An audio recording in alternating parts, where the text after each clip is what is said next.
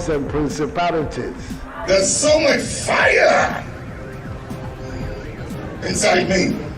Tragedy struck when part of the largest hillside at the kosher rubbish dump collapsed. It's going to be fun to see how he goes about approaching this game.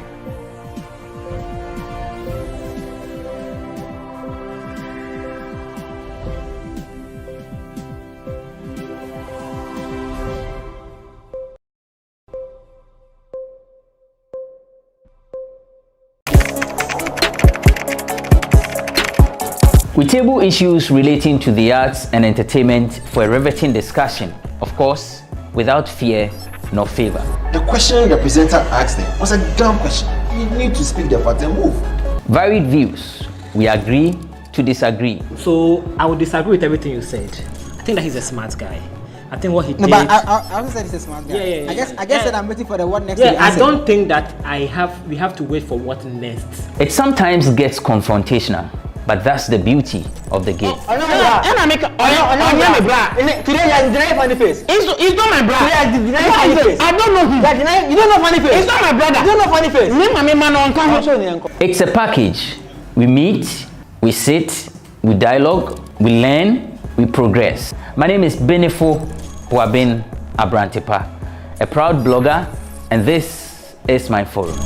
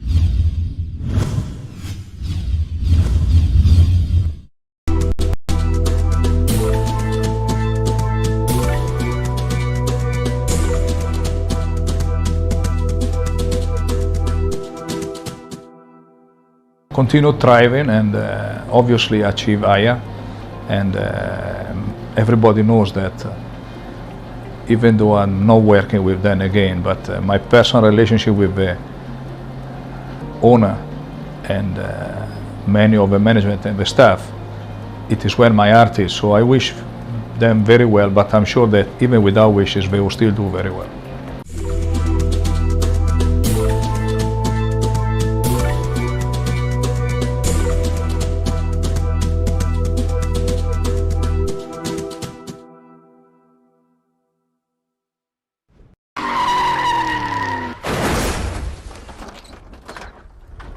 Hello, my name is Kofi Otri-Dakwa, and I'm very excited to be part of the GhanaWeb Road Safety Campaign.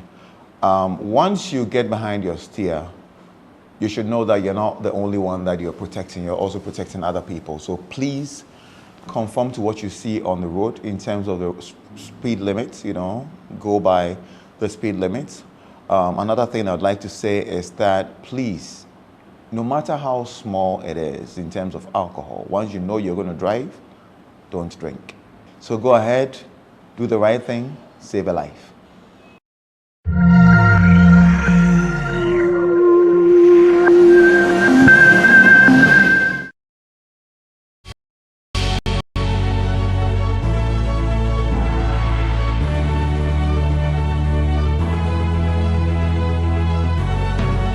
From the dawn of time, people have engaged in several businesses. With the onset of technology and innovation, life has relatively been made easier. By using debit or credit cards, Mobile banking. Thank you. And your favorite mobile money? tech has indeed married business.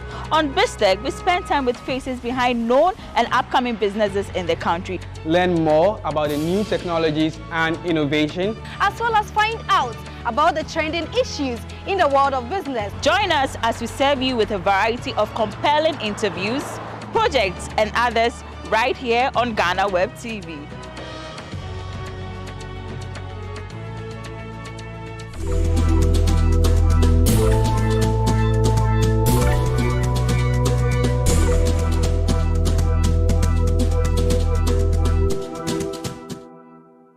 Continue thriving and obviously achieve higher, and everybody knows that even though I'm not working with them again, but my personal relationship with the owner and many of the management and the staff, it is where my heart is. So I wish them very well, but I'm sure that even without wishes they will still do very well.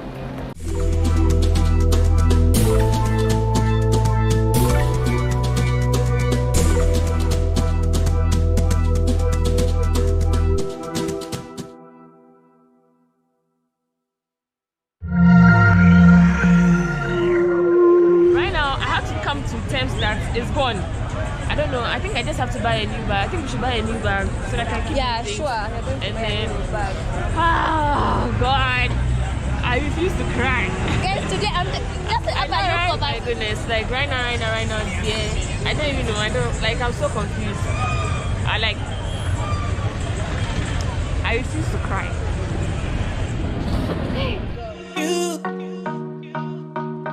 You got to let it go. You got to let it go. You got to let it go. You got to let it go. Good morning. It's another beautiful day in Nairobi, Kenya. This is my Uber driver for today. Say hello. Hi, how are you? The world is watching. It's going international. Sam. Yeah, YouTube. You're on YouTube. Ah, thank you. Yeah. So guys, today is a market day. Today's a market day. I'm going to meet my friend in town, and I'm going to see the market. I'm going to see the biggest market. And I think you know that you can't come to Nairobi and not see the market. You can't come to Kenya and not see the market. I forgot to say we are back again. We are back again, Chale. Say we are back again, Chale. So yeah. We are back again, Chale. We are back again, Chale. Exactly. Chale means my friend. Ah. Yeah. So yeah, we are going to the market, and so let me know in the comment section what you want to see in Nairobi before I leave Nairobi, because I'll be going to Mombasa in some few days, and so let me know what you want to see in Nairobi before I leave.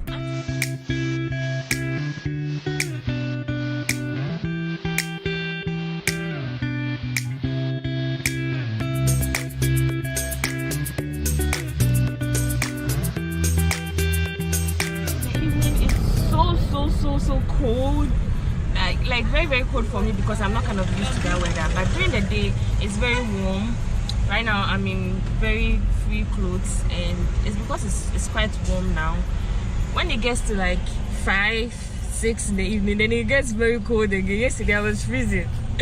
I was freezing. I'm not used to this cold. I was telling the Uber driver that I'm not used to this cold, and he says, really, is it cold? I think he's used to it. So he was laughing at me. So yeah, Nairobi is beautiful. Nairobi is beautiful. Nairobi is beautiful. Just look at this. This is their town, and there's lots of traffic just like Accra.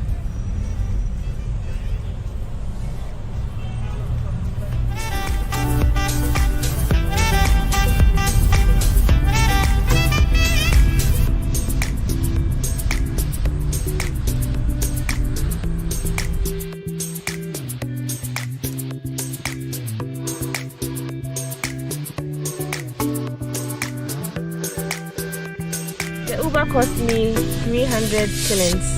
Big boss. Thank you. Have a good day. Thank you too for the ride. So I am finally in town and I have met Vivian. Say hello. Hi. So Vivian is going to take me to town. Where are we going? We're going to Gikomba, guys. The biggest market in Kenya. Okay. Yeah, so I'm going to show her around. Okay, so when I got to this area, the Uber driver said I should be very careful with my phones because it can easily be snatched. Yeah, very true, very true. Okay, it's just like circle in Accra, which is like very, very risky. And so I'm very happy. Hey, it's getting cold and I'm already in. Guys, don't take a sweater. I didn't take it. Wow. Because the sun was out. It's okay. It's okay. Gonna make it cool. Okay, so what's your YouTube channel name? Okay, my channel name is Vivian Kenya. I think that can be. Okay. And it's simple. Okay, so guys, there are a lot of people staring. Say hello! There are a lot of people staring. I'm sure like Kenya, like a lot of people are not used to like vlogging and all that. But that's why whenever you're in here, you have to meet someone who's going to take you to town. And so I'm going with her. I'm super excited. Are you very excited? Let's go, guys. Let's go. There are some places okay you can hang, maybe you can fly a drone, but there's no police. But here there's a police around. So this okay. bank over here. So because it's busy, that's why you can't fly a drone. Yeah. Okay. Yeah. So this is like their township. The police are becoming used of it because the last time Maya came here, the last time it was in Kenya.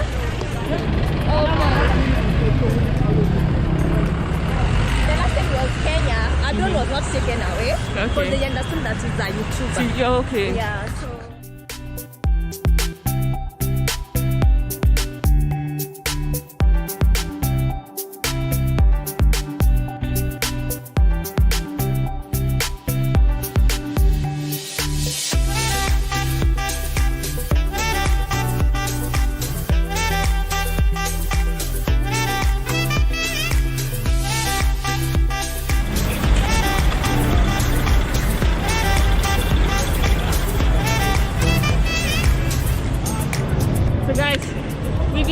For a very long time and we are still walking. Where are we now? We are at CBD.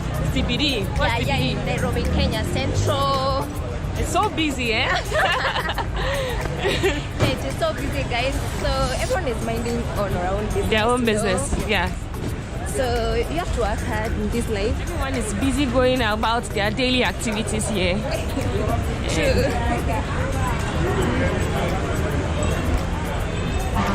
What did you say? You never carried your sweater. So when I was coming out of the hotel, by the way. when I came out of the hotel, it was very hot. So I said, oh, today the weather will be fine. Okay.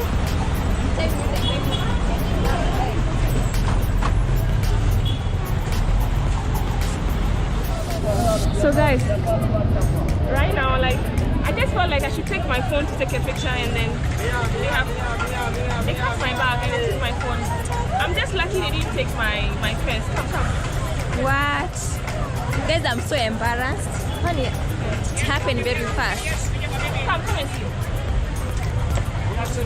So I even brought my drone.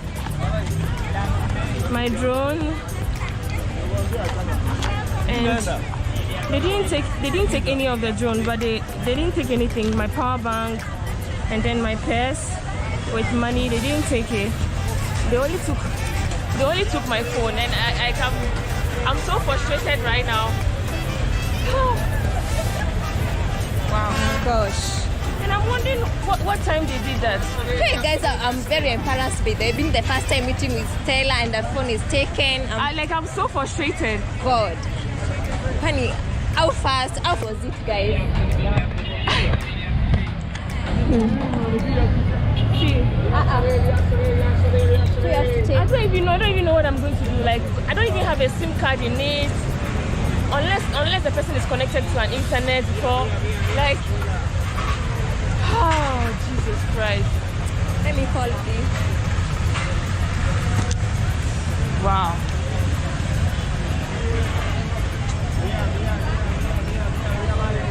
Like, all the places I went yesterday, all the pictures, all the information? How do I even go back home? How do I communicate to people? How do I even, like, I'm so confused right now. Like, look at this. Like, it was just cut and I didn't even know. Like, how did it happen? I don't even know. I'm shocked. I like, oh my goodness, I just want to cry right now. Oh my goodness. Like how do I even communicate? Like my tickets, everything, my PR code, everything, like it's on the phone. I don't know how I'm going to get it. Like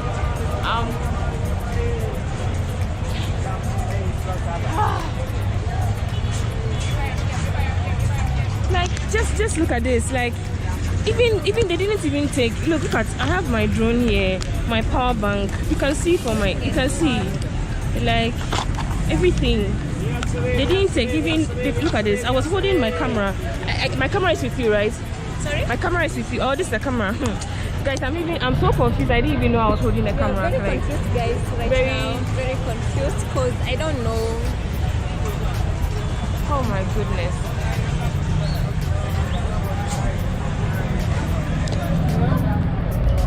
At this point, I'm so confused because I have like my QR code on the phone. Hello? Like how I'll be able to travel back, my ticket, like how I'll communicate with everyone. Like I don't know how I didn't even feel them cut my bag. And the funny thing is, even my purse is here. So she's trying to like, she's helping get some. iPhone? Yeah, it's an iPhone. Yeah. iPhone? iPhone XS Max. XX Max. iPhone XX. So she's trying to get someone so that we could like it's not even about the phone, it's about the stuff I have on my phone. Like I'm just so confused right now. like crying is not even an option because I'm like, oh my goodness, I'm so stranded. Oh Jesus. Code. Right now I'm so confused because like if it was you have the code. What? The code. The phone code. The phone code. Okay, yes, I have the phone. Yeah, for now. So if like I had like MTN SIM in it, at least I'll be like a SIM card in it, I'll be able to have even been able to track. Right now I don't even know. Like, so she's still figuring it out how to get someone to work for us. This is wow. Like something was just like I should just take my bag and then just pick my phone out of the bag and then like this just happened. Like I'm so devastated right now because I don't even know, like almost everyone's contact on it. I don't know how I'm going to get it back. I don't know how I'm going to communicate. Like, oh boy, and this is just like the second day in Nairobi. Jesus Christ. I'm devastated now. Right now everybody's like even this, you can see from my bag. I have my drone is here, my power bank. Look, my drone batteries are safe. Look, my power bank, my camera stand is even inside and everything. Like, whilst I was wearing the bag, you can see that they just cut the bag like this, and then probably they just took my phone out of it. Yeah, very terrible. But yeah, I'm super sad. Like, I'm super sad, not because I'm not really sad because of the phone itself. I'm sad because of the content in it, and then the contact and how I'm going to get it back right now. Like, did you put them on Google accounts? What? My phone? The pictures. Unless if I can get, it's an iCloud. If I can get another iPhone, I'll be able to track it. Okay, just give me your code. My phone number, okay. Code. What is code? You see the box which the one is being sold by you buy the phone with. Yeah. Box. Yeah. It has a serial code there. Oh, that that one, unless I get to the house, it's in the house.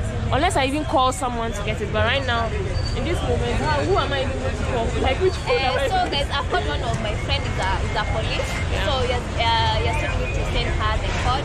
So just wish us luck, that we can get that phone.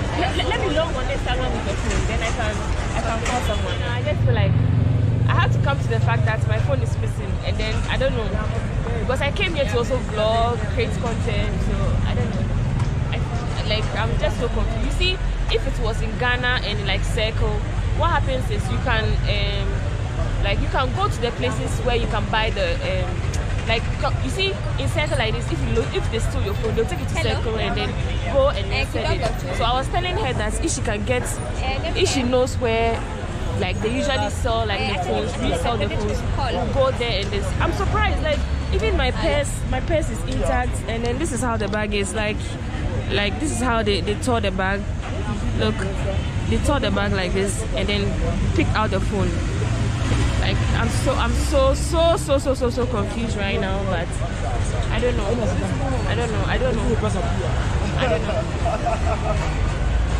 Like I don't know. I'm sad. Yeah. Yes, my phone was on. It was on, but there's not, like, my SIM card is off. Talk to him. Yes. Hello. Yes, my iPhone was on, but I don't have any SIM card in it. It is Ghana SIM card that is with. I was using the Wi-Fi to communicate with her when I was at the hotel. Okay. +233. Yes, iPhone. +233. Yes, +233. No. It's XX Max. Yes, ma'am.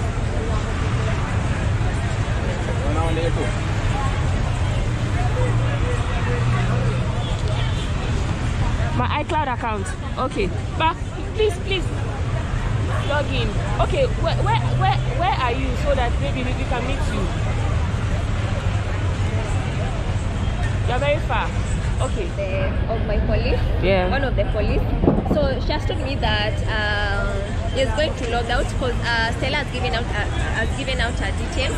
So he's going to log out your account. Okay. In the cloud. All right. So that can't get your information. Okay. So the person who will sell the phone to. Yeah. Of course, he's going to put his details, all his details. So when he puts his details, that is where he's going to be caught. Okay. Yeah, so he's going back to the office. So he's going to start the process. Okay. Yeah, so for now, let's go to the cover. Maybe by the time we'll be coming back, maybe at least he will have some information. Okay. Yeah. Okay. So guys, right now I have to come to terms that it's gone. I don't know. I think I just have to buy a new bag. I think we should buy a new bag so that I can keep it. Sure. I'm going to buy a new bag. Oh God, I refuse to cry. Guys, today oh my goodness, like right now, yeah. I don't even know. I'm so confused. I refuse to cry. 1,000 years later. Better even a smaller bag. How much is this one? 500. 500. Oh, I want something very cheap, like something just to replace my bag. We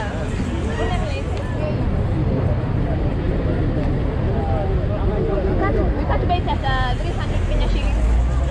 300 Kenya shillings. 400. 300. Let's give it 300. We can buy that for better cheaper. It's okay, let's buy it. You can buy it here. Yeah. You can buy it. You're saying 400. 400. Tell him 3.5. 3.5.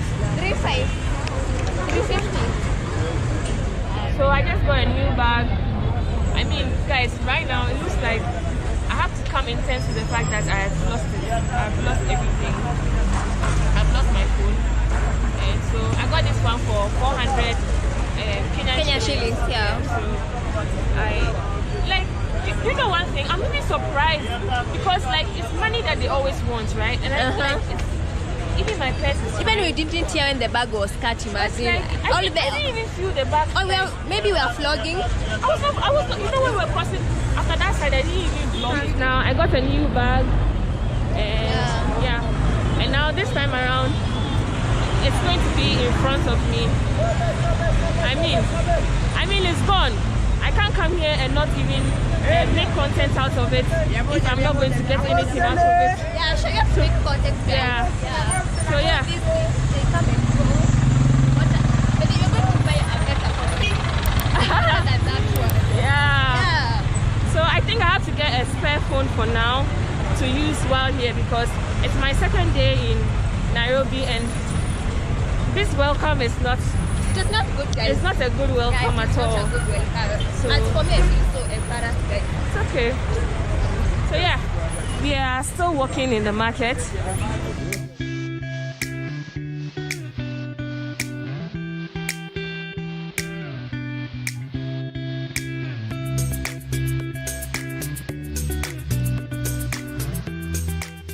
Okay, cheers. Cheers. Say we are back again. You're back again.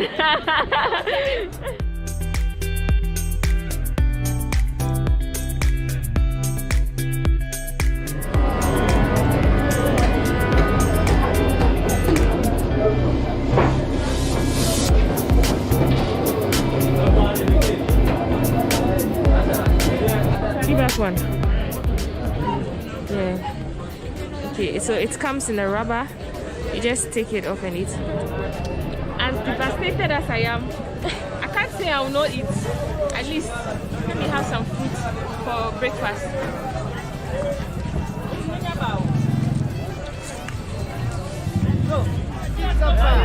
Sambele wala jinsapa. Sambele jikana jinsapa. So we got What about this one? Ngoma. Buru-buru.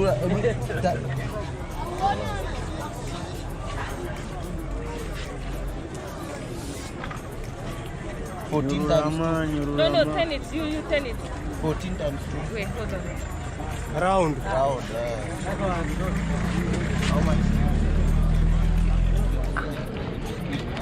So, how much is it? 500. Hey, what? In town they are selling 1,800. No. At 500?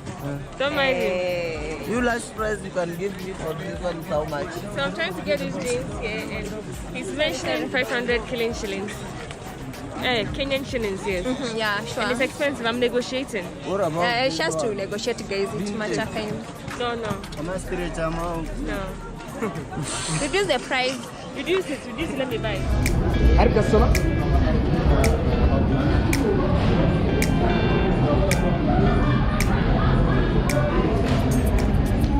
So guys, I've had a terrible long day. I've had such a long day, and in Kenya it's very common to have tea served in any restaurant you work in, and so I'm starting my this is lunch. In fact, this is dinner. Yeah, it is dinner. Dinner tea. Oh, I think I have to add a little sugar. It's here, and this is her meal. She's also having rice, beef, and vegetables. I'm also having vegetables, but this vegetables is different. Let's see how it tastes.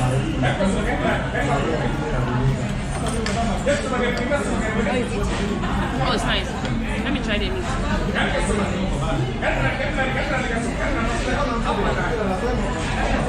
It's nice. So they don't give you like stew. They don't serve stew. Or sauce, and then this is how it came. It looks like soup. Yeah, soup. Yeah, and sauce. I just tried it. It's like light soup in Ghana. So I'm going to try. I can just pour it on the food, right? It's actually spicy. Yeah. When I say spicy, not spicy with pepper, but spicy in terms of like salt and it's actually good. What is pepper? Pepper. That's spicy. Oh, a spice. Yeah. So I have just finished my meal. So you all should show Vivian some love. She's been so helpful today, even though everything happened the way it did. So guys, I feel so bad being the first time for Stella to come here in Kenya. I feel so bad. I feel so embarrassed. But it is like, guys, we have to continue shooting. You can't just sit there and say that you shooting. So Stella, I'm so sorry. it's okay. So kindly do want to subscribe to her YouTube channel. I'll share her details below and it will be in the description. Show her some love. Tell her Stella Chanelli sent you here. Also to my subscribers, please just go to show some love to Stella. I'll leave her link in my description box, guys.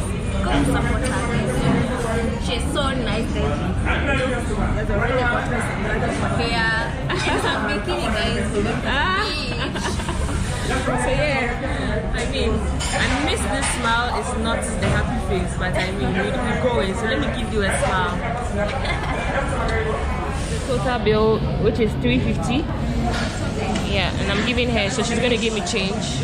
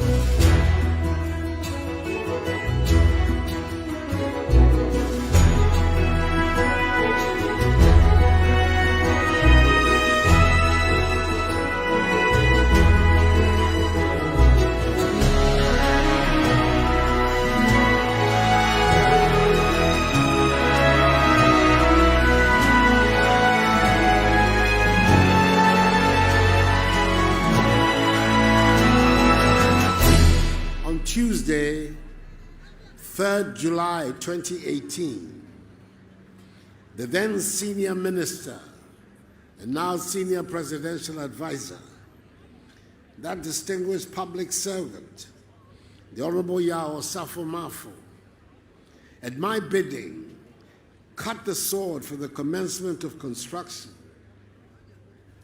of the Pukwasi interchange to help solve once and for all the nightmare endured for several decades by commuters within and outside this vicinity. 36 months later, and in the midst of a global pandemic, which has brought major disruptions to virtually every facet of our lives in Ghana, as elsewhere, the project has been completed. And I'm happy to join you today for the commissioning of the 4-tier Pukwasi interchange, the first of its kind in Ghana, the first of its kind in West Africa, and the second of its kind in Africa. It is important to put on record that the original contract design was for a 3-tier interchange. However, through efficient management by my government, the interchange was modified to a 4-tier structure within the same contract sum. Indeed, $289 million United States dollars has been used by the Akufo-Addo government to construct 3 interchanges, that is at Pukwasi, Obetebilamte, and Tamale, as opposed to $260 million United States dollars being used by the Mahama government to construct just the Kwame Nkrumah interchange. These are further examples of the fact that we in the New Patriotic Party are good protectors of the public purse.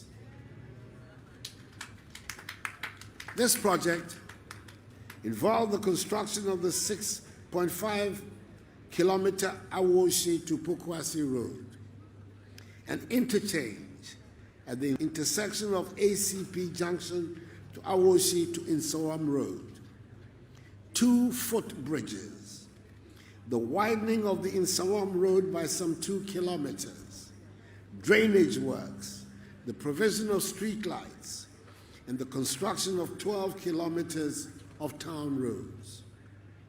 It also involved the rehabilitation of the Bobiman Women's Group Center to train women in pastry, bread, soap, and bead making.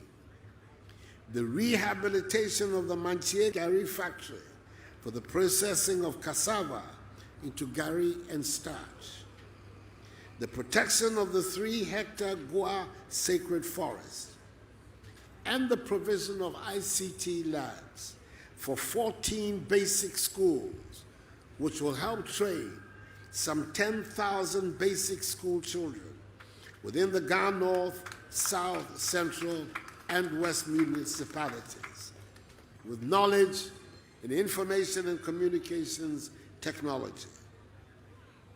The completion of the Pokwase interchange is an integral part of comprehensive measures put in place by government to address the issues of congestion in urban centers and to help improve travel times on major arterial roads. To this end, the following interchanges are being constructed. A, Phase 2 of Obete-Bilamti interchange.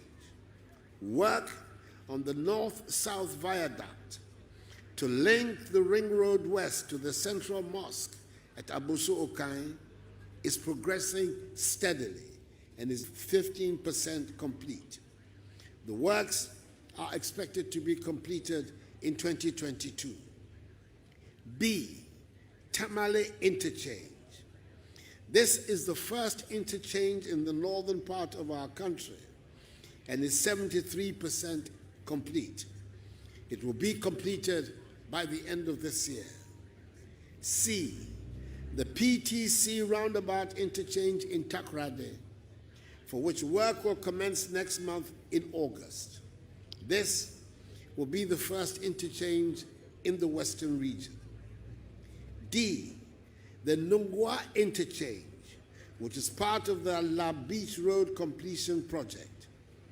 Road works are progressing steadily, and the contractor has since commenced the piling works for the interchange. E, the Ajengrano overpass, whose ongoing works will be completed by the first quarter of 2022.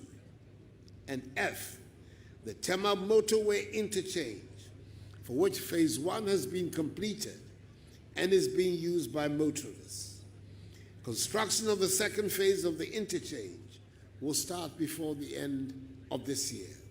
The modernization of Ghana is steadily gathering momentum, and I entreat all Ghanaians to join hands in building the Ghana we want.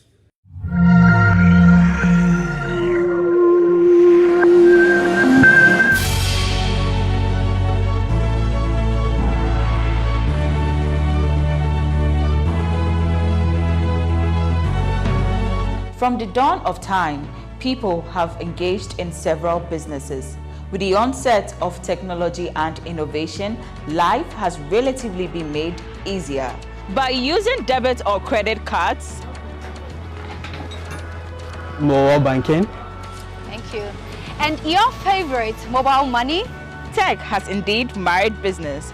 On BizTech, we spend time with faces behind known and upcoming businesses in the country. Learn more about the new technologies and innovation, as well as find out about the trending issues in the world of business. Join us as we serve you with a variety of compelling interviews, projects, and others right here on GhanaWeb TV.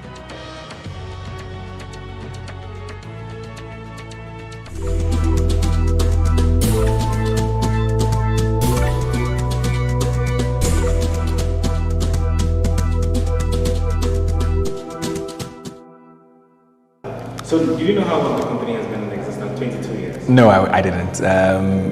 It's when you reached out to us and mentioned that you're 22 years, and I think that's shocking. I've followed GhanaWeb for quite a while, more than a decade, but I wouldn't have pegged you guys for having been in existence for more than 2 decades, and I think that's really positive for you guys. You've served the nation really well with the kind of contents that you've delivered to your readers over the past years, and I think that it's been a pleasure, having worked with you. For me at Soccerbet, and for every other reader out there, I'm sure they'll be really pleased to know that you've been in existence for 22 years.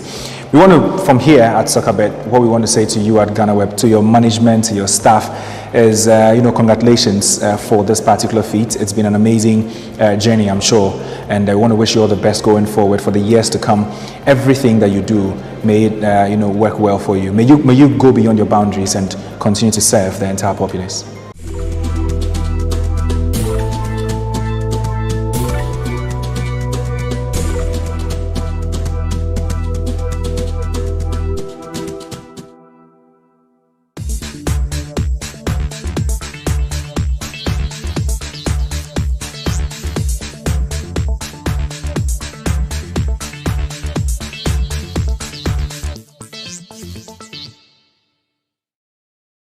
The first and second ladies will receive salaries after Parliament has approved some recommendations from the Emoluments Committee. When approved, they are to receive over 30,000 Ghana cedis as monthly salaries for 2021. Now, this decision has sparked some controversies on social media, with some individuals suggesting that this is not what the country needs at the moment, especially at a time when a lot of citizens are protesting for a better country. That is the Fix the Country movement. Now, we are out here in the streets of Accra. We want to find out from people what they actually think about this subject.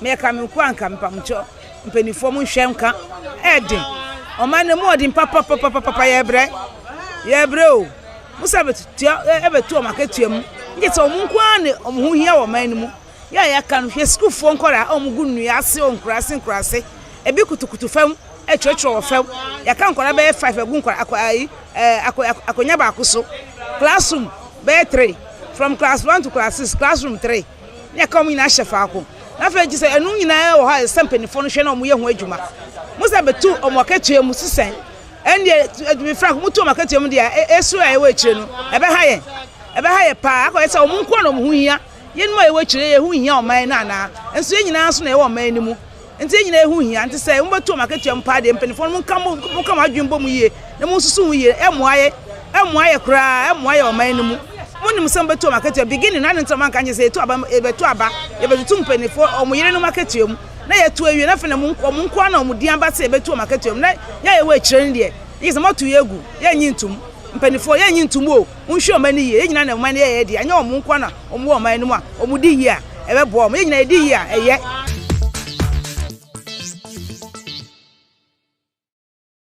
hone de anka woni ko nyai oro pa de anka nya be se afiripe rolling stamp e ba be pin this time no obi enu ho a etua na yere kada nya nko na oba na obetua wo yere ka o ti ase enti allowance no mo ngene de o mo ngene sa na wonya ayina wo de ba no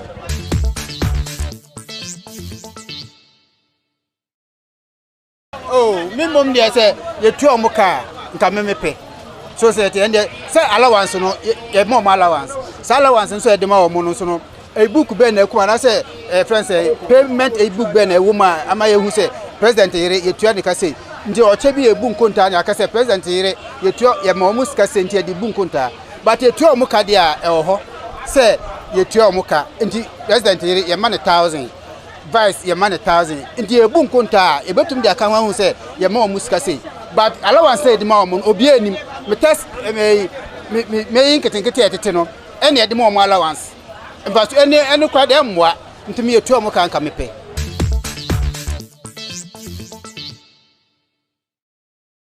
eno de ebe ba sa de eno de na che every worker in government or government no mu no or ye government adwuma no ne yire no so ye betu anika. This is what I want to know. This say ye ti ho no ye so fa wo ma no mu nti sa de eno de ma ye mfa mba say ye betu anika ne yire ka and the yemfa nje nkrofo ani namu omunya adwuma no yempe fa wo mu hye baby na fa ntua wonka na we de mi hu bi da this a Ghana say ye bet president yede say aba say ye betu anika.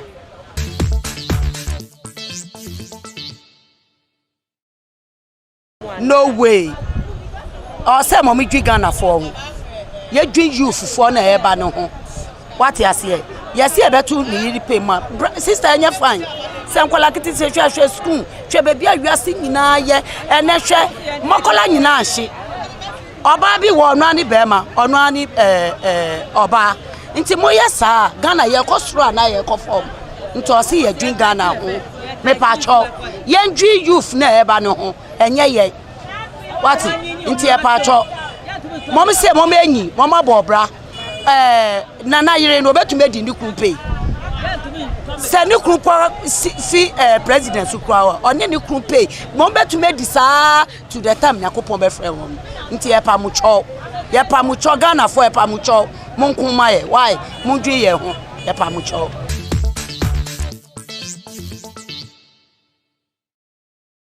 yen tuomaka I didn't I know you tuomaka just someone no hwɛ mpenifo me no me say do say yentu am kana afi bibia wa mo so mpenifo mo adwene ko fom na mo nya adwene fom hwe o man na mayen because we yire the car ana yire e ha wa adwene wo ye peace don't I say yentu am yire no car na mo nya ye so ete kwa ho no ye ye to abade mo so ba ye adwuma no mo ka ye ye wo glass no hwe sister ha de wo to ni hwe wo pakra obubu container si ye mi nya declare front aduane ni enti se oba pan ni o kiele ko no bibia he wo ga to aba mo so no ese o ya dwen ase ho yentu am kana nyu na ase ho Sana makayen champ ne fon ka se no mo ba akoma pe no ye yamo mo no ye yamo mo na fo mo so mo ye yesi ye de mayan ye eto abada mo no mo nyu yesi ho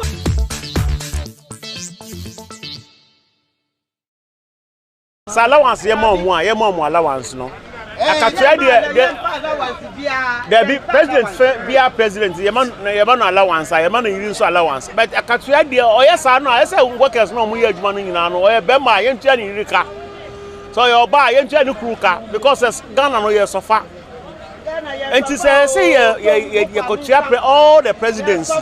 You find say Rollins na ka baby a. Misikano. Obeji misikano Rollins kanu obeji. And she says kanu wo hona the man now not defend ni banu mo. There's no desire be sa to ya na ka biom because kanu is too much.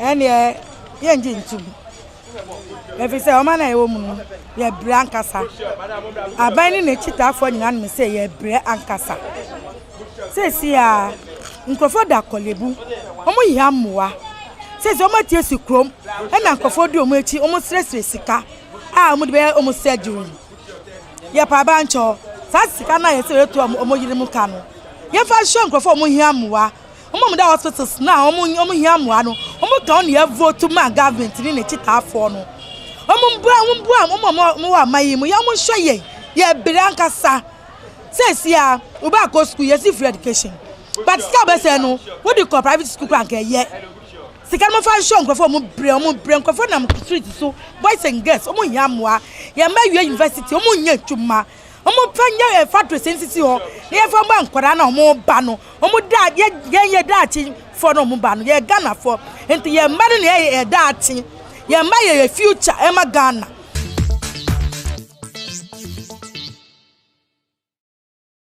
ye mi okazampa se de watu na omo aketu anu amamu onfamwa de omo hia bi abi say school for nkwada bi wo a Nima mi ni bi obe wie nsu wa Nima mi ni bi odi be boa no wa e na amafo e masu pi na mo mu ni ejuma mo komba ya na yekoba what I say nti ye bre wo man mo fa sa skanu mu ade o mu ni bi wa ye hia mo apa ye man o mu nam mo ni ejuma ya na ye hwom kakra e be ton na e di mom na o mu di ti ukra u ba kra o se na woni hwia u be ye se u manu so tifie o mu tifie enya mienu enya miesa ya na yekoba nti o fa mo no bu ejuba bi mo yon boys yon girls na mo US school SS no mo timi nya ejuma nye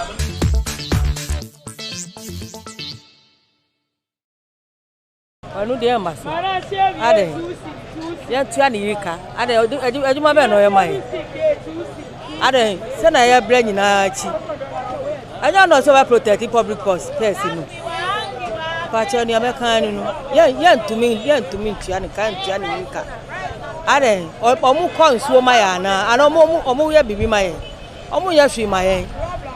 You have seen and heard it all from Ghanaians and how they have shared their varied opinions on the issue. Though some have condemned the act, others also believe that it is in the right direction. Elsie Bubuama reporting for GhanaWeb TV.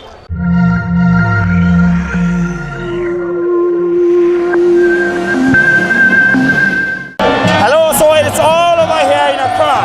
Accra House of Folk are champions of the 2020-2021 Ghana Premier League season. It was 1-0 draw here in Accra against Liberty Professionals. But in Bechem United beat Asante Kotoko by 2-1. So meaning irrespective of the final away game, Accra House of Folk also win the game. You can see the celebrations right behind me. And it's been 10 good years since the 4 years won the Ghana Premier League. When I'm speaking to some of them, they are jubilating, they are happy, all the way to the VIP stands.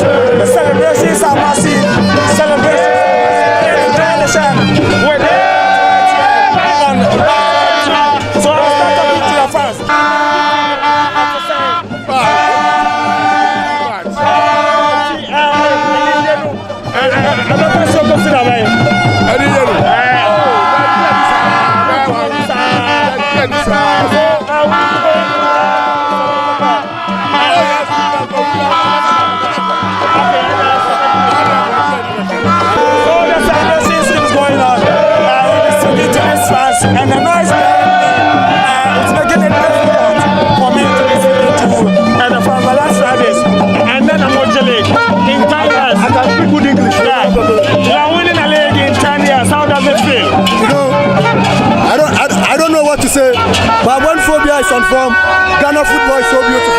But I'm issuing a question to the Ghana referees. You know, the type of officiating that we were experiencing since the league began is not something fair. You've seen all what is going, all the hooliganism going around. You know, Ghana referees must be serious. They must take their job serious. Unless what we witness one day, it will be a bloody thing. Okay. So you've won the league today.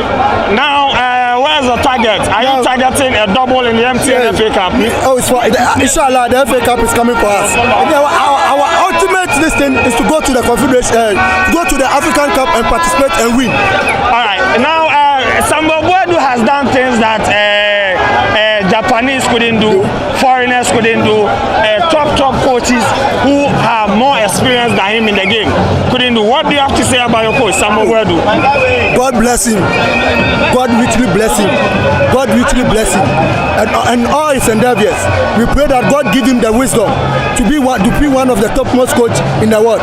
I pray for Samuel Boadu. God bless Samuel Boadu.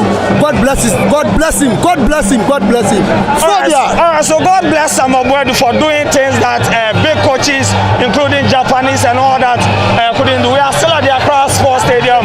As you can see, the scenes all around across here to the VIP stage. This man looks a bit hyper. His club has won. Has Agile for the first time since 2009. Celebrations, not to say. Wow, sure. Morano, we see Miana, Monsieur Augustine 1. We see has a weird the Chawaria. Oh, Jindin for Miko Court. The celebration was smoothly. Oh, the prayer was because you're not ready by and a esprit here. Oh, line. And the economy, so they penny for the celebrations in a band or Hana, some more where are Genesis? Now, before I do Malakai, I don't know with a phobia, and we are the same our celebration. Yeah, I got to us our fear. It's as a fan, more person, money after the Kawana, and some of and I. Just no mercy for the cripple. Yeah, see, the Nima boy, Yarifo, the other back was to be a baby. As I delay in 10 years, now something on the call. We are Munano. Supporters almost by this time, almost era Okakano. Okadena job.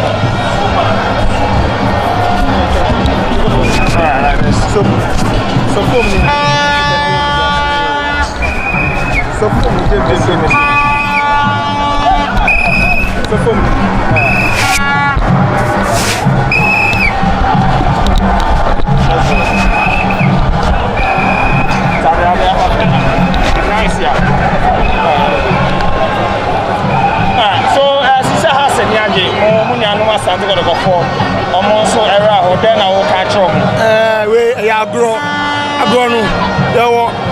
Agron Obiani say agro the obi be the first, no be so the second. Bedroom maybe no ye G to also 6 times. No munji bi. Omaka manatu. As I say so yes I abeji no. Ye cash am say I can say na ko e. Na nyame adum na yafa. Enti no omu mbeka ye hu na ye celebrate because without house of folk there will be no kotoko. And without Kotoko, there will be no house because only 2 teams and a ball.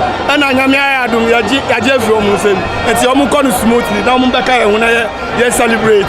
Alright, so God has been good to Accra House of Folk as they win their 21st Ghana Premier League title. Ebra Costa Papage, Ekoeno, has fans, Musso Jago, Mobo Chairman, Togba Fede, so or the boy Dubai, Salifu, Sisi Amajeleg, and then I'll catch it to Gafford. So, make us to Gafford, say, has I was wearing now and a more. Now, why yadi? If we say a thing, said, your coach, your technical team, and now call ye, not to me a board, a coffee word to buy, a coffee service to buy, now yet maybe you might think Kotoko by 7 points. As a non to go for the no more to tone, any supporters, any old members in never come home. But you manche, or the 2 minutes now, what the battalion, Abua, it's the way my Togbadia, yet your 2 for Yakupo, the Adanasi. So what Peja has, Mama has said, Gina ye. Now, leg, you know, Yajino, Minsensi, Haya. The next year, we are twice one day. Now, it's a leg, no, person moja sa wo person mo de FA Cup ne ka ho ya person de FA Cup ne ka ho ya je double say the 2000 a year no unse ha so folk de ya kan ye ho a na asemasi enti no match bia ye face no this ayi bia ne ye je ti ye double FA Cup ne ye je na me de me mpa bo me bo say ya person e hia kotoko bie na ye ti me hia no ya person 4-0 na bi esamba bie. Okay. Finally, Coach Samobwadu. Why there? David Duncan. Any coach who could dominate to me anye. Honestly, then I'll catch on. Coach Samobwadu so. Oh yeah. Obia. Me who said the American or your Jeffo. Emma has your folk. Na mitimi se otumfo Nyankopon so hira Coach Samobwadu. Every so media man no. O take lead. Ana kwasina ntachi case ni baaye. Ana leg ni cancel ye. O say take lead biem. Ana covered no ebaye ana sa cancel ye enti na ye ba bi Onyankopon otufo Onyankopon ahihya man se enkunimdie no be lead no dey has of folk emfiri ohye muti Coach Samobwadu on na pamfo no ye do otufo Onyankopon din de na se se ruade man na hodi nyansa nimdie no nkoso no ntumponko nanim. All right, so you see the fans are going in front of the VIP and we are also following them to see how the celebration is going on here at the Accra Sports Stadium.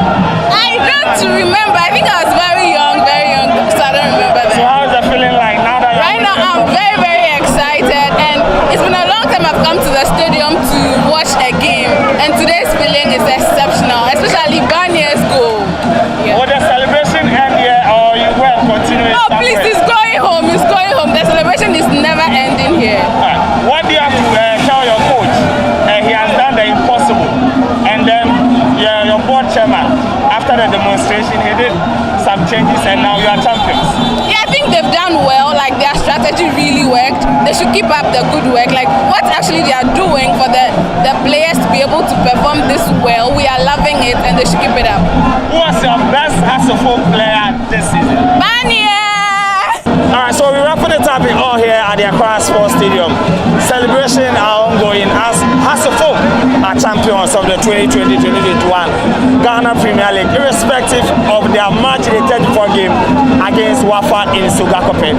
First league title since 2009. How do you feel? We feel very elated. We are very excited because this year too happens to be 110th anniversary. So winning the league is the best thing and the best gift we are able to give the fans of our football. So we are very excited that this has happened. And at this time of 110th anniversary, you know it's going to be a whole lot of fanfare. We have the FA Cup 2 in addition. Let's add that to make the league go. I'll come back to you. Let me come to you. First victory since 2009. How old were you when Asofo won their last league title? You don't remember? So how is the feeling like? What will you tell your generation who are not here? What happened here when you won the league after 10 years? Oh, I'll say Phobia is the best. Phobia is the best. How is the feeling like? It's amazing because they've really worked hard and you could see from like the public, like the audience, everybody is happy. And myself, I'm very, very excited for the players. Individually, they've done well. And congratulations to the phobias. Who has been your best Hasselhoff player this season? Benjamin Afutu and Daniel Ifilebani. What about you? Benjamin Afutu. Last one. The Protocol fans who are watching right now, they will be sad. What will you tell your rivals?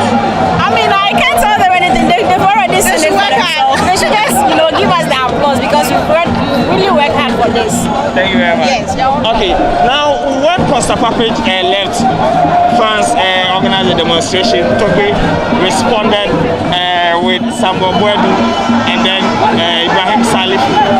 Fast forward, you are champions. What do you have to tell your board chairman? Okay, you see, the fall of a man is not the end of the road. So if you fall and then we are in 11th position and we rose all the way to the top. At a point, Castro was leading up by 5 points. They thought that was the end of the league for them. Did you know that he has a certain coach called Samuel Bwedu who has come to revamp the team? Now we went 11 games unbeaten, and now we entered the league with Samuel Bwedu unbeaten. And we feel like that is the best record we could have from a change from Costa Papage to Samuel Bwedu. We've also seen a change in some of our players who went on injury and have returned from injury. We have the influx of, Nairobi into the team and all that. And it's been helping our team, and you see that the team has been able to, gel together. We like that. Now, what will you say about Bwedu? He has done something that Japanese couldn't do, Duncan couldn't do, a lot of top coaches couldn't do it. What will you say about Bwedu? It is ours. It's in our home. And all I can say is that the fact that a foreigner couldn't do it doesn't mean that a local coach can't do it. You saw what Salah started and Sisu Jones had to go through day for both the under 20 and then the Accra Folk team. So the fact that a foreigner couldn't do it doesn't mean that somebody can't do it. I mean, Sisu Jones had to go through day for us. So obviously, somebody is doing it for us. Is Bwedu the new Jones? Oh, definitely. He's going to win the FA Cup to make it a double. Is the celebrations ending here or is going right? It's a whole month-long celebration. We're going to celebrate to the end of July, and we shall wrap it up when we win the FA Cup, and we'll continue to the end of the year. That's it. You heard what the Hasselhoff fans have to say. They are champions of Ghana Premier League for the first time since 2009. Are you a Phobian and you are watching me? What do you have to say about this feat achieved by coach Samuel Bwedu? My name is Joel Leshen, reporting for GhanaWeb.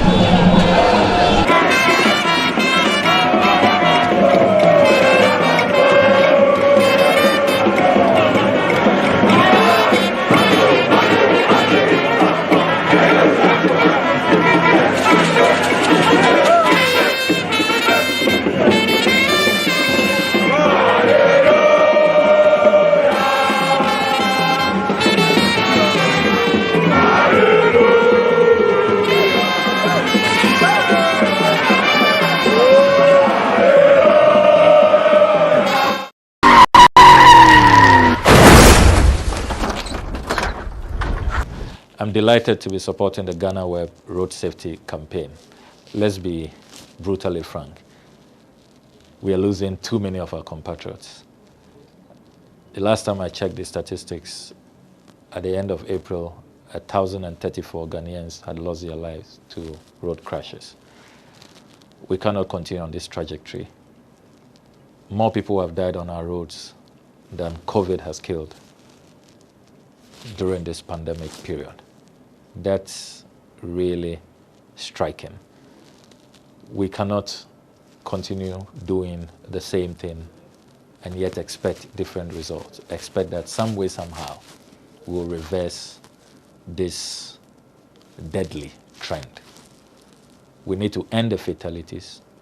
We need to end the road crashes. We all now must take greater responsibility. Make sure our cars are serviced, our brakes are serviced regularly. We must ensure that as car owners, we do not hand over our cars to drivers or to our children who have not been properly licensed to use our vehicles. And let us just watch the speed and be extra cautious on our roads. Let's obey road traffic regulations and respect the signage on our roads. The carnage, the fatalities cannot continue. We must end the mass murder that is going on in our country due to road traffic accidents. It has to end, beginning from me, beginning from you. So let us do right and let us save lives.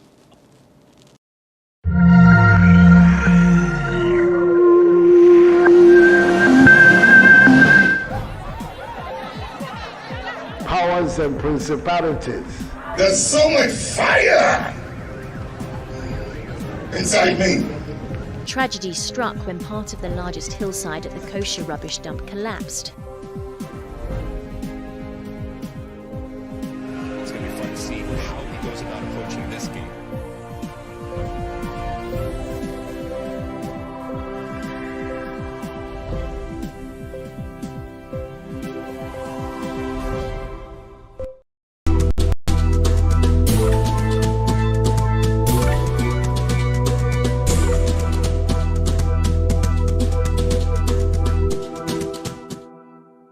I would want to congratulate management and staff for how far they've come. GhanaWeb is the biggest portal in Ghana and even in outside Ghana as well. For the people outside Ghana, this is their go-to portal. And anybody outside Ghana will tell you that GhanaWeb is where they get their source of news from.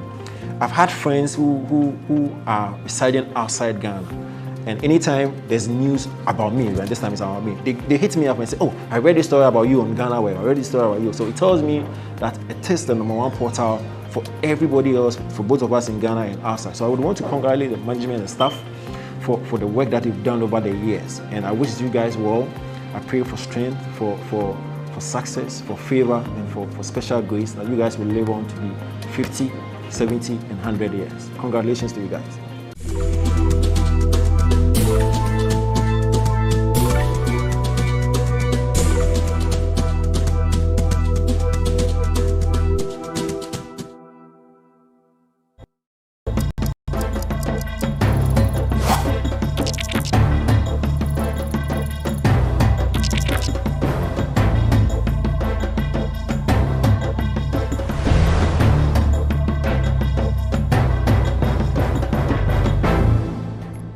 Welcome to the Lowdown on GhanaWeb TV. This program covers everything relevant in Ghana, from the hard truth to the facts and fears. My name is Ismail Akwe. Today we are out of our studio and we are in the office of our guest, who runs a newly created ministry whose mandate is to ensure state-owned enterprises make profits, among others. This ministry has been called nebulous, a confusion, and even useless. We will speak to the man in charge of the Ministry of Public Enterprises after this break.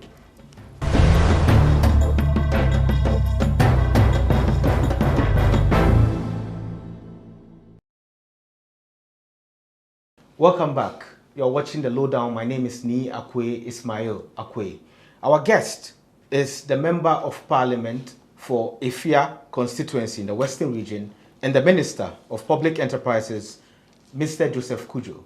Welcome to the Lowdown, sir. Yeah, thank you. It's quite an interesting office.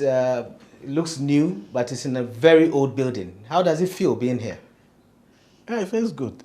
Feels good? The environment is very serene. Yeah. And you don't have a computer in front of you. It's something technology today, unless you don't believe that technology has changed into the palm, and that I do stuff on your phone here, and where you need a computer, I work from the house on that. That's quite interesting. And what's your first impression of the ministry after you took over? Because you're coming from the energy ministry as a deputy, and now you are the substantive minister for public enterprises here. So what's your first impression? You started on a very interesting note, and that I call it the pre-vetting era. Pre-vetting. That when the President of the Republic, His Excellency, had nominated me for appointment as Minister for Public Enterprises. And, you know, the initial response from the opposition, I remember that loud voice that described the appointment as nebulous, useless, needless or useless. And confusion. I remember all those. But that was a pre-vetting. So on the day of the vetting, when they listened to what the president had envisioned and the problems to be solved, they changed their position. And so you remember I was giving unanimous endorsement for my appointment. So being here, we're here to solve the problems that have been identified to bedevil the state-owned enterprises. And I believe as the conversation goes on. Yes, we'll go into those issues. Exactly. And I'm sure there are a lot of problems that you faced so far, or you've seen so far on your desk. I knew the problems. The president had known the problems. Ghanaians are aware of the problems. But this is the first time it's attained that presidential attention to create an institutional framework to solve that problems. Did you have any private conversation with the president before you're given this role? Because looking at your background, I know you have an accounting background or finance background, and now you've been asked to take over this huge ministry. Did you have any conversation? Did you assure the president of anything before? Niakwe, right? Yes. I didn't. That comes as a surprise to myself. That I've been in consulting, business consulting, investment consulting, management consulting. My last job before coming into politics was investment manager for Ghana Cocoa Board for 8.5 years. Then I was consulting for even Ghana Stock Exchange, my private business, and a lot of business advisory consultancy. I have known the problems, just like every Ghanaian has known the problems. And from a consulting viewpoint, the kind of solutions we had envisaged to deal with the problems were what the president incidentally communicated to me when I had been nominated to take up this position. It was a short engagement when he had penciled me for appointment. And then within 5 minutes, he tells me of his vision, and the vision coincides with what I had known over the years, that this is what Ghana has to do to solve this problem. So it's that meeting of minds, positive and pleasant surprise to me when I was nominated. So the vetting, it played out that I actually have a very deep understanding of the issues. So here I am. So does the task and the role come to you as a heavy one, or is just not a challenge for you at all? In fact, let me say, if it were not a challenge, if the task is light, I wouldn't be happy because I like challenges. I I'm not used to routines. Are you getting me? When a job becomes a routine, I start feeling bored about the job. But the enormity of this challenge is what excites me. Because in that case, it offers me the opportunity that if I'm able to contribute to solving this problem that bedevils the specified entities, then I have had a productive time in this position. So it is a challenging situation. It calls for people who like challenges.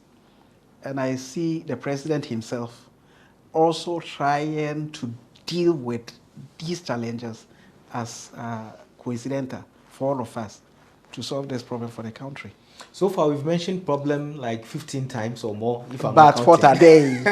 And the problems are there, but we'll talk about the problems soon. Very now, good. There's an issue of your ministry being more of entering into the Ministry of Finance's role. Is there any clash that you are dealing with? And how are you, solving that situation? Or there isn't at all? Who is saying that? If somebody is saying that to you, tell the person that the person is yet to understand the issues at stake. It is not my ministry eating into Ministry of Finance's role. You know, we have had these specified entities over the years. Today, I can put a figure to them. We can count about 175 of them, but in categories of 52 state-owned enterprises, SOEs. 52 of them. These are enterprises where government have shares, 100% ownership of them. And they are set up for commercial reasons, operate profitably, pay dividend to government, let government get money to provide public goods and services. So they are in one category. And then we have 46 joint venture companies. And these are enterprises where government have part ownership of. So with private sector partner or some investor, government owns some enterprises.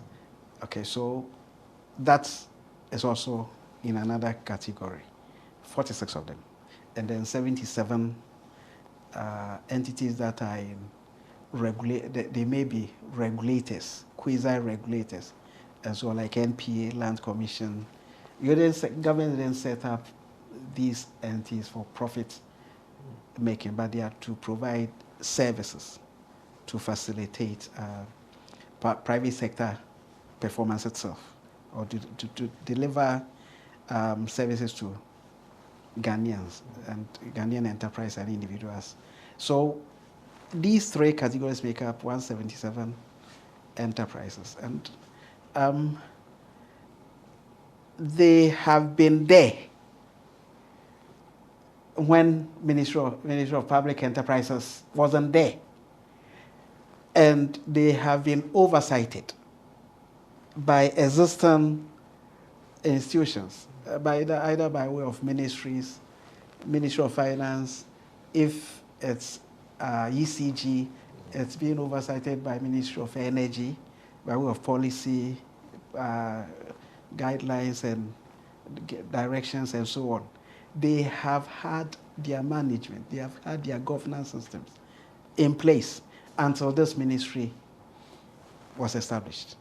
Do you understand? Yes. So you just have to understand that once they were all being owned and governed prior to establishment of this ministry, there would be some institution in existence playing the role which we have been asked to do, or SIGA, State Interest and Governance Authority, they were doing that before the ministry got established. Don't forget, this ministry is new creation. Yes.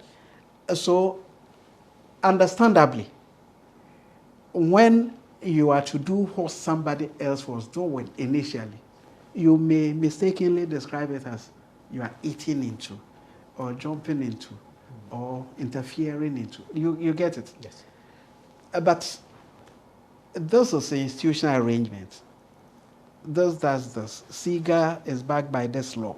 This law mentions a minister to play a certain role. Ministry of Finance is, administers the Public Financial Management Act and also has covered entities specified. This has specified entities.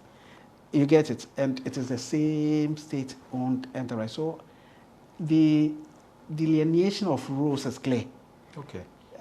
So it is not a case of confusion as misunderstood by some people.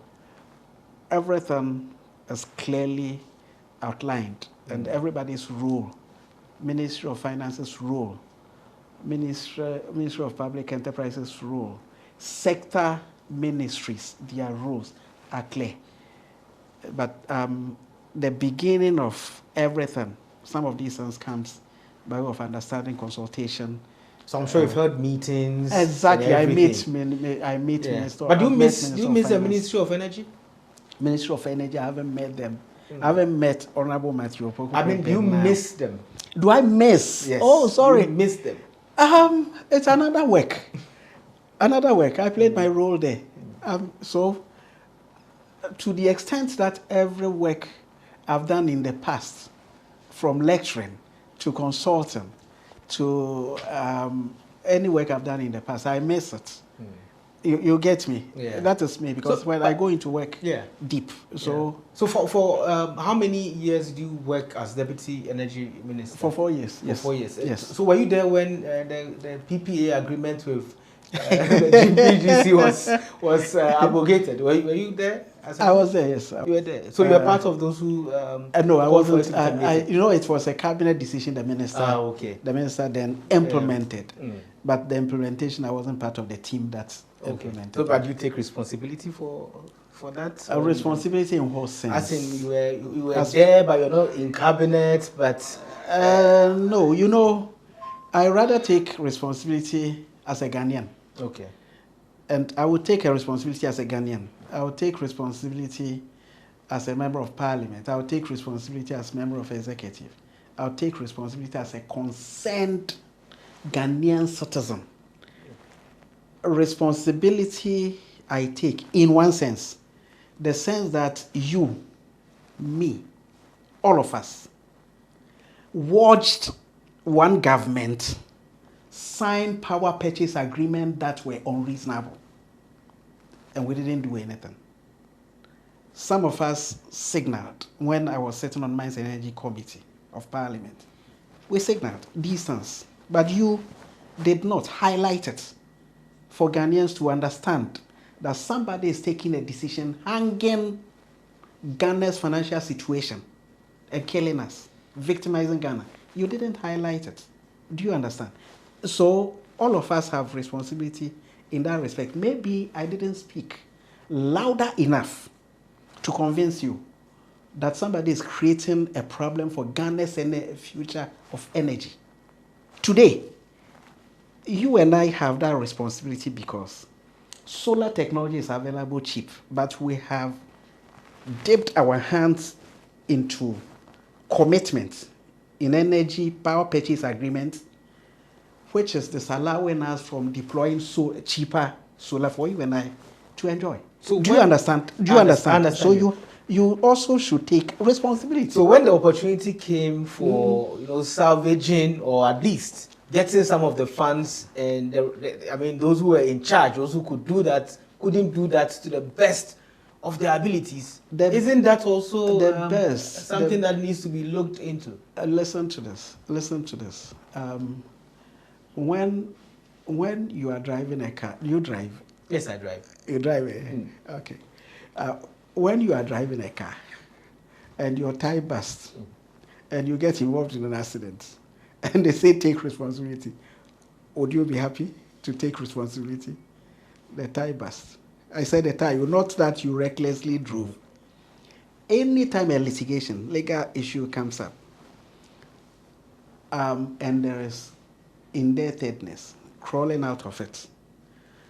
You know, you can have the best of intentions and something will slip, and then what happens? It's lands in court, and then you are pronounced maybe guilty, and some cost is awarded when you had good intentions.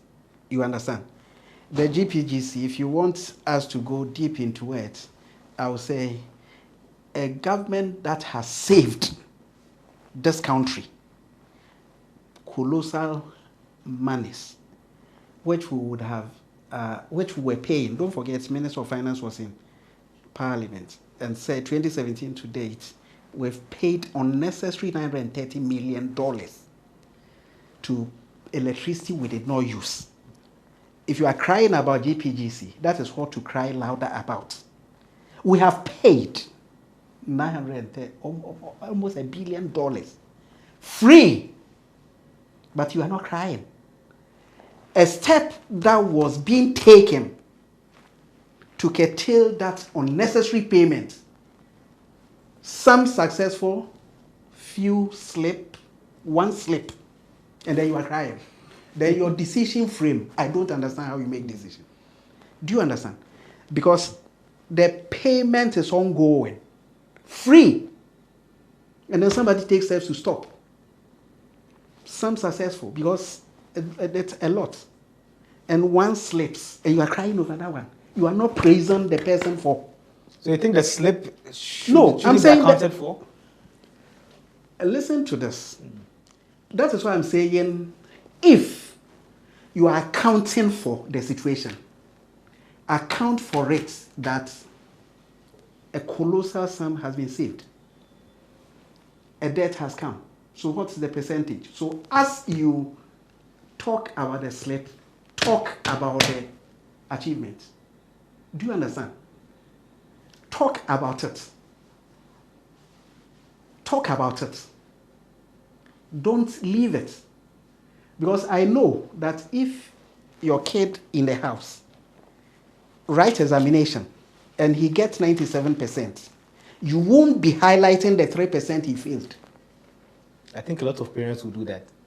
Highlighting the 3%. 100. Then that is a bad parenting. But I think that's a society we are in where everybody would urge everyone on. I'm drawing attention to the bigger picture. Definitely there were some wins. But we have to also look at the losses. Necessary. Yes. I'm not saying it is not necessary. It's necessary, but I'm saying that we should take the losses in context. That it wasn't a partying. We weren't on a frivolous freak. And that came. You were implementing a solution. And that came out of it. We were implementing a solution. I hope you get me. We'll talk more about that later. We'll you don't want to. And then we'll come back to Public Enterprises Ministry. So this is a lowdown. My name is Nima Akwe. We'll be back after this break.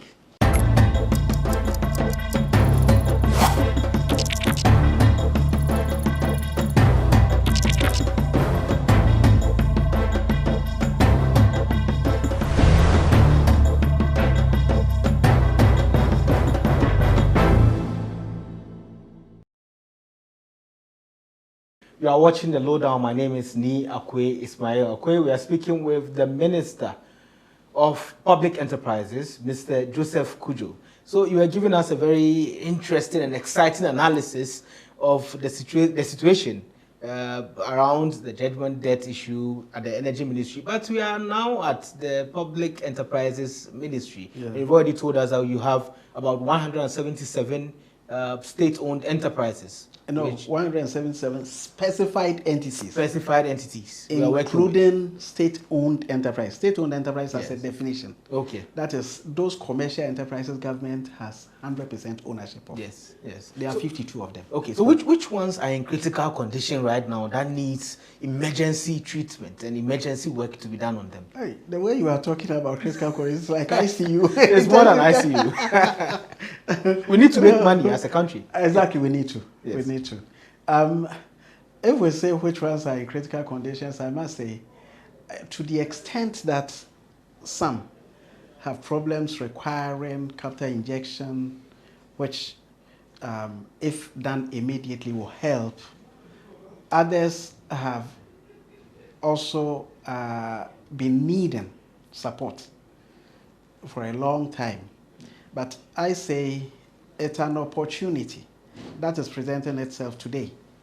Whether the company is in a loss making and is seeking a turnaround, or that is as a result of market conditions or competition out there, or lack of capital investments, and it's not able to explore its potential, or it's been defunct and requiring revival to start operations and engage people, one thing remains clear to this government, that it is looking at the productive asset base of the country in a complete picture.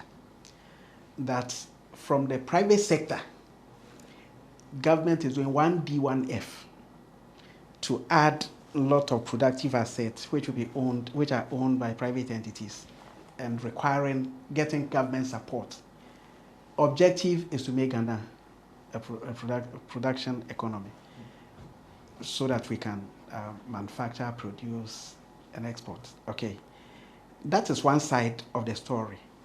But to make it complete, the state-owned enterprises in the system should also function and add. Then in that case, job creation will be massive. Because when the state-owned enterprises and other specified entities are operating profitably, efficiently, and they are expanding or growing, jobs come along. Just like when factories are being established by the private sector under the 1D, 1F program, then we have many enterprises that are growing the economy. So it's a complete picture from that perspective, which the president envisions, and he's rolling out. So critical condition, yes, some are in critical dire need for support. When you talk about 1D, 1F, all of them together. When you talk about 1D, 1F, one that comes to mind, everybody sees everywhere, Ekunfi juice. And Ekunfi juice and the factory, we are not seeing the sugar. Is it in critical condition as well? I know it's a public-private partnership. Ekunfi juice, if you say we don't see the sugar, I don't understand. So some journalists... just when Saturday, I drank one of their products. So the product is on the shelf. Yeah. But the sugar that we're expecting to get... No, Ekunfi juice, I don't know whether it's a private enterprise. Yes. Forgive my ignorance. I don't know what the private entrepreneur seeks to do, whether to produce the juice. But if you are talking about Commander Sugar Factory, which is different from the Ekunfi juice. Exactly. Thank you for bringing my mind to that. So Commander Sugar Factory, that's what I wanted to talk about. Okay. Yes. As for Commander Sugar Factory, it's part of the mess. You are talking about PPA, Power Purchase Agreement. But Commander Sugar Factory is in the same category. Yeah. That time when a certain government was spending our valuable dollars doing things that are not productive, we didn't take responsibility. But all of us as citizens should take responsibility. Now, my business understanding says that a factory that is based on any factory that is going to manufacturing should define its raw material base and make the raw material available or near available before you put the factory down, before you set up the factory. That's the iron and blocks and concrete structure with electricity that is going to whether mill or... You should know the raw material. This is the only country where a government can set up a factory, put this there, and the raw material is yet to be grown. I know a certain musician, he does this, and we all understand. When he does this, we understand. That you put a factory there, and then now you are going to grow sugar. So it was a mess, you call it? Just like the PPAs, we are trying to correct. Yeah.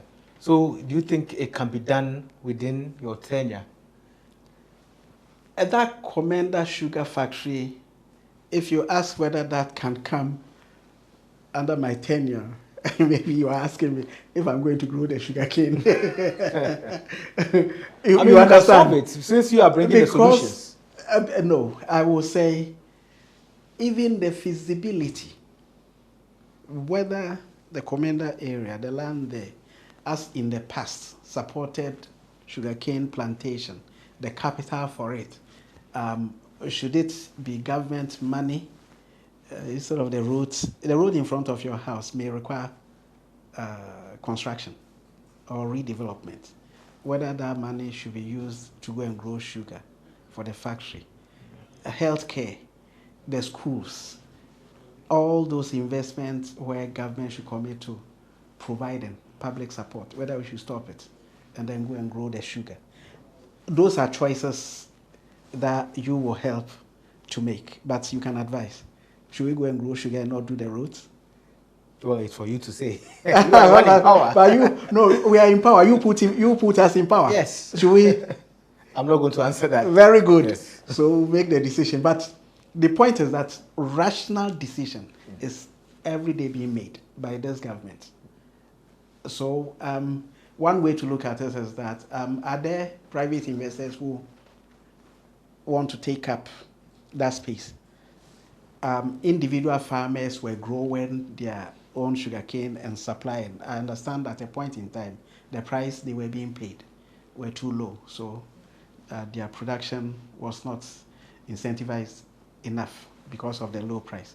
But whatever the problem is, I believe one day we'll focus on that and deal with it here. So in your books, which enterprises are doing so well right now that you think deserve some applause? Oh, okay. Interesting. If I should name some enterprises, I will readily, those I have visited when I took over, when I listened to their success stories, it's so encouraging. I visited NAFCO, National Food Buffer Stock Company Limited, and surprisingly, a loss-making company until 2017 when this government came in power. From 2017, they embarked on a turnaround, and it's a success story that today they're able to report profits. Very, very wonderful when I listen to. You have an idea of the profit or not? The profit level, however modest, $4 million Ghana cedis profit was, I think, very decent for a company that is to operate to make break even, so to speak, because the whole thing is to off-take the produce at the farm gate and make sure it is delivered to the market and to the end user at competitive prices, so that profit motive, like the private sector commodities trader, is not what drives them. But to be able to even break even would have been a successful story, but to make profit is even a very more exciting story. And Bust too, very interesting. I know, you know, that I know, that you know, that Bust, when you mention Bust, it is a mess of a company. Today, you listen to the financial story of Bust. They have turned around, loss-making entity, and they are looking upwards to even expand their facilities. It's no longer the loss-making entity again. Ghana Gas have visited also, and they've also done very wonderfully well by way of the fact that today the whole facility is 100% Ghanaian managed, no Chinese support. That's Ghana Gas? Ghana Gas, 100%. And looking forward to even developing a second gas processing plant. You understand, and they have become a pillar of Ghana's gas industry and the anchor to development of the gas industry of the country. So these entities, Ghana Water, I visited them. They have a lot of challenges because a lot of their facilities, some of the pipelines are as old as 50 years. Can you believe it? They need investment. So we compiling, in fact, what we're doing is that there's a whole comprehensive study ongoing, and we are tabling each challenge and then suggest the solution, and then we take up the implementation in a whole program. I know some of these solutions have to do with money, and loans have become something that a lot of Ghanaians keep questioning. Why do we keep going for loans and we are still spending in other ventures when we know we need the money? Do you think these companies could fetch us some money that we could look inward eventually? Interestingly, when you talk about loans, unfortunately, some of us that are coming from investment and finance background, I see loans as very interesting phenomena. My understanding of loans is that is financing for if you have more than what you need. If you have more than what you need, then you are investor. But if you need more than what you have, then you go in as a borrower. Because in this system, in the world market of finance, there are two players: those who have more than what they need and those who need more than what they have. Ghana, if you think we have more than what we need, then cancel loan. Do you understand? If that is what you think. But we don't. So one solution to help our situation is loan. If I have sat and condemned loan for a certain purpose. For example, you take loan and you say, I have borrowed for a confirm, and then we can't find a confirm. You have brought debt on us, and there's no a confirm to pay the debt. That is to grow and pay the debt. Loan in itself is not a bad thing. It is what you take the loan for that makes it problematic or not. Because if I have an opportunity to take a loan, listen to this one. If I have an opportunity you give me opportunity today to take a loan and buy a house, $100,000, and 1 year later sell the house for $300,000 and pay interest, $30,000. It means from today and 1 year, I have a debt of $130,000. So if I sell the house for $300,000, tell me it is not good to take a loan. Can you convince me? But people are taking loans and generating wealth. Very often when you talk about Dangote, the kind of things you're taking, do you know how much he owes? We talk about it as if he's taking his pocket money to do it. Do you understand? But it is because the money is being used for production, expansion, growth, profitability. You are clapping. But it is loans. So it depends on what we take loans for. Do you understand? It depends on what we take it for. So our conversation in the podcast space and the comments we make should let our eyes follow whether the loans are being used for productively, or they are being accumulated and withered off. But this government, I know every loan that is being taken, it is to save a situation or create an expansion in some venture or some infrastructure of the country. And one other thing is that the cost is not bloated. That is also sometimes what kills the support for a government to take a loan. That if I'm to buy this $1,000 and I come and tell you, and you know it is on the market as $1,000, and I come and tell you I'm buying for $10,000, do you think when I'm taking a loan to buy, you'll be happy? So those are the reasons why it makes loan discussions become like loans in themselves are not good. But I'm telling you, wealth is created on the back of loan more than on the back of equity. That is own money. We'll go on this break, and then when we come back, you tell us if the $28 million car loan is productive or not. That's right. We'll be back. There's a lowdown.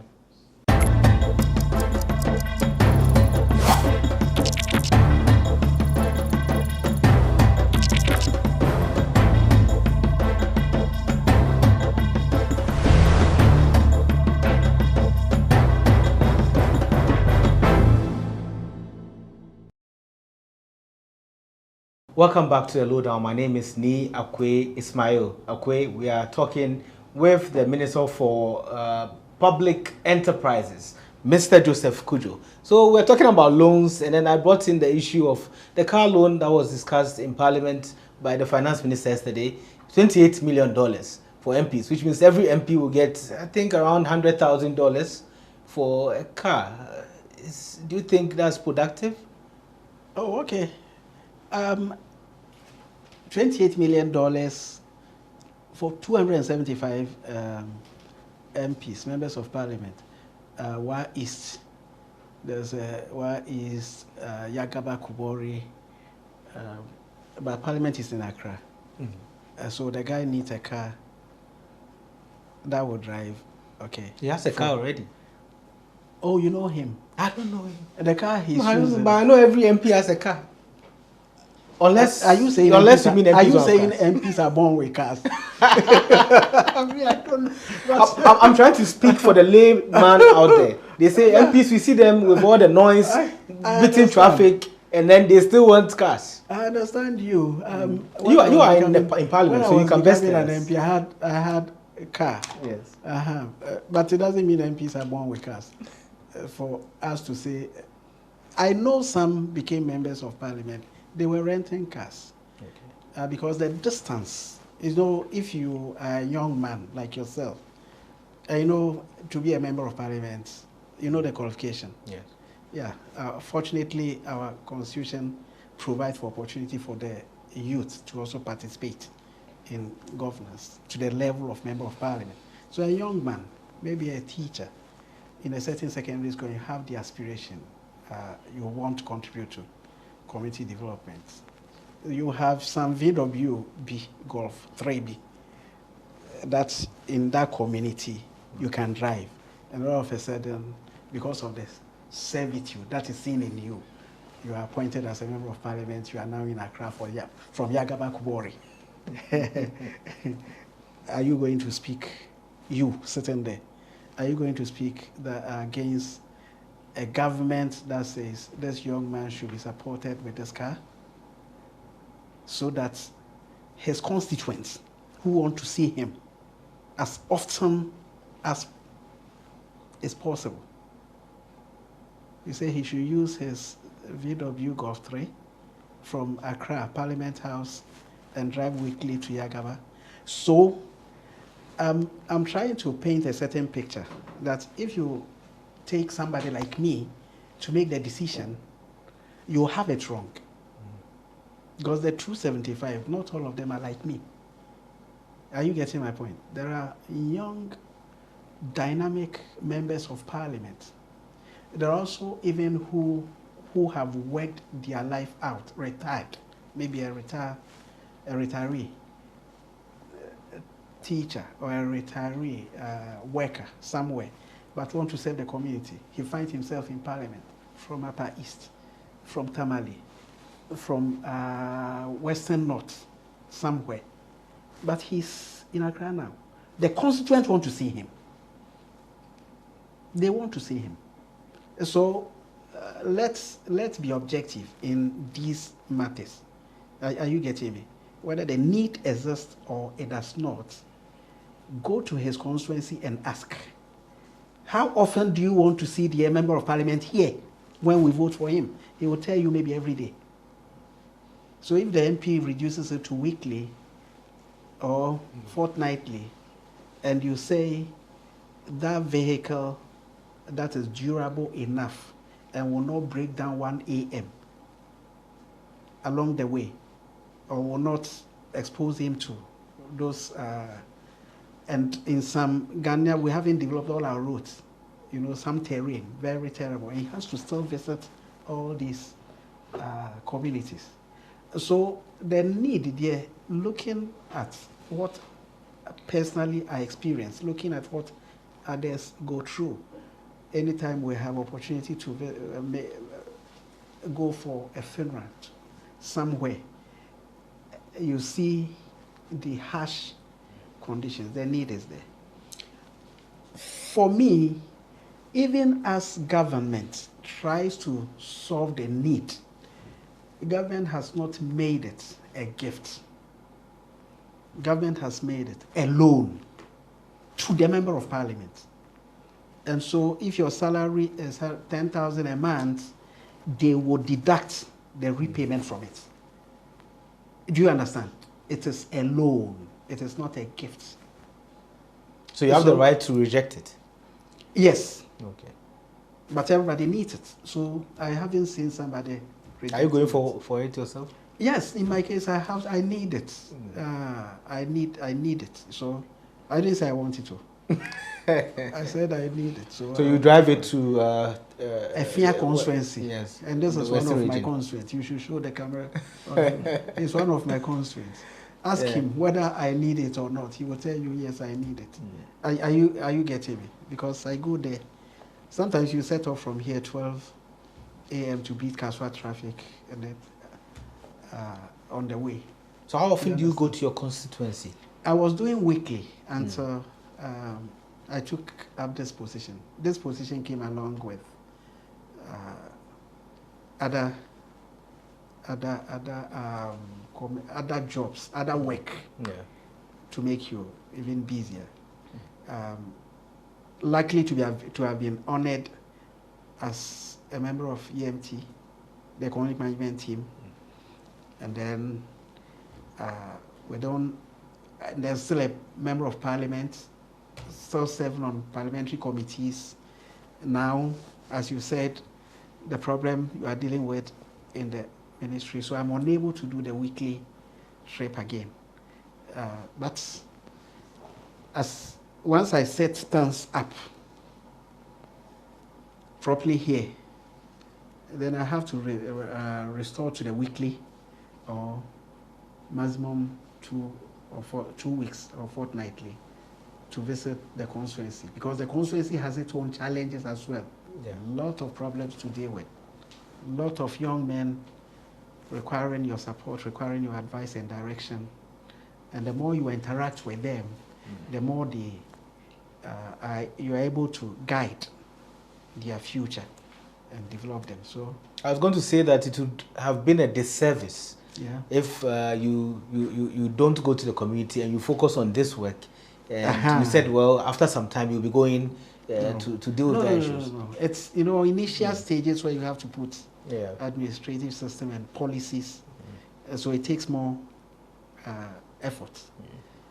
So it is only up to this initial stage, but sooner than later, and I mean very soon, I'll restore myself to the weekly visits. So how do your community, constituents, how do they see you and your work? Are they satisfied? I know they voted you and retained you, but are they satisfied deep down from your perspective? Yeah, very satisfied when it comes to constituency work. But this work, it is even this interview that will highlight it to them. Are you getting me? Because this work, it's new. It's a new ministry. It's not like an existing ministry where somebody has an idea already what you're doing. But for this interview, which is part of highlighting the work and the challenges, and they will see what I'm doing here too.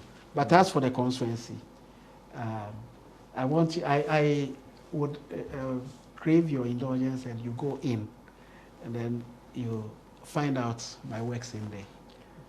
You'll be amazed.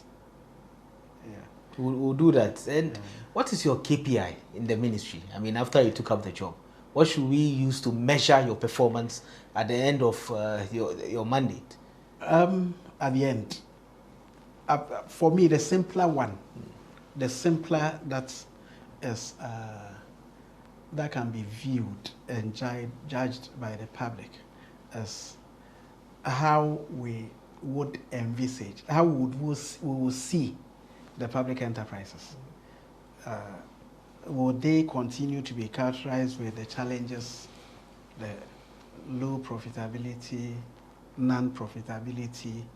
Are you getting me? And whether the situation as we met will continue, or whether at the end of the day, you and everybody else listening would now be aware that the public enterprises, as we know them, are a very important source of potential government funding,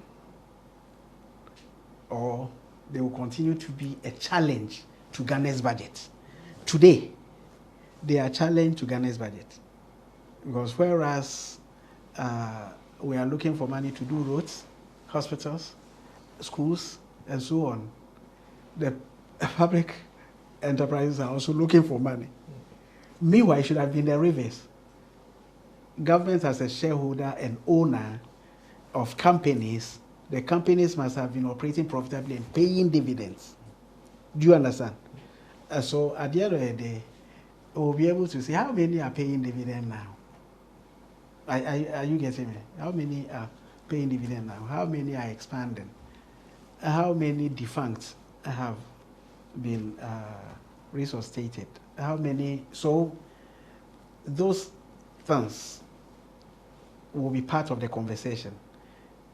So even off paper, that conversation would enable you know the key performance indicators, understand it. Are you getting me? Yeah. But technically, at the technical level, there's board of directors. There are instruments being developed, code of corporate governance and compliance of the board to them. There is company evaluation reports that are done annually. Today, of the many public enterprises, I know some 63 have responded by way of information too. So all those at the technical level will be part of the conversation. That's how many boards were in compliance with code of corporate governance, how many. So we'll see. We'll see. Who will assess you in 2024? At the technical level, we will see. Yeah. You will do. Who will assess you in 2024 and then see how good you've stuck to your words and how good you've performed in the ministry. So we would like to have your final words before we end the program. My final words, you assess me in 2024, you are behaving like you are the president and that you appointed me. Well, we appointed you. Give me assurance that I will be here up to 2024. We elected the president. Okay. So, my final word is that I need your support. Like, if I say I need your support, I mean need your support to bring public attention to public enterprises. Because when we engage in a lot of conversation about them and highlight their performance, those that are doing well will be encouraged to do more. Those that are not doing well will be motivated to set up and do better. The benefit will be to all of us, and they won't be competing for funding from Ghana's budget. Then government will have the financial leverage to attend to the public goods and services we need, the roads and the schools. And are you getting me? So let all engage in this conversation from time to time, and sometimes even zero into the individual entities, so that we'll be able to uplift all of them. Because a lot of the CEOs are doing their best.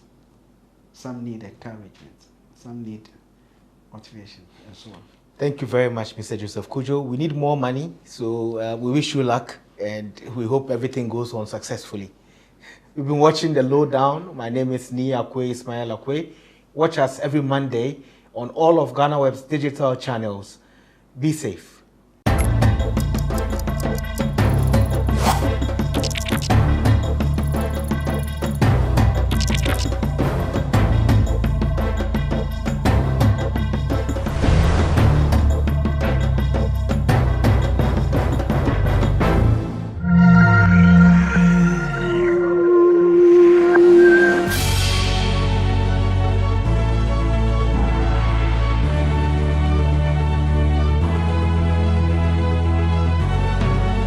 From the dawn of time, people have engaged in several businesses. With the onset of technology and innovation, life has relatively been made easier. By using debit or credit cards, mobile banking. Thank you. And your favorite, mobile money? Tech has indeed married business. On BizTech, we spend time with faces behind known and upcoming businesses in the country. Learn more about the new technologies and innovation, as well as find out about the trending issues in the world of business. Join us as we serve you with a variety of compelling interviews, projects and others right here on GhanaWeb TV.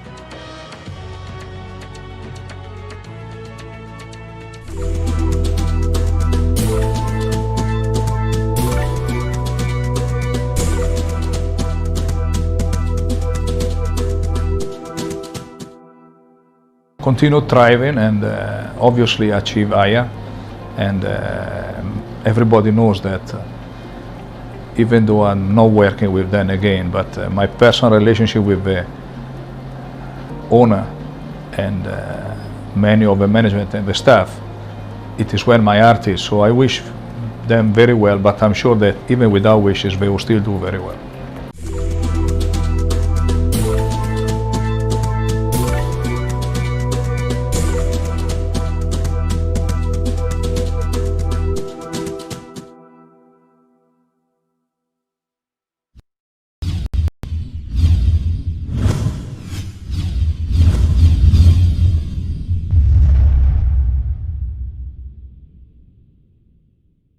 This week, we're in Nima, arguably the biggest slum in Ghana. We have a date with Mo Audu, who is a fine artist and a painter, to understand his story. Well, Mo's story is that at one point in his young life, he was a middleman for transporting hard drugs like cocaine. At another point in his adult life, he quit painting and artwork, for that matter, for close to 6 years. Today, this is his testimony. Arts has saved me. Welcome to this week's edition of The Untold here on GhanaWeb TV with me, Eche Atisu. Let's take you right to the story now.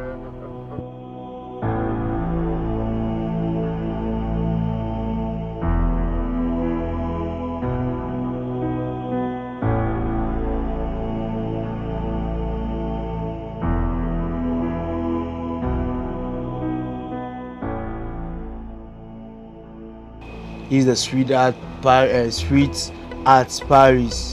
It's a book made up of some of the greatest artists in Europe and around the world. So you can see last time I received this book. So these guys are my mentors. They used to be my mentors. I want to be like them. So I got people like Great Bansky. If you know Bansky, if you follow the art world, Bansky is one of the great artists around the world now. He's like people like Van Gogh, Michelangelo. So he's the Michelangelo of our time now. He's a street artist, and so you can see that these are artists. So I think you see this artwork. I have my work around this artwork. So I painted close to this lady. So there are a lot of artists, you know, these guys from Brazil, I think so. You see, these are artworks from people that I look up to, and unfortunately, or what will I say it, I'm so lucky enough to be part of. So this is Bansky's work. If you know Bansky, this is Bansky's work. This is Bansky. So I get to be. This is my work here. So I got to be in the same magazine with Bansky and these other artists. This is just one of many art books Mo Audu's works have been featured in, and he proudly shows it off. Painting has taken him places and given him the opportunity to showcase Ghana to the rest of the world. But he hasn't always been this proud of his talent. The craft he boasts about today is one he abandoned when he was younger, as he was convinced it wasn't a lucrative business. I stopped doing art for 5 or 6 years. I was trying to aid with people that do this internet stuff. Now I'm just on the street. Yeah, we're just doing taraji. Trust me, I'm confused. When they call you taraji, it's like you follow. Taraji means like you follow people. You just follow people who have money. You do stuff. You go out and chill. And I take people to night clubs, because when I go there, I don't pay. I take people, these Sakao boys there. When I take them, I'll just take them inside for free. Then they'll pay me half of the gate fee. So that's how we hustle. We do a lot of hustle. Like we hustle like how to survive, how to just survive. You know, we go to circle. You know the shower lines. We are there like every night. You know, we have friends there. We just macho up anything that happen. You know, these bad guys will just slap this one. You know, we just slap people like that. You know, it's a Nima thing. You know, you have to be hard before you survive. So if you don't take time, you just ended up. So sometimes when I look at my friends in the ghettos, I feel bad, because I have a lot of people that I have a lot of friends now. They are the ones who are selling the weed and cocaine, and they are the bosses in the ghettos. Growing up in the ghettos of Nima, he was called Prince because his family was considered to be better off than most of their neighbors. Growing up in Nima wasn't like an easy thing, yeah, because when you look at this house, it's made up of different people from different community, sometimes from different countries around Africa, especially the western part of Africa. So you get to see different attitude, the way people treat their children and other stuff. You get to see good and bad people here. So for me, I'm an ordinary Nima guy. My mom used to sell cocoa, and my dad worked at Barclays, I think as a gardener or something. Yeah, so but they were being responsible parents as much as they support me. So sometimes in the ghetto they call me Prince, because that time we're having better life than others. Trust me, we're having better life than others. So my dad just love whatever I want to do in my life. If it's good, he loves it. Growing up in a notorious community, Mohammed is amazed he didn't follow in the corrupted footsteps of most of his friends who are now drug barons, even though he even transported drugs for dealers when he was younger.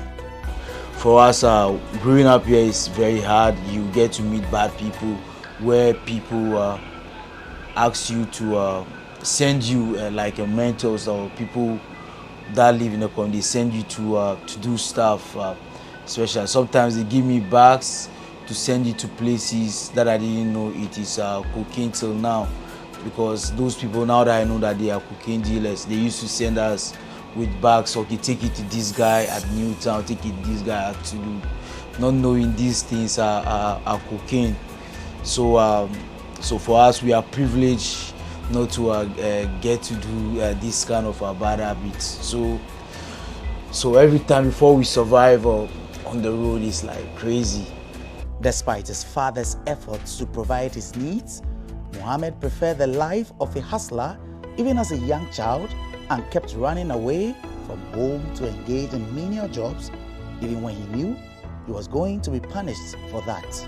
I think every Wednesdays is Nima market.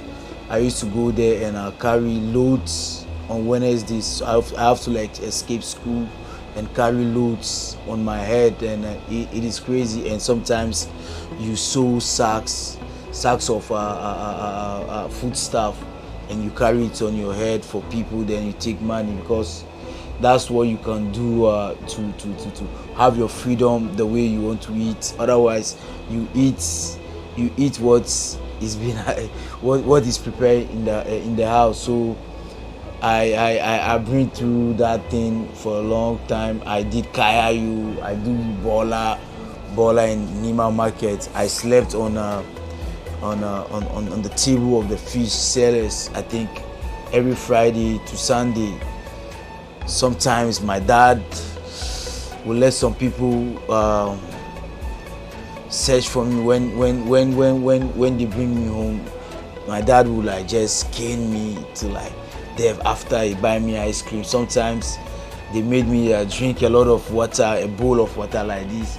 You have to drink it, or when you drop here on the floor, you take it on the floor. So it was like a punishment, but trust me, sometimes fear is good. You need all these fears to make you, to direct you. Otherwise, trust me, we'll be like bad people, you know.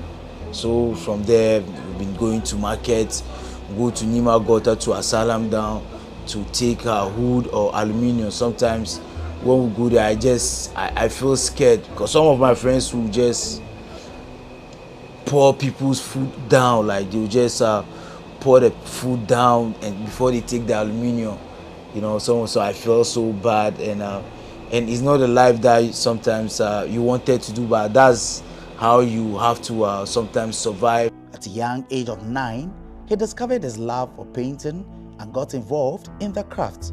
I was living around Junior Nima, so I go to library when I was around 11 years old. Then I met a guy called Mose Hashim. He was painting, and I approached him that I want to learn arts, and he said, okay, no problem. Then from that day, I started going to his studios, and one day my mom thought I lost because I didn't go home at that night. I didn't go. I stayed in the studio for 2 days, and she thought I lost, and she started to like move around Nima where they do art, because that's where she knows that she'll find me. And looking at my journey, I think I love art, and I think I started noticing that I want to be an artist or a creative person when I was very young. Trust me, when I was very young, around at age of 9 or 8, I know that at that time Azuma Nelson was a world champion. My dad has a radio. When they are listening to commentary, when they're listening to commentary, I have this blackboard and a chalk that I used to do this drawing of a boxer. I'm trying to depict Azuma Nelson. So from there, I know that I have this talent of being an artist. Mohammed loved art not now. Mohammed was around 8, 9, came to me, and Mohammed, I like him myself because Mohammed even started using paint before sketching. He knows how to use paint much. And Mohammed has been with me for almost, let me say, 10 years. And what Mohammed now has become, in fact, it's not easy. Mohammed now is a big guy, and I know him doing a lot, especially when it comes to painting. Mohammed can do more than me. So I wish him very good luck. I wish him to be more than this. Many people who knew him were confident Mohammed will pursue his dream of becoming an artist when he grows up, and that he did. When he completed JSS, his father asked him to get enrolled at the Ghanata Senior High School, but he refused to because he believed he had enough knowledge and didn't deserve to start from Form 1. I have some friends called Ahmed Tijani and Aziz Golkus. So they are my best friend, and we moved together. We do everything together. So they attend Ghanata College of Art and Design, and I think that time I was in primary 4. So whenever they come from school around 2 p.m., I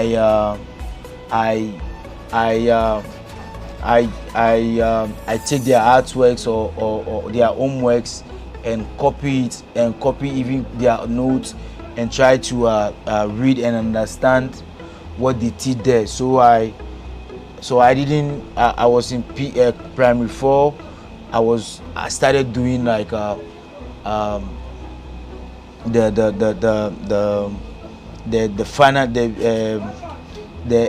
SHS final year exams, like the project work.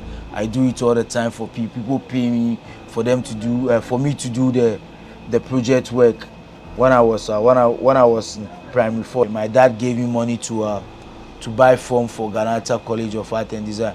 When I bought the form, I went there, and because most of my friends are there, my best friends, we do exhibition. I was in junior high. We do a lot of exhibition, group exhibition in embassies, like European embassies. So I told them, no, I can't start like first year at Ghanata. I need to start like second year or third year, because whatever they are doing at first year, I already know that, because I go through their notes, and their practical works through my friends TJ and Aziz. So I said, okay, I won't go there. And one of the teachers, Mr. Fred Daku, and I'm a teacher, he told me, okay, why can't I enroll to another school? So I went to how do you call this school? Amir's Academy. That place I did only 6 months. Third year, 6 months. So whilst I was in the school, I started teaching 3 months of the 6 months. So they started paying me whilst I'm in the school. But I started after that. That's around 2003. So I think I did an A-level exams at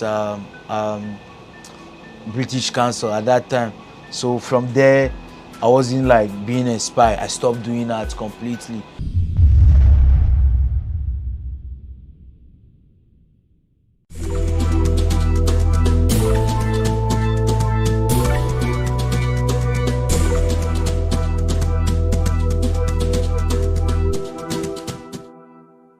I would want to congratulate management and staff for how far they've come. GhanaWeb is the biggest portal in Ghana and even in outside Ghana as well. For the people outside Ghana, this is their go-to portal. And anybody outside Ghana will tell you that GhanaWeb is where they get their source of news from. I've had friends who are residing outside Ghana, and anytime there's news about me, and this time it's about me, they hit me up and say, oh, I read this story about you on GhanaWeb, I read this story about you. So it tells me that it is the #1 portal for everybody else, for both of us in Ghana and outside. So I would want to congratulate the management and staff for the work that you've done over the years. And I wish you guys well. I pray for strength, for success, for favor, and for special grace, that you guys will live on to be 50, 70, and 100 years. Congratulations to you guys.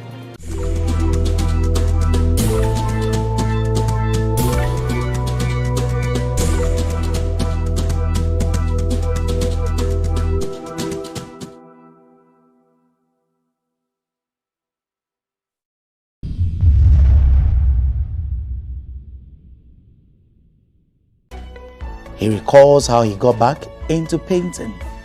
One day I was sitting down, I was very depressed. At that time. I was sitting down outside because I wasn't doing what I love, but because what I love is not that inspired. So I was sitting down, and this guy called Shamu, he used to be an art teacher at a school called Uncle Arts College. So he saw me sitting down, and he asked me, okay, Mo, what are you doing here? Then I told him, I was just sitting down. He said, okay, your friends are painting, why can't you go and join them? Then I told him, okay, no problem, I'll go there. So that day I went there. When I went there, I think 2012 or 2011, when I went there, the guys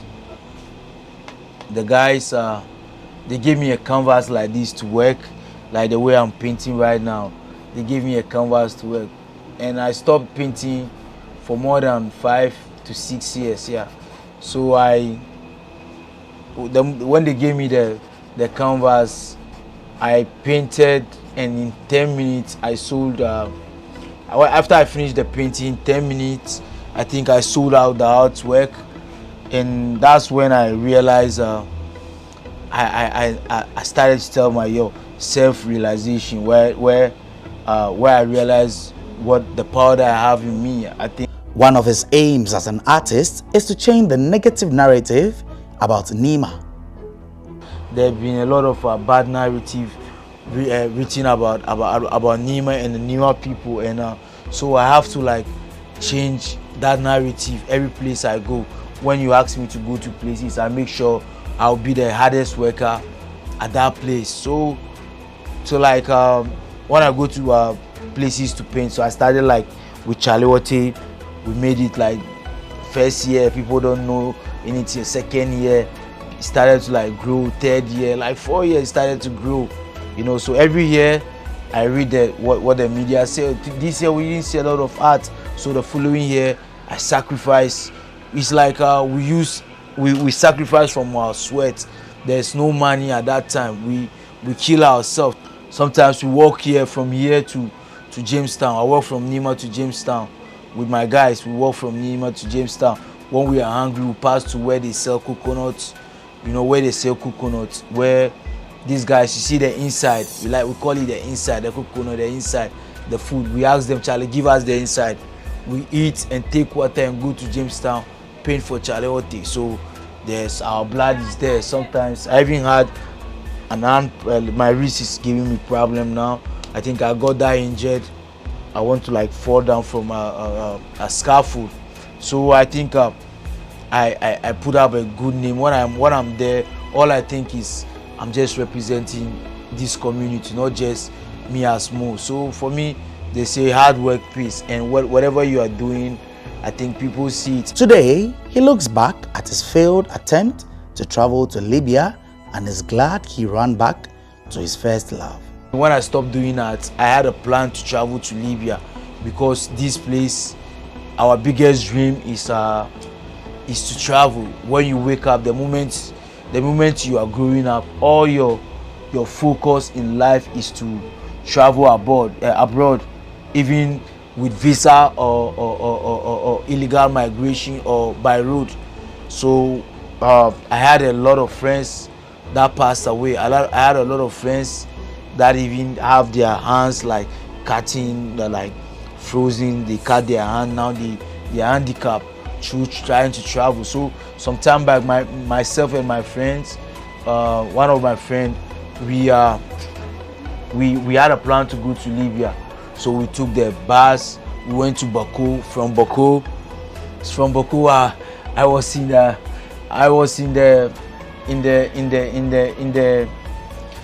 back of these cars that bring like onions to Accra. We are going to Niger. Trust me, we are staying at the back of the car. You know what happened?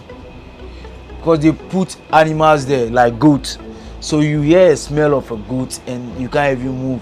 So I told myself, no, I can't do this. And I think the following year, one of my other friends, he went there and he passed out. It's called summer.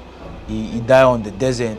So I tried to go to Libya. It didn't happen for me. I came back, and my art, my passion saved me. And I don't see myself as a painter. I see myself as somebody who represents everybody around, everybody in the community, not just the Nima community, but I think the world in general, like a slum or places like Nima, where people don't have a lot of opportunities. Yeah. So I always represent those people when I'm doing work. That's why people say more is more energy or more fire, because when I go to places, I want to get things done, because people always say that negativity is too much from where I come from. He has traveled to several parts of the world to participate in various arts festivals, which he doesn't get tired talking about. I got to travel to Brazil, 80 artists. I'm the only black African there. I got to do a mural about Afro-Brazilians, which I created a conversation about the Brazilian connection to Ghana or Africa. So it was so huge. I even got some commissions whilst I'm there. I went and painted at one of the biggest street arts community in Sao Paulo. They call that place Alma da Rua. it's a community where you see arts, like everybody travels there, superstars from Hollywood, they go there. So I go to painting, the gallery is still there. So I came back, I had a call to go to Paris. I went there with my friend called C2. He's a Togolese, but he's based in France. So when I met C2, it was crazy. Like, yeah, people don't even know me. Oh, when I'm painting this, it reminds me, because I think I painted a picture like this in Paris with this same reference. So I did my painting with the same reference in Paris. So when I did this place, I did a tribute for Notre Dame Church when it burnt. So I did a tribute here. So it was a big mural, and I think people still love the murals. People take pictures, share it on social media. I got an invitation to go to the States. That was my biggest dream, to go there and live and hustle.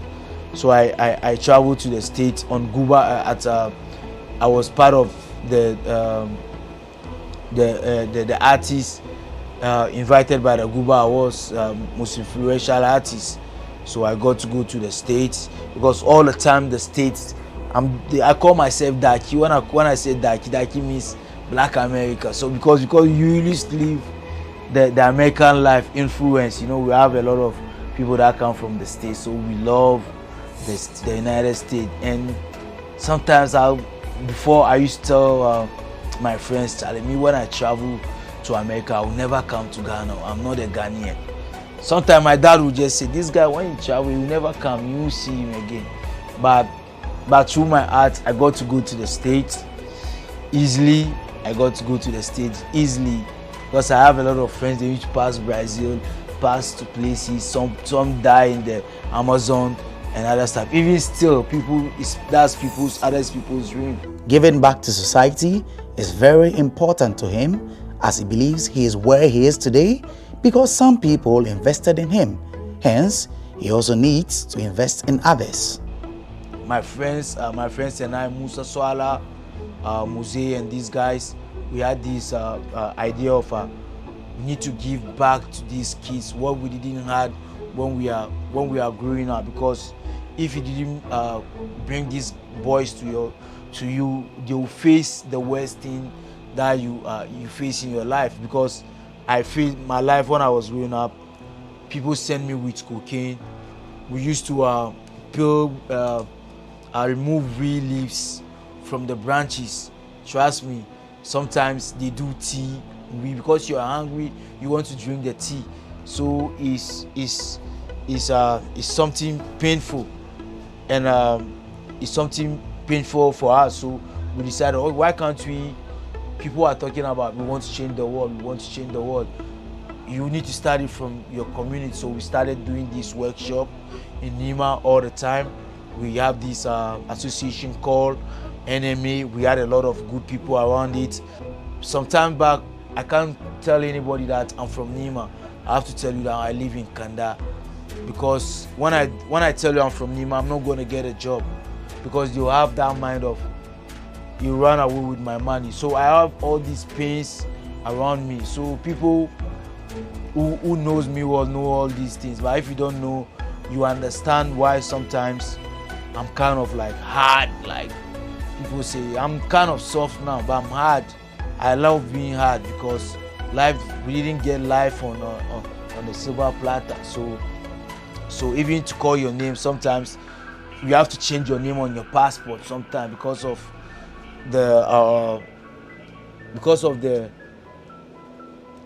name, the name called Nima. First of all, you are from Nima, you are a Muslim. You know that perception, like that's the reality. I'm telling you, that's the perception. So we don't want these kids growing up to be in that situation.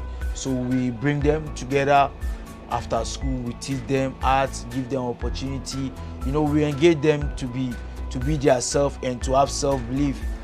I have known Mo for say 6 years now, and I think that he comes across as a passionate person.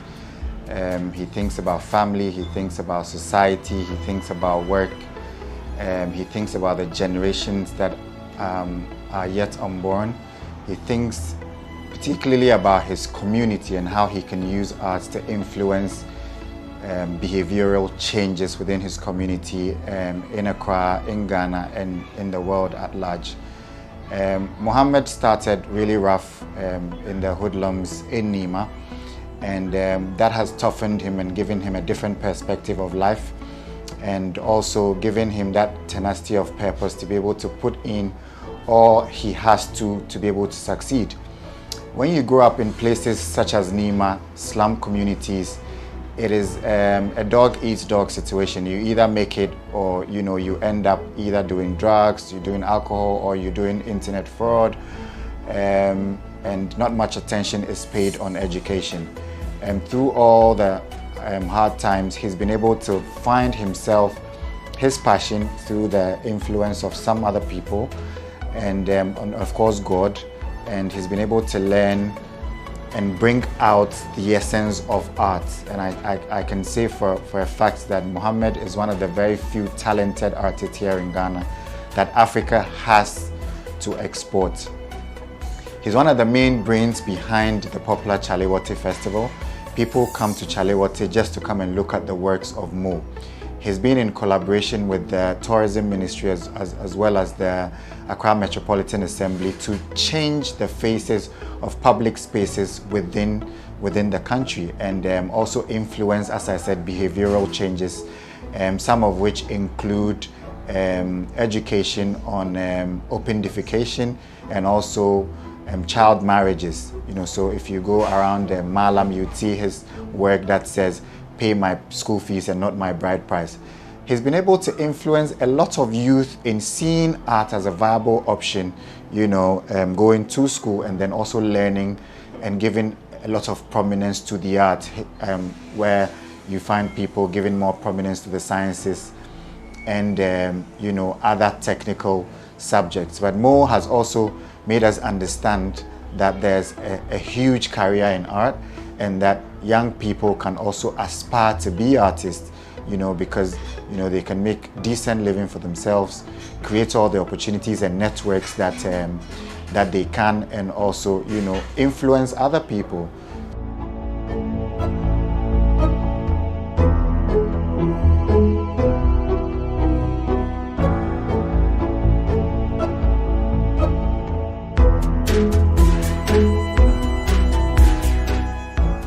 Without a doubt, stories like that of Mo Audu bring us inspiration, and that's what we aim to do here on The Untold, right here on GhanaWeb TV. Thank you once again for joining us, and we hope that you join us for other exciting editions in the future. Remember to follow us on all social media sites at The GhanaWeb, and also visit us at www.ghanaweb.com for news and all information. Until the next time, my name is Eche Atisu. Remember to be kind to one another.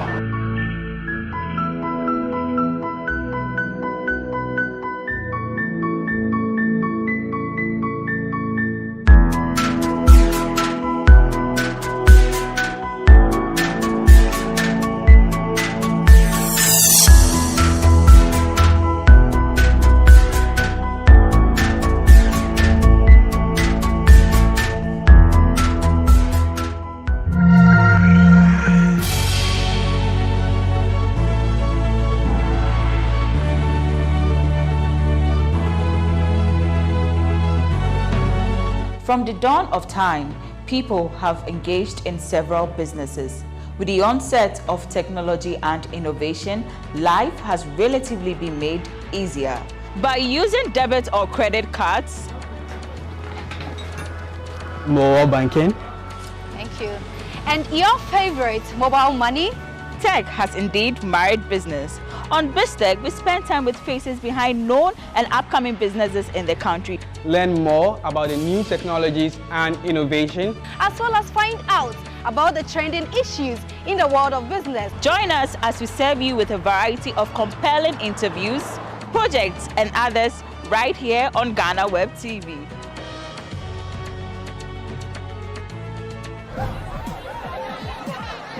powers and principalities. There's so much fire inside me. Tragedy struck when part of the largest hillside at the kosher rubbish dump collapsed. It's going to be fun to see how he goes about approaching this game.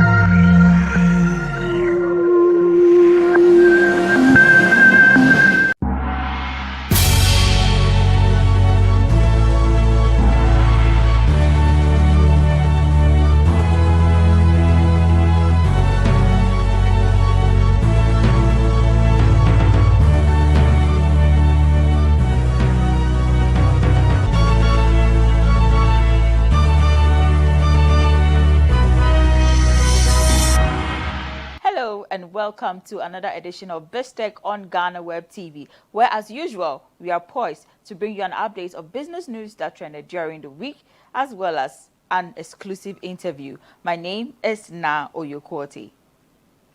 The government of Ghana has reiterated its keen interest in growing the automobile industry in the country. Now, as part of plans to achieve this goal, President Nana Addo Dankwa Akufo-Addo commissioned the Toyota Tsusho Group, a manufacturing plant company, purpose to build or assemble vehicles locally. On BizTech today, my colleague Amos Ekokofi engaged the management and staff of the manufacturing plant company to find out what goes into the production and assembling of these vehicles.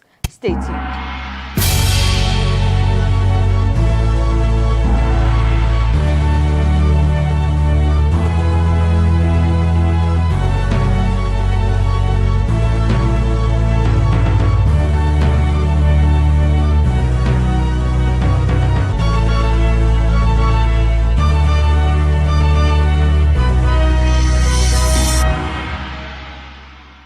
In 2019, the President of the Republic of Ghana, Nana Akufo-Addo, made a statement that before he leaves power, he's going to ensure that the Ghana industrialization transformation agenda is realized. For this reason, Volkswagen was commissioned, and today we are also seeing Toyota Tsusho being commissioned here in Tema. On BizTech today, we are speaking to some workers at the Toyota Tsusho here in Tema to find out what goes into the production of the vehicle here.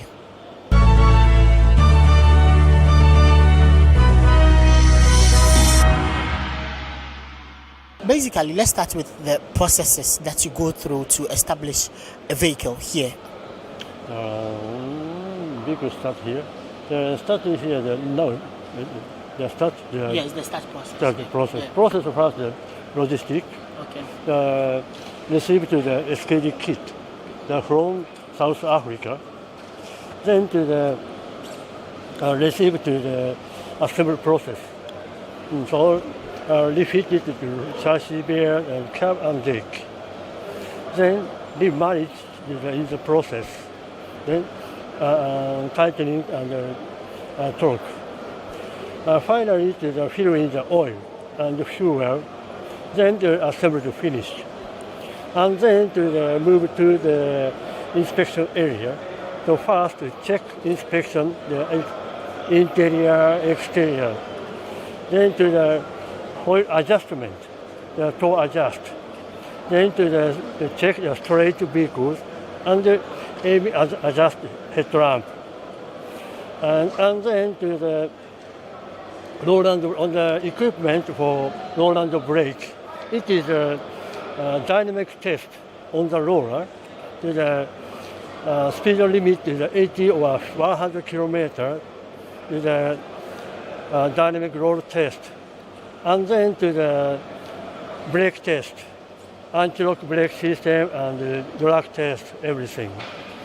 Then to the underbody check, oil leakage and tightening condition, everything checking. Then to the water leak, to the some water is dropped to the car, then to check the inside. Then everything is all okay. Then send the final buy off. Final buy off, check the record sheet. Then to the everything is okay. Then send to the Ghana dealers. Then to customers first. Is okay? So you spoke about the brake alignment and all that, and also checking whether there's a leakage into the vehicle and all that. What goes into informing the decision for you to test all these things? Because obviously, we want to establish a certain point. So what goes into you making that decision? Now we have the EWS. EWS is a job instruction sheet. We need to train with all operators. Thank you very much, sir. I would speak to your other colleagues too, and then we'll take it up from there. Right. Thank you very much.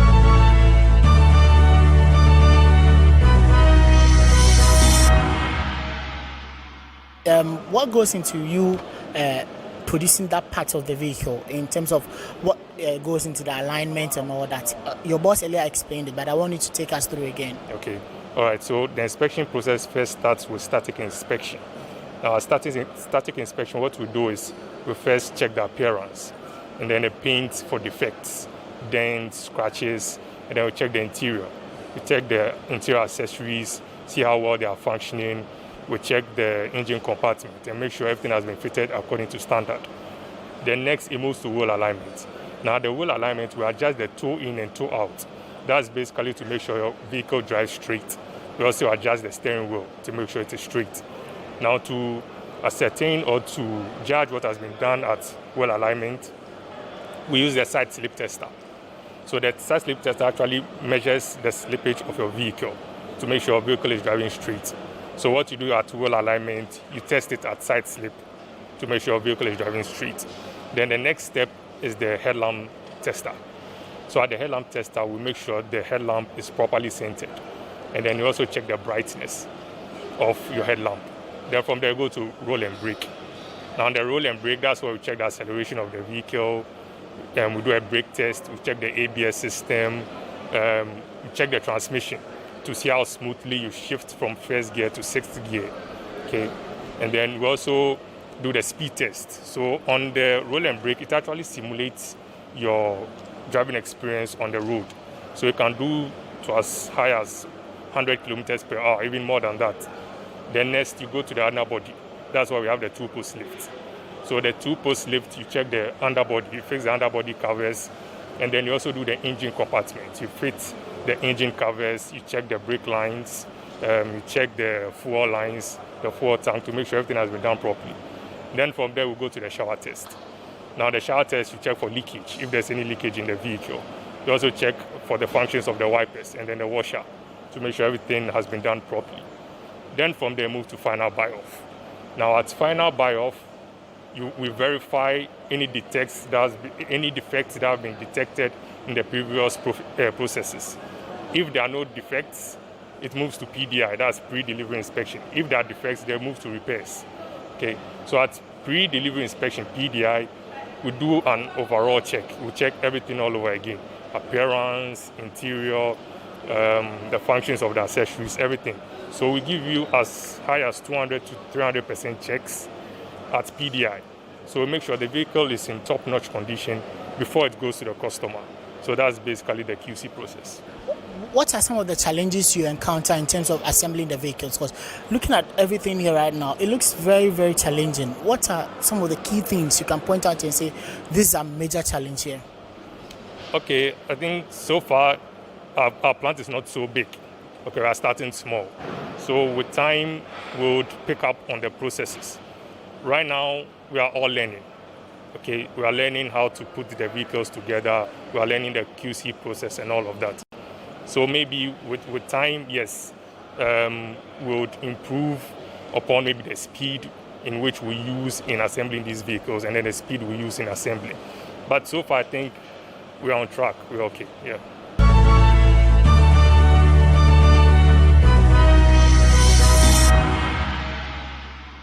You are the one in charge of the assembling here. What goes into assembling a vehicle here? Okay, so when we come to TTMG, at the assembly section, we have 6 lines that it must go through. So we have from T1 up to T6. Okay, so T1, T2, T3, I'm going to explain what happens there. With T1, we have our skid coming from the logistics department, there where we have the cabin, the deck, everything on the chassis with the various components. And then we do the unpacking with the help of the logistics team. They put various parts on different dollies and trolleys, and we separate the cabin from the deck. And the cabin goes to T2, and the deck goes to T1. That's what happens. Then when we are done, then we move the chassis onto T4. When it goes to T4, that's where with the support of the crane, when it goes there, then we now mesh, because the cabin and the deck will come not fully bolted, it's just packaged. But when it comes, after we are doing the separation, removing certain components, then we move everything to T4. That is where we do proper marriage of it. That's where we put the cabin on the chassis, we put the deck on the chassis, and we do our tightening. Then from there, we move it to T5. When it goes to T5, that's where we do the interior works. That's where we lay our carpets, we put our seats, we fix our console, we do other interior works at that section, all right? Then from there, we lift it up with the help of the 2-post lift. Then we do underbody works as well, where we connect our PKBs, that's the parking brake, we connect our engine undercovers and everything. Okay, so when we are done from there, then it goes the final state, that is T6. That is where we do basically our filling. And you know, some of these vehicles, they come with the manuals and other stuff, like the jacks and stuff. Okay, that's also responsible. The T6 people are also responsible for that. They'll make sure that we have the manuals, everything going to the glove box, and the jacks also going to the necessary location. And that's basically, that's where they do the filling. We have the filling of the fuel, we have the LSC, we have the power steering, and we have the aircon. That is where we do all the filling. And when we are done, then we move it to the quality control and inspection department as well.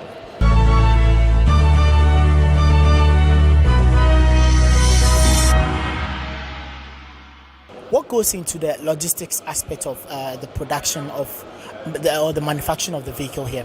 All right, thank you very much. I am Jonathan, and I am in charge of production control and logistics. So to start with, production control basically entails planning, monitoring, and controlling production sequence.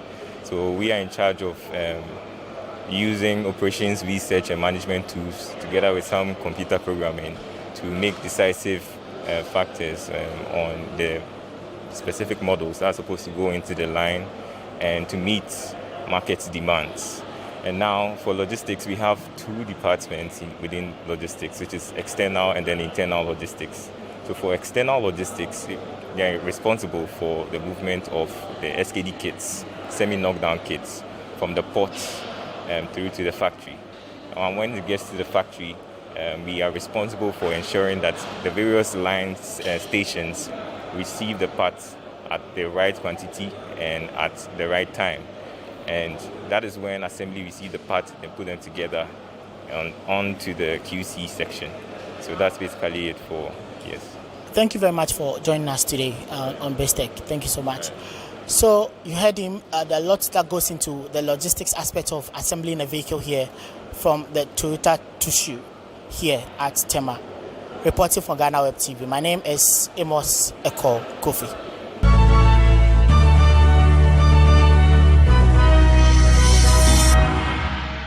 Thank you, Amos Kofi, for the quick update on vehicle assembling in Ghana.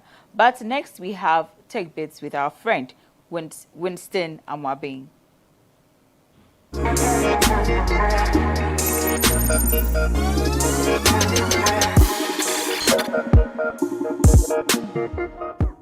Hello, my name is Winston Amwabeng, and today I'll be introducing you to an internet tool called Khan Academy. Khan Academy is an American organization that deals in education. They have a lot of short videos and clips, and they help you with whatever thing you want to learn. So they have a huge library that is made up of several clips and short practice questions that you can take. They have experts that handle all these questions, and so they are certified and they are proven to give you the best education that you can possibly get from your home or your office. Teachers can also use Khan Academy to help identify gaps in their students' education and also to help structure their education in a way to meet the students' needs. Let's go to the computer and I'll show you how it works. Okay, so here on the PC we have google.com, and in the search box we type Khan Academy. We hit enter, and then we click the first link that pops up. So here we have it's khanacademy.org, and over here we can see we have courses here, we have a search here, then we have you can donate or you can log in and register over here. So if you want to search directly for the topic that you want, you can easily come to the search box over here, you hit it, and you type the course or the skill that you want to search for. Also, if you want to see a list of available courses, you can easily come here to courses. You click it, and then you can see we have math, that's pre-kindergarten to 8th grade. You can see we have high school and college. You can see we have science here, arts and humanities, reading and language arts, and many other courses. There's also computing if you're interested in computer programming or other courses. So for now, let's go to the high school or college math, and then let's go to pre-calculus. So under pre-calculus, you can see that we have the course summary on the left. Then you can see we have complex numbers and some other subtopics under the complex numbers. So let's just go to polynomials over here for now. And under polynomials, you can see that we have the mastery points over here, which indicates your level of mastery of the particular course that you've chosen. And we also have different subtopics under polynomials. So let's click adding and subtracting polynomials, 2 variables. So when it loads, you can see the mastery points on the left. You have your skills summary over here, which indicates your level of proficiency as you are doing the course. Also, we have the different videos that you can use to learn. So let me just click the first video, which says adding polynomials, 2 variables. And then a video plays. It normally has a YouTube link, but this video plays and then it introduces you to the course. That's a subtopic of adding 2 polynomials. So then you can keep on going to the next videos and you can study this video.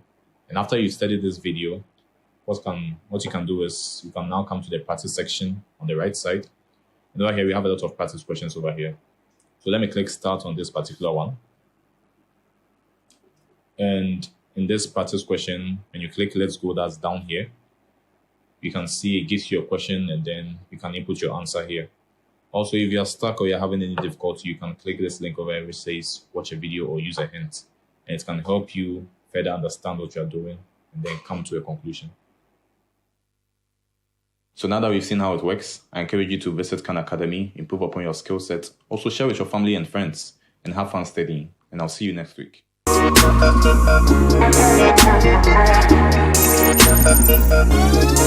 Up next is Biz Headlines.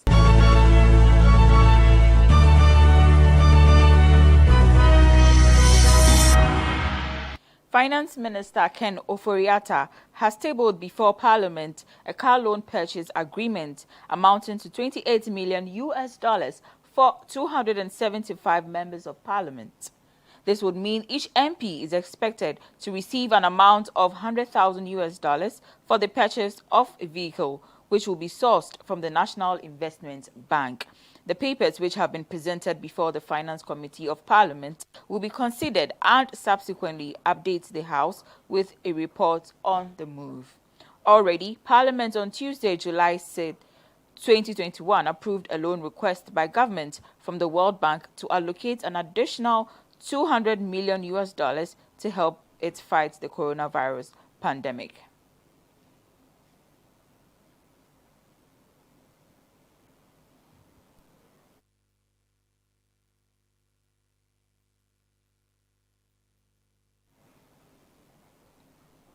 On the oil and gas sector, oil and gas deposits have been discovered on the Iban Exploration Prospect Block 4 of Ghana's Cape 3 Points.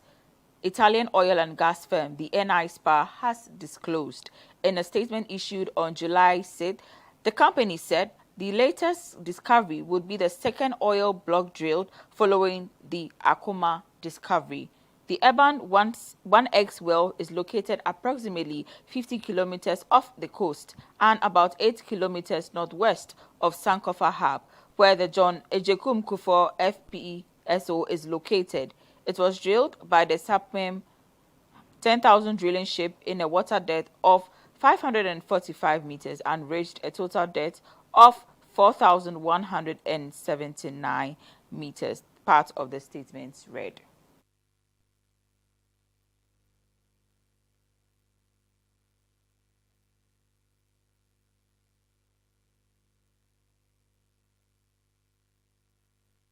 Now, on the current pandemic, which is the coronavirus, Parliament has approved a loan request by government from the World Bank to allocate an additional $200 million to help it fight the coronavirus pandemic. According to details of a report by the Finance Committee of the House, government will, out of the total allocation, spend $137.15 million to procure COVID-19 vaccines intended to inoculate 7.6 million of the Ghanaian population. The committee was informed that each dose of the vaccine is estimated to cost $10.55. Portions of the committee's report read.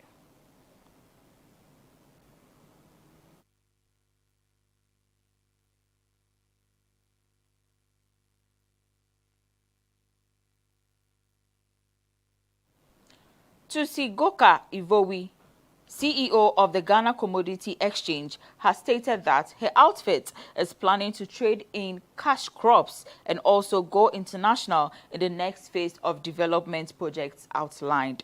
According to her, the exchange presently trades in grains only within Ghana and has 10 warehouses across the country, which are being used to run the aggregation and storage of food products. Speaking at a press briefing in Accra on Sunday, organized by the Ministry of Information, Mrs. Ivowi said there's a need to establish more infrastructure which can help in trading commodities such as vegetables.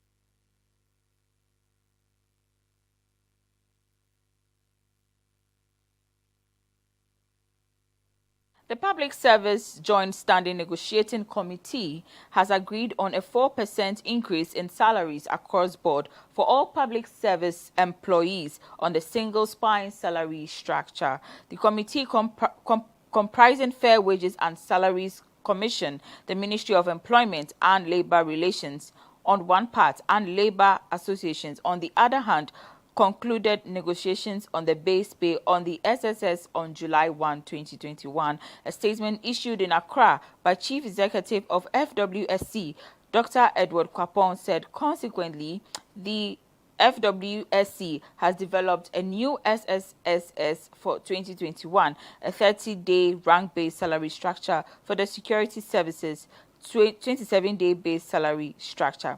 It said the effective date for implementation is January 1, 2022.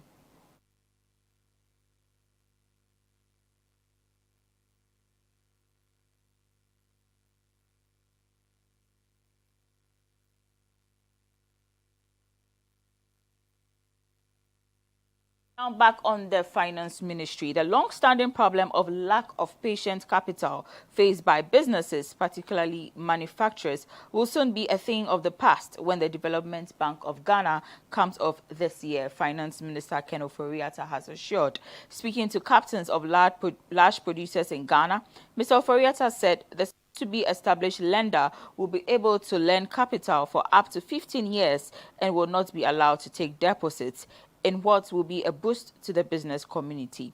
He said, "We are going to get a much more exciting environment going forward in which we will seek to address the current challenges faced by businesses."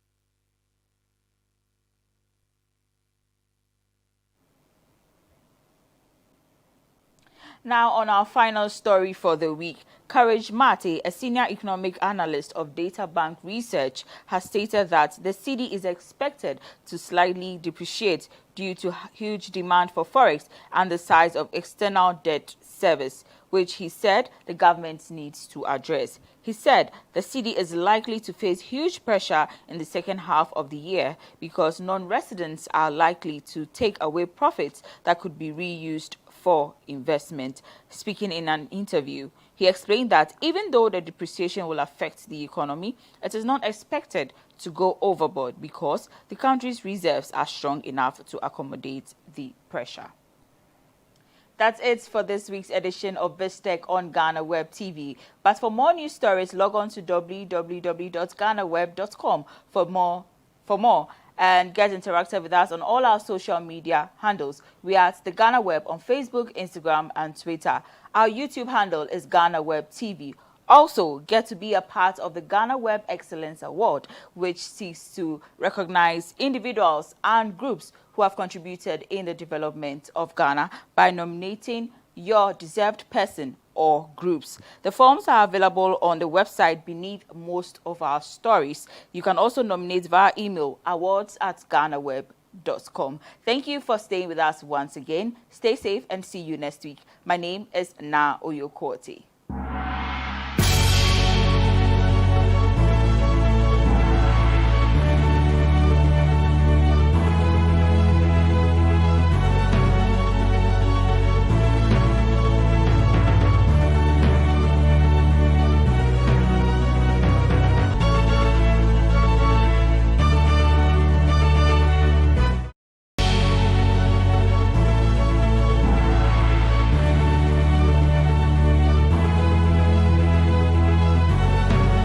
From the dawn of time, people have engaged in several businesses. With the onset of technology and innovation, life has relatively been made easier. By using debit or credit cards, mobile banking. Thank you. And your favorite mobile money? Tech has indeed married business. On BizTech, we spend time with faces behind known and upcoming businesses in the country. Learn more about the new technologies and innovation, as well as find out about the trending issues in the world of business. Join us as we serve you with a variety of compelling interviews, projects, and others right here on GhanaWeb TV.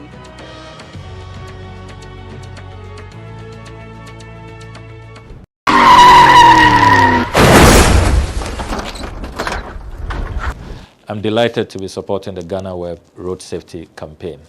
Let's be brutally frank. We are losing too many of our compatriots. The last time I checked the statistics, at the end of April, 1,034 Ghanaians had lost their lives to road crashes. We cannot continue on this trajectory.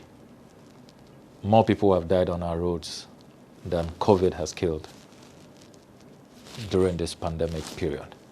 That's really striking.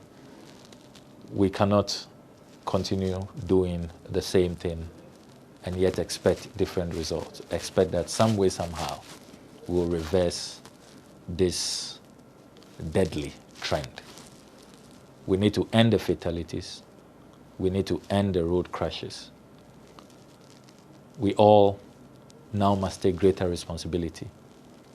Make sure our cars are serviced, our brakes are serviced regularly. We must ensure that as car owners, we do not hand over our cars to drivers or to our children who have not been properly licensed to use our vehicles. And let us just watch the speed and be extra cautious on our roads. Let's obey road traffic regulations and respect the signage on our roads. The carnage, the fatalities cannot continue. We must end the mass murder that is going on in our country due to road traffic accidents. It has to end, beginning from me, beginning from you. So let us do right and let us save lives.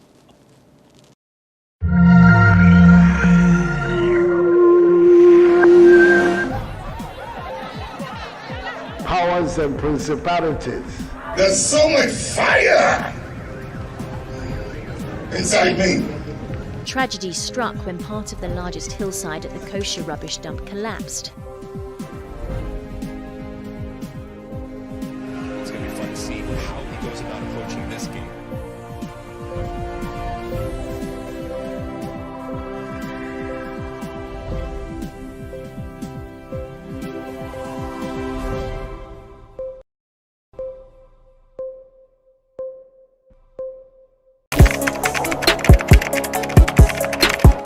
We table issues relating to the arts and entertainment for a riveting discussion, of course, without fear nor favor. The question the presenter asked them was a dumb question. You need to speak the part and move. Varied views. We agree to disagree. So I would disagree with everything you said. I think that he's a smart guy. I think what he did. No, but I also said he's a smart guy. Yeah. I guess that I'm waiting for the what next. Yeah, I don't think that we have to wait for what next. It sometimes gets confrontational, but that's the beauty of the game. Today you are denying funny face. It's not my brother. Today you are denying funny face. I don't know him. You don't know funny face. It's not my brother. You don't know funny face. It's a package.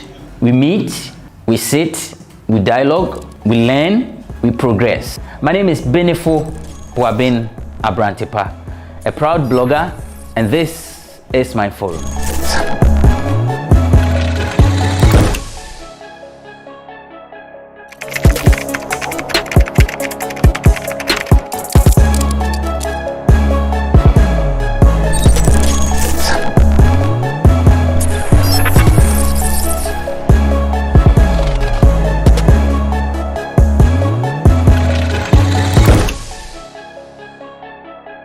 Yes, and American so basically trust in all the assassin catcher. Ordinarily, you will see an Abrantepa in an African print, short sleeve, round neck.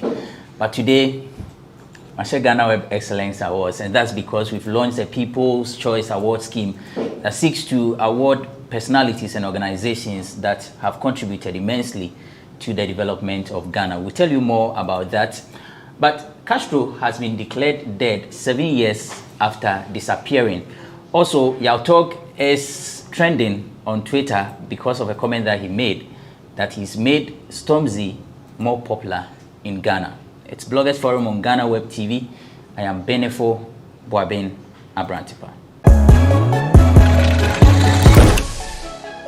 Thanks for joining us on Bloggers Forum. And on Bloggers Forum, we table issues relating to the arts and entertainment for a riveting discussion. The show is sponsored by Cheesy Pizza. Joining me for the discussion today is Nene B. He's an author, a columnist, lawyer in the making. Nene, akwaba. Yeah. Congratulations. On what? On your award lunch. Oh, thank you. And you didn't invite me. I don't have to congratulate you for that. I mean, have you done something? You didn't invite me for your lunch, so. Okay, we definitely should be inviting you for the main event. I actually thought you had traveled though. You told me you were going to. Yeah. Let's talk about so that. I thought you had gone. Yeah, I know Nania will ask me, but me, I didn't tell you that I was going to travel, but you did not invite me. I just don't know. Supposed to tell someone something. No, I wasn't. They use it as an excuse. No, but I wasn't even come to say that though. You see. I don't even know why I said what I said. Yeah. Nana Aredu is with oneplayafrica.com. Nana Akwaba. I'm not a person. I mean, I think, sir, in life, you have to accept where you are, so that you can be able to move on or move forward. Okay. So I'm not the type that if I don't get invitations from events organizers or promoters, I get angry. I get excited when I'm not invited. You can ask all the promoters in Ghana, because you are telling me to work harder. Because you are telling me that. It's true, guys. Listen. Because you are telling me that you will pay me tomorrow. That today I shouldn't come for free. That's what you are telling me. Because if I build my platform and you come to me, I will charge you. You get me? So I really respect people who don't invite me to come for programs. But then again, I think last week I did a show on One Play Africa YouTube channel. You guys should go and watch it. I have a podcast that's on all the platforms. These are Amazon, everywhere you can listen to it. It's called the Music Convo Podcast. And then I discuss what does Ghana music need, systems or money. So you guys should check it out. It's a very insightful conversation. One Play Africa, we've launched a new show on Twitter. It's called One Play Space. The first edition was with Sack Native. The second edition was with Reggie Zippy of Reggie and Body fame and I think I saw that one. Yeah, and it was beautiful on Wednesday. So every Wednesday, 8 p.m. on Twitter, you can join us. We hang out with some important voices in our music and entertainment industry that you will love. So yeah, guys, check it out. But as for GhanaWeb, Omo invite you because you do why. And so you pay. You do how we were charging. We don't cash. It is what angle now the aba. Hey bro. I want to busa. I want to Ama Bruni is on standby with tidbits and Komoho. And yes, who needs cow say ye Kelewele Emma Jones. Only I'm phone here and can't send be a woman here. Only 15,000 ye do musical concerts will crum her. No, I pay baby now what's na my I am a brony. Now what my son so about in some course entertainment industry and I'm a born and rather soon. May you try when I am come Brazil and I'm come over Hankasa. I'm not just an send the and show one why you ding. Chrome had it, Muse was scanny one and Nima my ding. Quanaquashe. Oh, your uncle now saw your concert be at 15,000 ye for a year. Table kakra ye quaquity you can go say a kiddie. Sanka wunya artist of the year and again I can come and can to means now. I will be saying community said then Kiddy knows all your concerts be any live with Kiddy. Now your concerts in it. They say they won't send you memory din Sanka. Ebianka free and I say be a some coso. Kiddy so chima. List obeje mama beba sa aye life with kidding list obeje cry aye 3,000 Ghana cedis obi ka se kan 30 million ai ene na ye beje for ye aye ba e na go fi say kidding asembe na wuki aye Drake cry Drake international artist onu cry ye sure onje sa over aye $2,000 asem na me na woken you aye 15,000 mama poche ma uniska ohie gwarewa na okeka se eneme ma aye din 15,000 baka wo se ka 15,000 anke aye to say den a wo 15,000 Nima. Anka she wins. Kidi say, sa negativity ni munja kan. Unim say won to me 15,000. One abo modi an no apopo na 3,000 wo de aba. No aba be hwe ni show na oba be ye e July yim. Ama fa na mama ye fa 15,000 sensem ni nto na ye mbonra e ye sister fia ene enu baro ni kam. Eno twema ye sister fia wo mu say maybe a chimney on any benya kasakasa bi. But one who saw you winning a rapper of the year 2021 VGMA. Sister Fiabo Modiano congratulating. Na no chima on any day and same be no anya crowd bet me akasa only sister Fia yum. Into you know or can one way need Jenny career music ma or Becca sister Fia account. Man for where there's some Becca a year former Ace ambassador George Jujo the Miss and Kobe brain and sister fine gay kokoi maybe a chem no so Ace I don't know so about say Ace no only be. Wow, because of our test be. Now test the results nearby no more money na betray. Sister Itra, she's traumatized. I just said nyama how na nkasa and now otin hu nsem say otina wo se why say nse say de no twan ani so owu embefa no. No twan nsem na nkofo so jijo yenim say obi akọ how mo. Ba owu de anka yemfa nto ntense se kofo kasi it's about time amoma ne mboa de bia sister Ika so obekum ne hu eno oba wo se say nti wo se mo mbọ mode ana mo mbọ ni mo nya ne mboa ansa na ya ati bad news bia efi ye jijo campu. Ma for na keke fosu na ye dunu su na ani e wobetinu nyom ayoy bira ba besi wa wonim de nyam na wa betu nyom na wa besro me voice keke na din sem bia toja o kire ma sene ya wa bone bra wa serve wa bonyom na akwa yesese sei de obewura eye nyamesem no mo na nche bia se na ekodi ogitum se yakopon be frɛ no na se mi ba na nkofo so we de yan ati bida se wa fema na wo se na ekodi ye be expect se oba ye pass and yan che da anye nwasa na keke twem se na ne ma ekodi enye no ho asa ode ne kra be manyame na afede wa be sum nyame na wo se ase preaching takwa rekoso na krom hade onim se sakra be bra koso na big one na nkofo discuss wo se won che da ntim komo na se eye moisha de eye actress moisha budon ona se se dosi wa surrender wa ko ni social media page video bia na nka you sister wa she bikini kakra no free go so hips ni nyina wa delete ai se de moisha ede ne ho amanyame na asemi ba na nkofo de yeso na obese wanya nkwaja na aya nyemegbo am ma yemfende egu ende mo ma yemfa ntunche obi bie na anu so de ne ho amanyame amunja sa asem ne ka eyi na ya akobote ko kan se bi na se ode yeso kakra na kewa se de bi asemi be ye nyina ye kase o sister ye se ode ne ho amanyame na ade na akobeto ne nkofu bi aye won ho te se bia wodidi egori ke wa aba na aba condemn ade nyina amamfo sise wodi wani atofem wo hwe se bia wo ma ne 2-3 months bi 1 year bi se moisha be san so aba na wakaso no na osaka yo boadea ba sise moisha yanka na wa ye yanka wo se ne kwanso ano we fa nyame a wa fa nyame boys na anka wo pehwe wo nya nhwe biem asemi de anka nyame na anka meka but menya aka why say mentu nkra bi mam o se mu a eye Twini Jonas wa nim Twini Jonas na no ya we hu say aye okeka campaign for say system is not working o se mu a mudi na echi na mu follow no na o ka mu ne ya adwe no mu adwe mu enhye dando why is an ekanyame na meka nti mo amuka so twinidon as ye bo waba so ya wong didi won atem no se ohwema asema nipa ne kana ye no mfa nti obi ka no mfa na se mu jetum na mu so se ona ye mbo na ba so mu ma na attention na mu sanfo no nyina mo adwum endo nti se ankofo se sa na why sakade na wo twen se twinidon as e ba be reply so no mu se dwuma wo ma no nya kwaka na asem ya oba ba be reply Ama bose so upe football wo dey for wasu tie mi kaka eye osofo ajagwaja kire mu baby a eye origin fiba o chema eye John the Baptist Bible mu enum na eye football fiba we bisa say enu so etiden o chema eye John the Baptist bra wo twa ni tin wo na eja what the ma den ne yiro se den no so towin na nye o towin na nye obi boni say na obi esomu say eho na football certificate unde mu nhwe video na munje nchire mu fi eye Blood Nation president The Baptist Jimmy oye ye kokon ne Herod asama ye den sama bene Herod is a small girl in charity 18 years girl he me twa di foot e ho na football free buy Who the tini bobo John the Baptist you know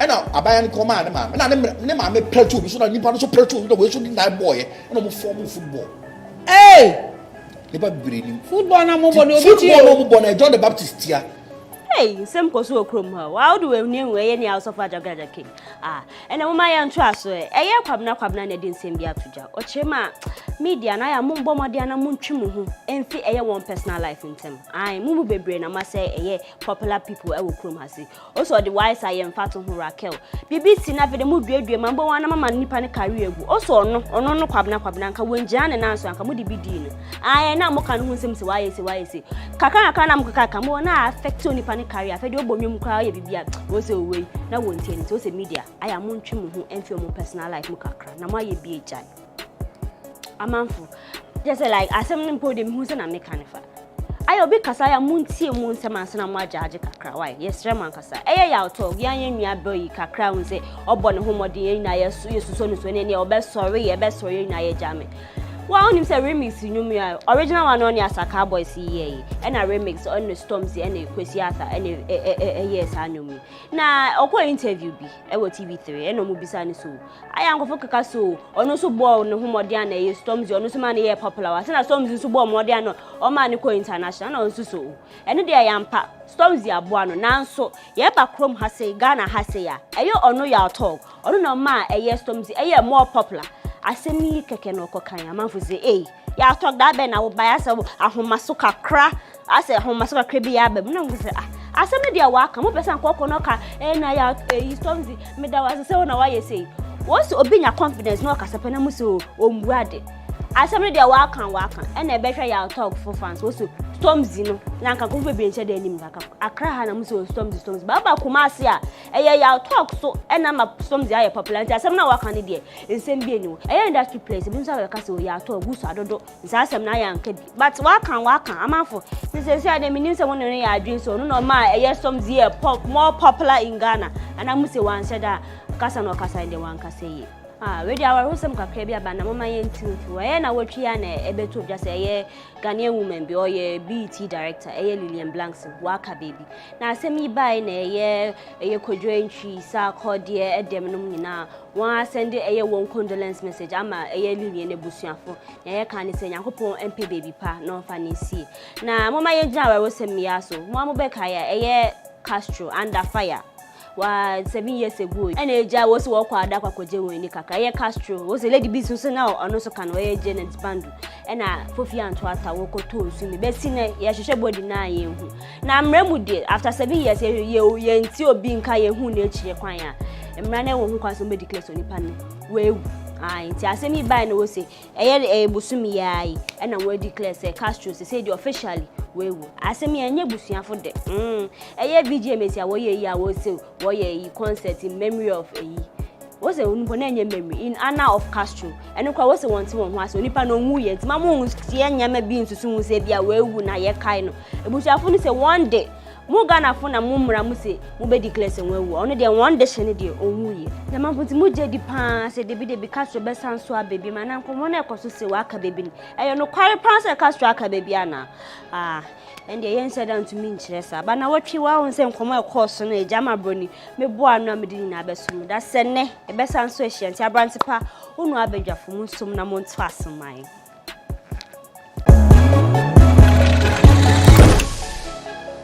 Thanks, Amabroni, for the segment and Komo. For more of these stories, visit our website www.GhanaWeb.com. A reminder that the show is brought to you by Cheesy Pizza. Cheesy Pizza has all you want, from juices, smoothies, jollof, fried rice, spag, and meatballs. And for pizza, buy one get one free every Wednesday at all branches. Call Cheesy Pizza on 0544 133397. 0544-133397. Cheesy Pizza, your way. You're still watching Bloggers Forum on GhanaWeb TV. We will take a break. When we return, there are two hot issues to be discussed. Castro's disappearance, well, now he's been declared dead because it's been 7 years. And then Yao Tog has taken over Twitter because of a comment that he made. Now, he went to TV3 for an interview. He was asked a question, he gave an answer. And he nailed it. Some say he needn't have said it at all.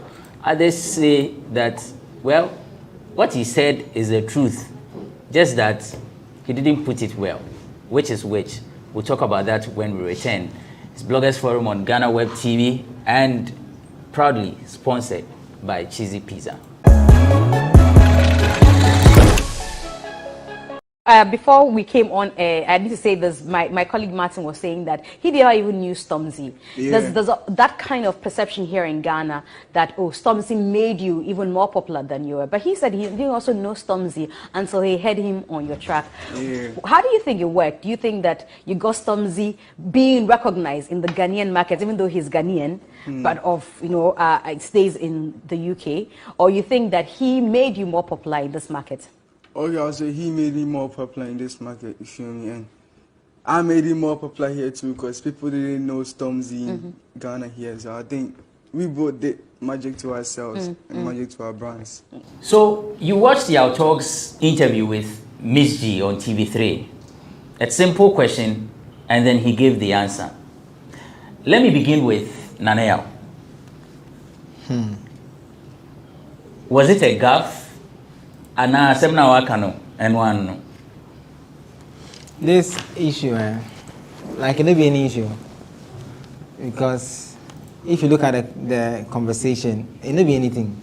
It just reminds me of Sack with Bolare on Star FM 103.5, and then Bola hype your man, make Sack feel like, yeah, he's the biggest, and then he puts in the question, that controversial question, and says, so you and Ace Hood, who made the call?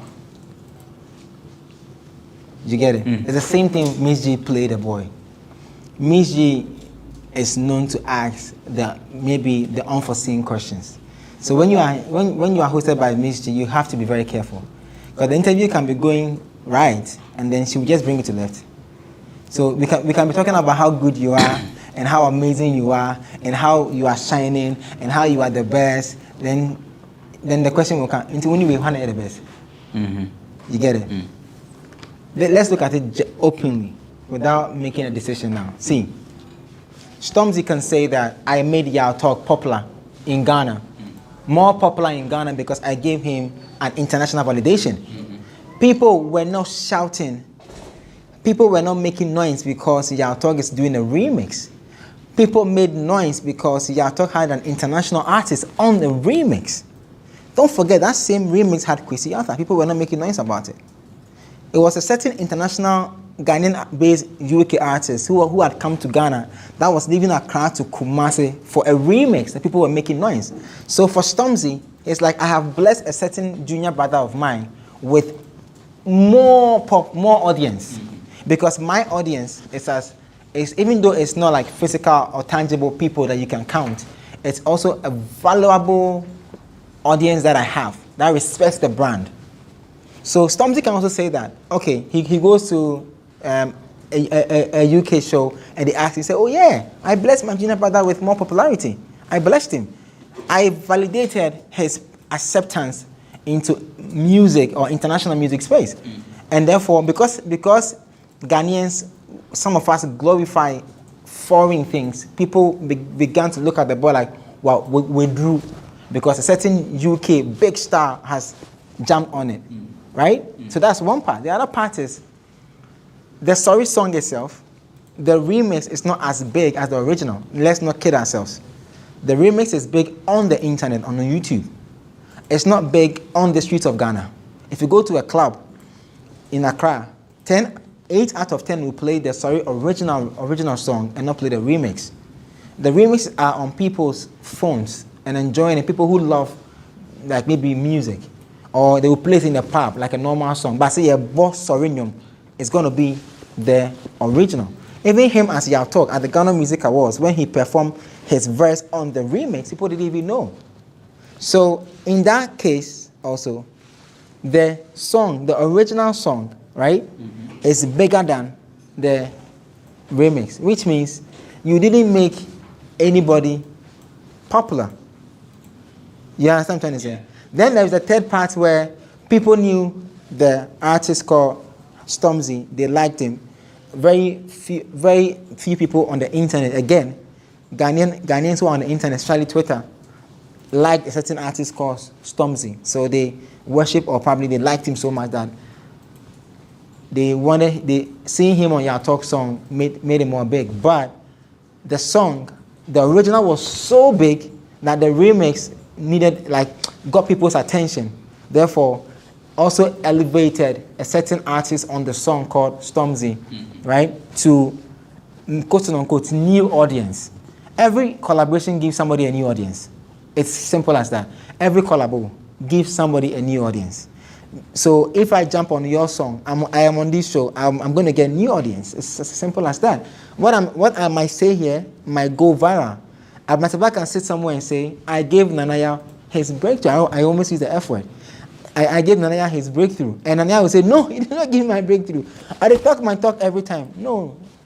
If you look at the show where you go say talk, where the trending come from, they can say that if them a platform top, we bust you. And you can't get angry at it. So in these three contests, all of them is right. The tricky part is this. As a young talent coming up, people don't expect you to have a certain level of confidence. People are expecting you to have a certain level of shine, but not more than what they expect from you.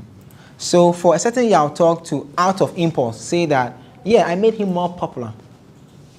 To some people, it's coming off as he's been arrogant. Because he's young. If Yao Talk was a Sakwada who has said that, nobody would have an issue. It would have been okay. It would have been fantastic. It would have been, oh yeah, baby, Sakwada talk. But this is Yao Talk. He's 18 years old. He has to learn. He has to say, oh yeah, my big brother, he blessed me with a song and everything was fine. Right? So he can't say that because he's young. He can't say that because he doesn't have another hit song after Sorry. So it's wrong for him to say that, oh, they want to crucify him for him saying that my song made Stormzy more popular. My opinion, he didn't make Stormzy more popular. People were making noise because Stormzy was coming to Ghana to work with him, But, I mean, you agree with the fact that before the remix, yeah, some people who did not know Stormzy got to know him. Yeah, so I'll make this case again. So I just wrote on Facebook that every artist is popular in a certain locality, right? Yeah. Nenebi can be popular in, let's say, Ghana, Dangbe, blah, blah, blah, more popular than maybe another artist. Not the video Ghana, Dangbe, popular than another spoken word artist, right? But that spoken word artist might be popular than him in another place. So more popular is not like definite. It's subjective. Like it depends. If Stormzy was not popular, why were people making noise that you're going to work with him? How did the noise come about? Did the noise come about because Yao Talk is doing a remix? No, because there was Kwesi Yatta on the song. That's what people are not getting. Kwesi did a song top. But the hype and the shine and the conversation all centered around Stormzy. Why? Because, like I'm saying, value-wise, his name, presence is enough to push that young chap, right? My opinion is this: we shouldn't crucify the young chap. We shouldn't push him to the wall so much for him to feel intimidated in doing what he loves to do. Yes, it is not wrong. He's an artist, right? Whether he's young or he's old, he's an artist. He can say that I made Stormzy more popular in Ghana because, yeah, is the song big? Yeah, the song is big. You feel me? Yeah. There is nothing wrong with what he said. I just feel that people are just trying to make it look like because he's a young boy. He shouldn't have said that. He shouldn't have said that. Okay. And there's nothing wrong. Artists in America say that all the time. Like, I'll give an example, right? Ace Hood and the remix of Bugatti. He was on Breakfast Club, and then the host told him that, oh, how many people have reached out to you for the remix? He was confident. It was a young Ace Hood. He said, all the big names you know, they are calling for the remix. All of them mentioned. They started mentioning names. When you mentioned, he said, yeah, he has called. Record said he has called. This said he has called. Nobody in America said Ace is being arrogant. Because it's music. He's not a star. What do you want me to say? No, maybe something make me popular. You see, there have been some interesting comments. I'll read them for you after Nene's submission. I want to hear what Nene will say about this topic. Okay, so here's the thing, right? I don't know how other people are going to say this, but when already video came out, Beyonce Shatawale, my mom, I remember I was in Adam, my mom asked me, who is Beyonce? And why are people making noise that Shatawale had done a song with him? And I have to explain that, oh, Beyonce is this. She's probably the biggest female artist in the world. I mean, in her country, in the part of the world, right? But in Ghana, the biggest artist in Ghana of all time will always be that Lumba. Beyonce is no bigger than that Lumba in Ghana, right? So if Beyonce and that Lumba do a song, and that Lumba says he made Beyonce popular in Ghana, he made Beyonce popular in Ghana. Okay, you don't want to use. I don't want to even go. Yeah, you don't even go more. If that Lumba say made Beyonce popular in Ghana, I'm going to say, oh, that Lumba doesn't have the right to say that. Or even if Shatawale has said he made Beyonce more popular in Ghana, we have said Shatawale is wrong for saying that because there is a certain demography of Ghanaians who didn't know who Beyonce was until the biggest name in Ghana at the time, Shatawale, did a song with her. You understand? And also about the Sorry song. The Sorry song was a big song, not just in Ghana, but on the internet around the world. The song, the COVID happened around the time Ghana had just finished the year of return, and there was a big global buzz, especially among black people around the world. I don't like using the word black, around chocolate people around the world. Because of Jonas, you are mad. No, I don't usually, even when I use writer, I don't know if you've read some of the writes I've done for GhanaWeb. I don't use the word black. Chocolate people around the world were talking about Ghana. You understand? From the year of return when COVID happened. And then the Pam guys, what was the name? The poor bearers also went viral. So there are a lot of talk about Ghana around. And then when the Americans wave came in Ghana, because of the global attention on Ghana at the time, which made Ghanaians even around the world talk about Ghana, including Virgil Abloh, it made the Americans vibe a global tune around the time. And there were some articles, I remember some UK music blogs wrote articles about the American guys. You understand? So it's not like Stormzy was doing a favor by doing a song with him. Stormzy is not a charity organization. It doesn't do charity. You understand? There was a ban on, what's the name? Public gatherings in the UK. Even though there was a ban on public gatherings in Ghana at the time, it wasn't as big as it was in the UK in December 2020. So that's why a lot of global artists, including Wizkid, Burna Boy, Stormzy, were in Ghana. Because one, they could party in Ghana. And two, Ghana was the wave last year, and so extends still the wave.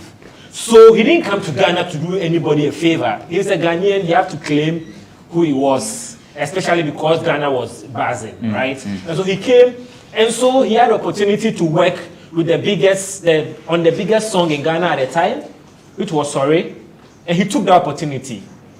And so he became more popular in Ghana among a certain demographic who didn't know who he was. And of course, in his submission, Yao Talk said, he made me bigger in his markets, and I made him bigger in my markets. And that was what? Butter. You understand? It's not like they did anybody a favor. So when somebody says that, yeah, he had what he paid for, you understand? Yeah. When I say what he paid for, I don't mean he paid with money. He paid with his presence on the song, which is being more popular in Ghana. Yeah. And I had what I also paid for, which is being popular in his country. You understand? And Stormzy is more likely to come to, it's more likely that Stormzy will come to Ghana for a show, will be paid to go and perform in Ghana than Yao Talk will be paid to go and perform in the UK. He's coming to Ghana in October. Yeah, exactly. Yeah. The point is, Stormzy benefited in a way from, not in a way, Stormzy benefited from doing that song with Yao Talk. So when the person who is a businessman, Yao Talk, goes on TV and say, yes, if you do business with me, you get a benefit, he has every effing right to say that. Yeah, so you put the word in my mouth. Okay. So let me read some reactions. But you see, there is one reaction that has actually elicited responses, and that's from Samuel Forsen. Yeah. He says, Yao Talk's comment about making Stormzy popular in GH is the kind that unfortunately encourage selfish behavior in the industry.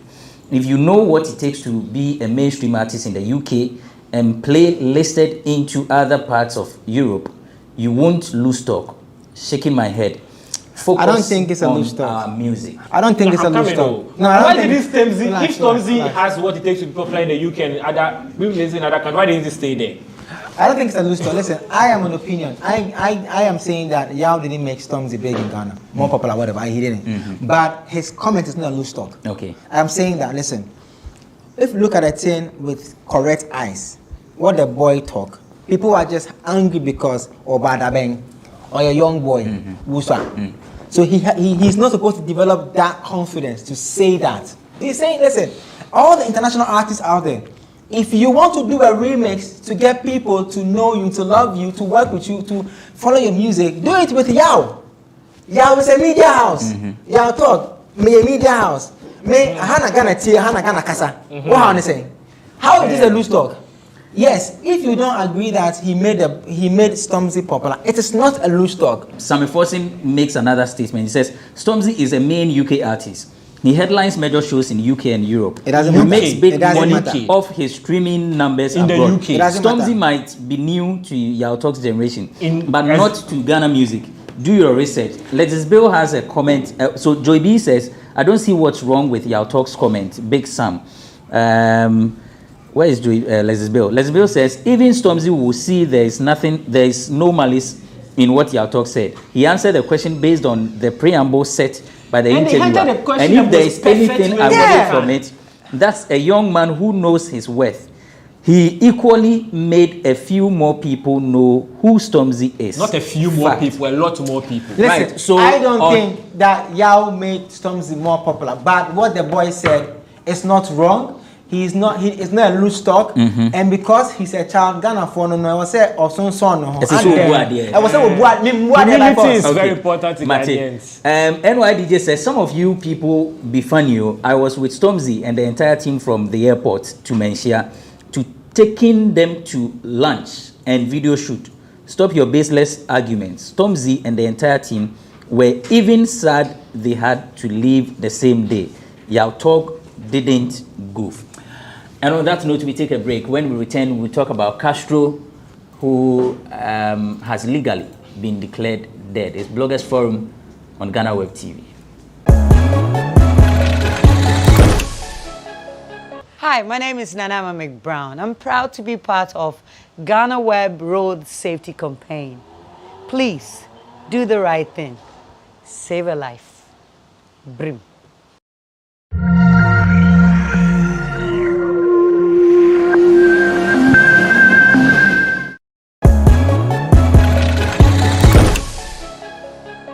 Welcome back. It's Bloggers Forum on GhanaWeb TV. The show is proudly sponsored by Cheesy Pizza. So we are on to our next discussion.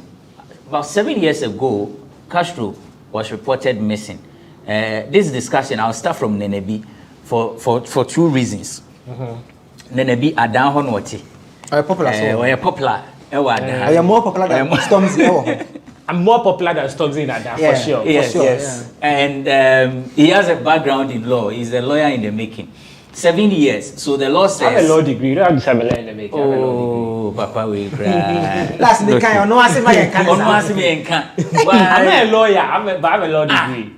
Are you practicing law? You said we should say you are a lawyer. I said I'm not a lawyer. Okay, I have a law degree. Okay. So can I come on? Come on. This is Nenebi. He has a law degree. What if I don't decide to become a lawyer? What if I decide I will be a lawyer? So I'll begin with Nenebi. Castro has legally been declared dead after 7 years. That's what the law says. But as I still the family you know this thing about I don't know about the other ethnic groups, but I know for the accounts and all that, until we see the body, there's still this disbelief.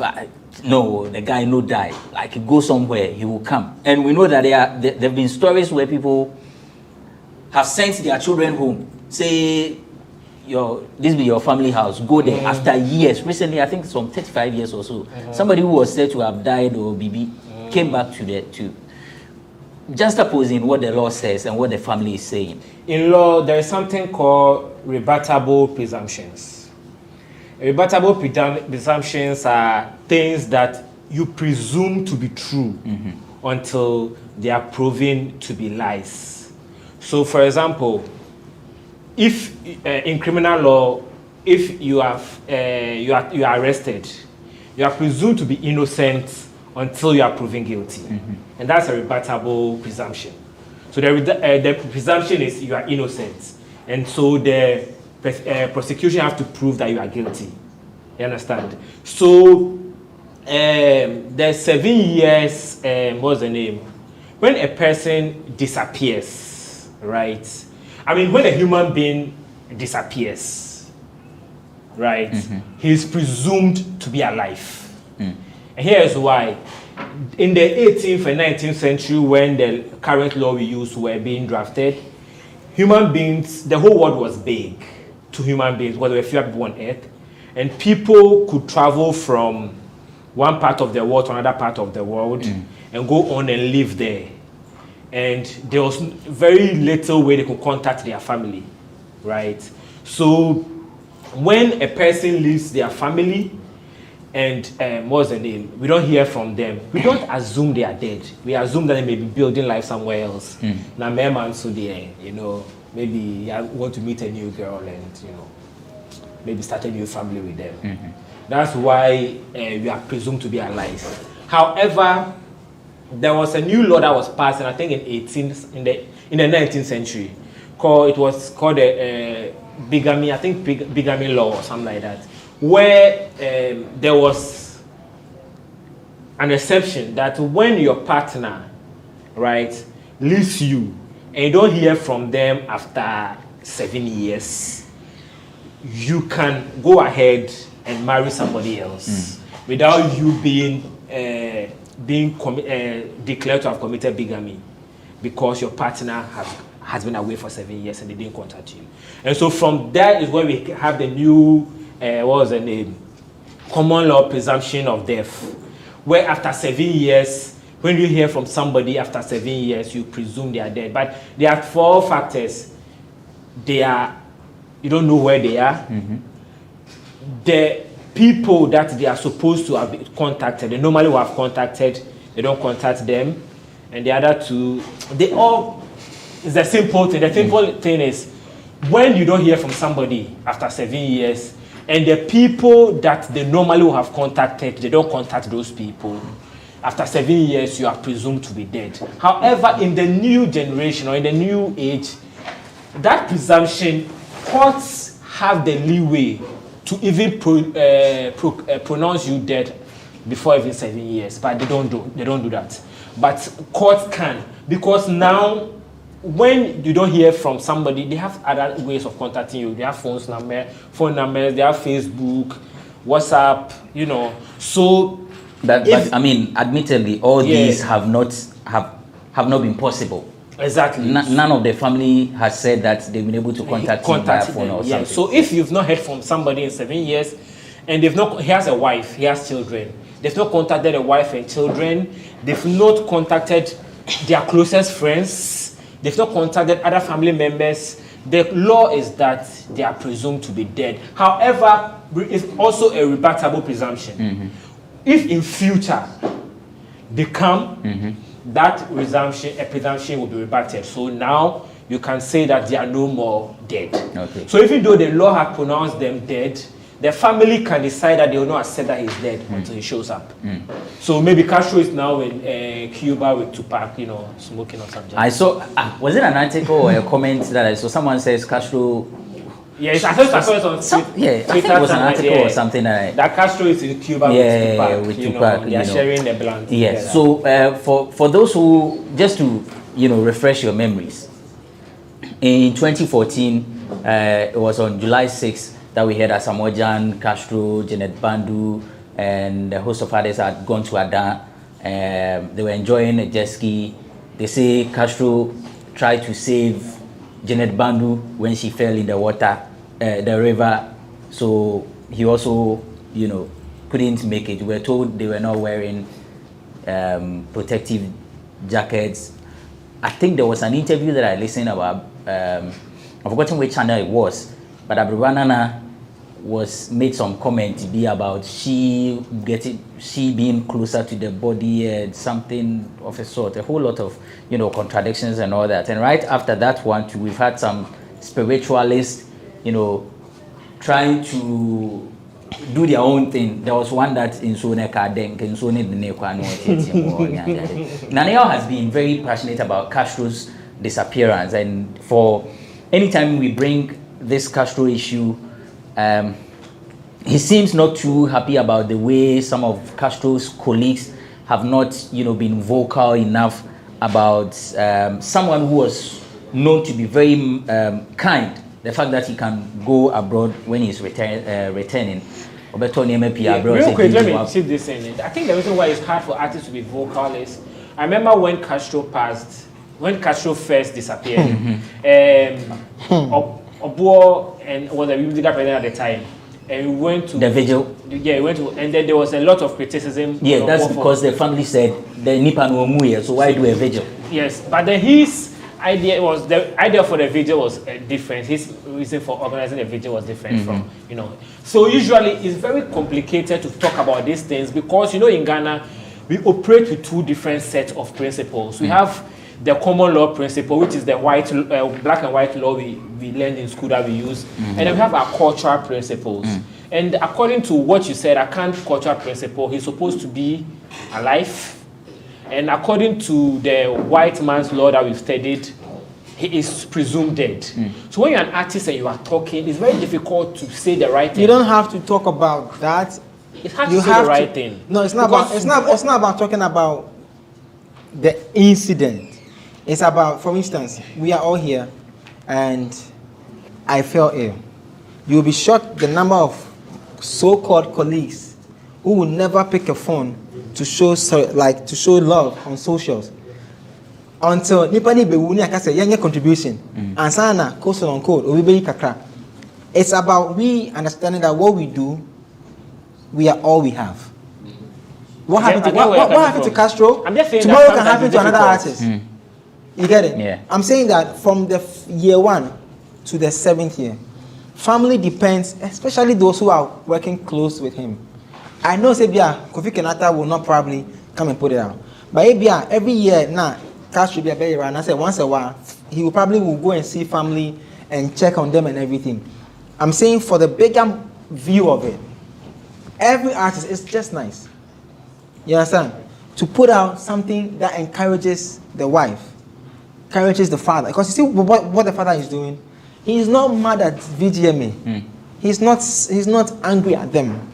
He's just grieving. Exactly. He's not saying what you did was wrong. what I'm saying is right. It is the fact that I don't have anything to use to bury my son. You're telling me to go and bury me. We have to understand that the people around Castro are now coming to terms with the whole plenty law that law degree holder said. You understand? Like, let's listen. I don't know if you've lost somebody around you before, but it is very difficult to come to terms with them. Even when the person has been put to the ground. You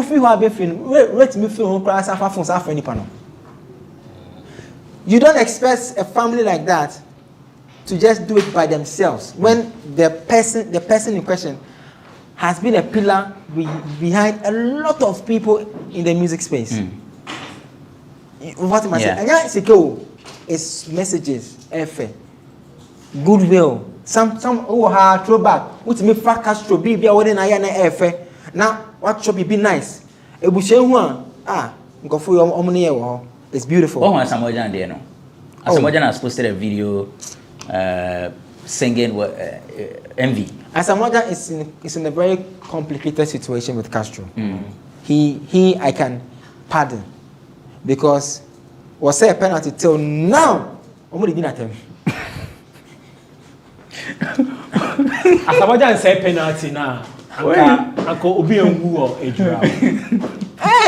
Asamoah penalty. So for him, so for Asamoah, for the fact that there's a certain conversation that came out in the media that Asamoah didn't call for no more down or more invited no aka. Hey, I'm not quite one baby him. Hey, Asamoah, no, all the cadeng. You get what I'm trying to say? But one more makane. But there's something that we're all doing that I think we haven't taken notice of is the fact that he was not alone. He was a certain Janet Bando. Oh, but I mentioned her. Because I said, Obia Castro coming. Because you see, remember I said when Edem posted Lillian. People asked them, who is that? Yes. And understand when we know Castro. Like for a lot of us, Castro is a part of. I remember I spoke to Castro only once, but at least he's a tangible person to me. You know Castro's voice. You know his ad-libs. If you're a Ghanaian, Castro is somebody that is conceivable in your mind. But Janet Bando, if you don't know her, but Janet Bando's family, she's just somebody. I understand for her family. You know, like it's always some way when a friend of Janet will probably listen to radio and you say Castro 7 years now, so now you're born. As in, you see, if Castro is somebody all of us are mourning. You see, when somebody dies, no matter how close you are to a friend saying, I like SSS music. You understand? When he died, I was sad for 1 hour, but I was over it. But his mom still mourns him. Thank you. Because you are not a family member, you are a fan. Understand? And the fan is over playing 12 hours. So the emotion will not be the same. You understand? The emotion will not be the same. The emotions will not be the same. Okay, so let's put this one on hold. Let's take a break. When we return, we'll talk about the GhanaWeb Excellence Awards. Welcome back to Bloggers Forum. I am Abrantipa. Nania Radio is with OnePlayAfrica.com. Nenebi is a columnist. We are discussing issues relating to the arts and entertainment. The show is sponsored by Cheesy Pizza. Next is GhanaWeb Excellence Awards. Now, on July 1, we launched the GhanaWeb Excellence Awards. You want to know what it is and how you will be a part of this scheme. We have the commercial manager for Advertiser and Publisher Solutions Ghana Limited, Mr. Eko Blankson, joining us with details of this scheme. Mr. Blankson, thanks for joining us. Thank you so much. Glad to be here. Yeah, we are happy to have you. Thank you. The GhanaWeb Excellence Awards, how was this conceived? Well, thank you. The GhanaWeb Excellence Awards, as you already know, once we have mentioned GhanaWeb, that means that it's coming from GhanaWeb, all right? Now, GhanaWeb is managed by Advertiser and Publisher Solutions Ghana. And we have a promise to give certain solutions to our audience and our clients and even our viewers, because we have a GhanaWeb TV. Now, what we thought about is one of the innovations that we think that is important to come up. So it's actually to identify role models in Ghana, and then also to look out for the future leaders of Ghana. Awards have been done and everything, but I would say that this is the most credible that we're going to experience. You know, so we thought of having an audience, you know, participation of an awards, and we thought that we got the greatest audience, the larger audience. So why not use our people to come up with identifying these role models? Who do they think are their role models in Ghana? Who do they think can be their future leaders? What are some of the traits? And so that's the reason why we came up with this award. I see. So if I get it right, the nomination is being done by the people. Yes. Okay. Correct. It's an audience participation thing. So they are nominating the people. We do not have a panel that is sitting to say that person has done this, and therefore we want the people to nominate themselves.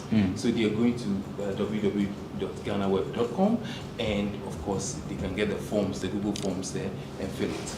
Or they can also they can send these nominations to awards@ghanaweb.com. Okay. Yes. So after the nomination, what next? So after the nominations, in fact, it will interest you to know that having launched this on the 1st of July, how many days has it been? 8 days? 8 days. 7 days?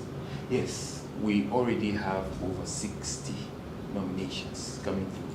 You know, that gives you the power of our audience, actually. You know, and so we know that come August, when we will close nominations, we are very, very sure that we'll be overwhelmed with the number of nominations. And of course, they're also giving reasons for the nominations.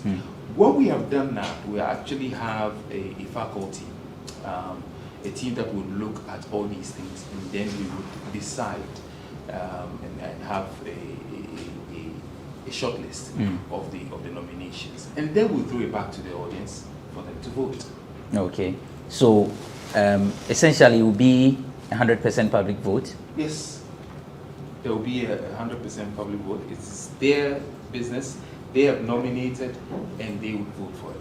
That's it. So then, how credible would that be, especially when we know people can just buy votes and win the award? Well, again, it is not really, it's not the way it is really with GhanaWeb. If you just notice what GhanaWeb is, we are uncensored. We make sure that we give the people an opportunity to speak. And therefore, if they're going to, obviously, we've got a faculty that is looking at all these things and making sure that we're very credible in what we're doing. We need to throw it back to them for them to really give their votes and understand and say that these are the ones that are their role model. So essentially, all those will be nominated by the people who are shortlisted. Yes. It means that in the wisdom of the academy or the faculty, anyone deserves. So no matter how you go around it and win, it's cool. Yeah, well, obviously, once you've been shortlisted, that means that you stand a chance. All right. Now, in standing the chance, again, I like to reiterate that the people are the ones who have nominated you, and therefore they will be the ones to say, yes, out of the ones that you've shortlisted, this person, that person should get it. Okay. And so we give it to them. So nomination ends on August. In August. Yes, August. That's end of August. Yes, August end of 31. August, yes. Okay. Right. We're looking forward to hosting the main event. Which month? Well, in December. So we're looking at the first week in December, and that's the plan. Okay. Anything can change, but that's the plan for us to do it in December. We want to do it before the Yuletide, before people go on break and all of that. So that's the plan. Okay. Do we have the faculty or the academy?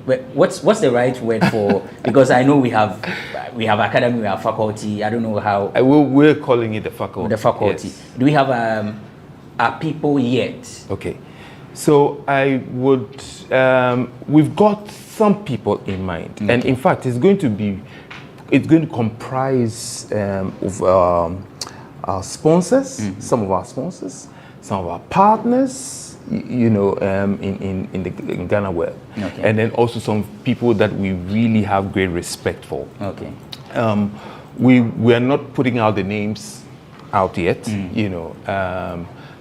but it will soon be. You fear they will be compromised? We do not. We want to make it as transparent as possible and as credible as possible. So anything that would hinder that progress, we want to remove that. Okay. So for now, allow us to keep that away from the public, and then when it's time, we'll bring it out. Right, so that's the commercial manager for AdPu, Advertiser and Publisher Solutions Ghana Limited, telling us about the GhanaWeb Excellence Awards. Omunti nene masi same hono. Oh yeah, Naneo has been into events for a very long time. He has been following awards in the country, 3 music awards, Ghana Music Award. Which one? There's a whole man of fans are on bill. Nana, let me get your view on Mr. Blankson's submission. Okay, so I think, sir, first off, it's a good initiative. We must say, when you are a media outfit and you want to establish your power and control by your audience, you need to test them if they are actually just afar or their engagement is real. That's how I see when a media house comes up with an award scheme. Because also to build a new fan, a new audience, introduce the brand to new people, it refreshes the brand. So always when a media house is doing something like that, the end goal is not normally to maybe rack in some sponsorship money, but it will be in exchange of value. The value being that you are getting more audiences, you are introducing the brand to more people, so it's good. And also people are working hard in the country. That's one thing. And yeah, award schemes need now a bit more. And therefore, if another scheme comes that is also celebrating the others that the most popular ones are not celebrating, it kind of equals it out. Plus, in our sector, we always have an issue with award schemes coming up because people forget that our sector is a creative industry sector. We are always allowed to be creative. If you are in the engineering or you're in the oil field, their award schemes might be probably calculated, maybe 2 or 1.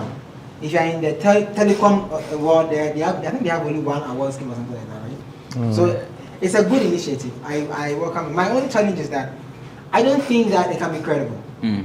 That's my only thinking. It can't be credible because you see, if you build, let me do this example, right? He has People's Choice Awards. People's Choice Award, the model is just like what you just announced. Like the people nominate, the people vote. Even that one, people still question the winner. Yeah.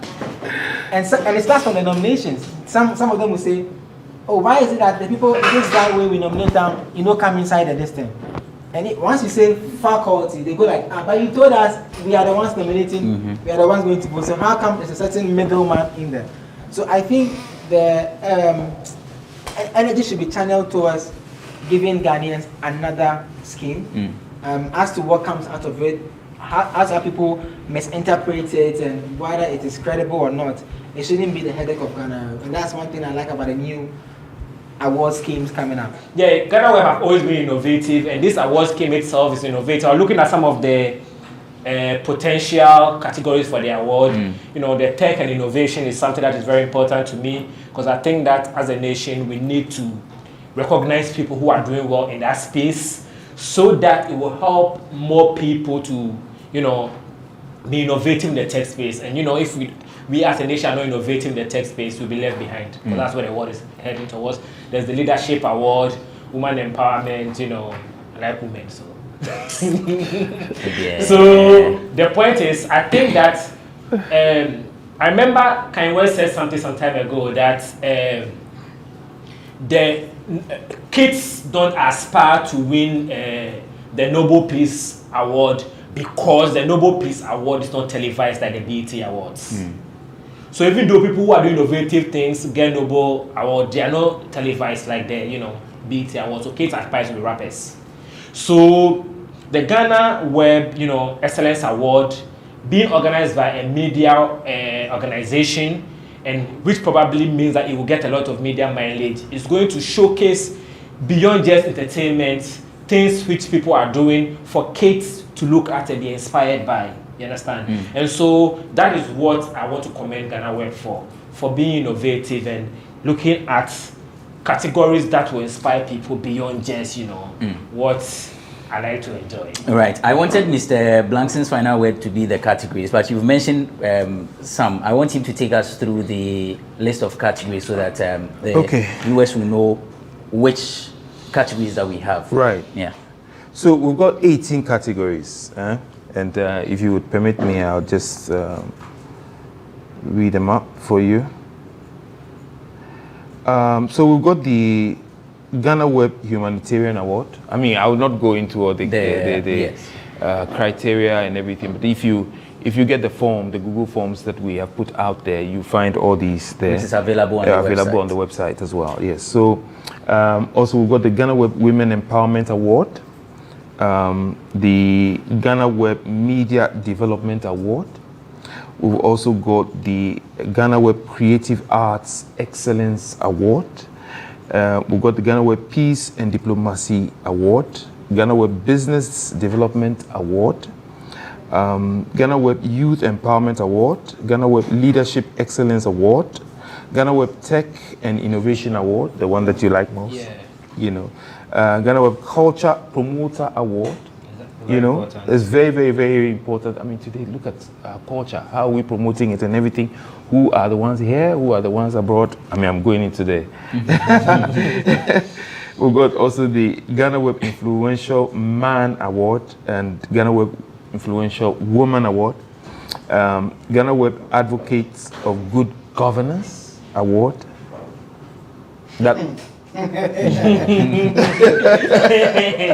So that award is going to be very controversial. Yeah. Because whoever you nominate, another person from another party will be like, unless you are going to be a politician. People who used to call opinion leaders. At first, someone like Mensah Otabil was considered to be a neutral opinion leader. These days people look at him sounds political.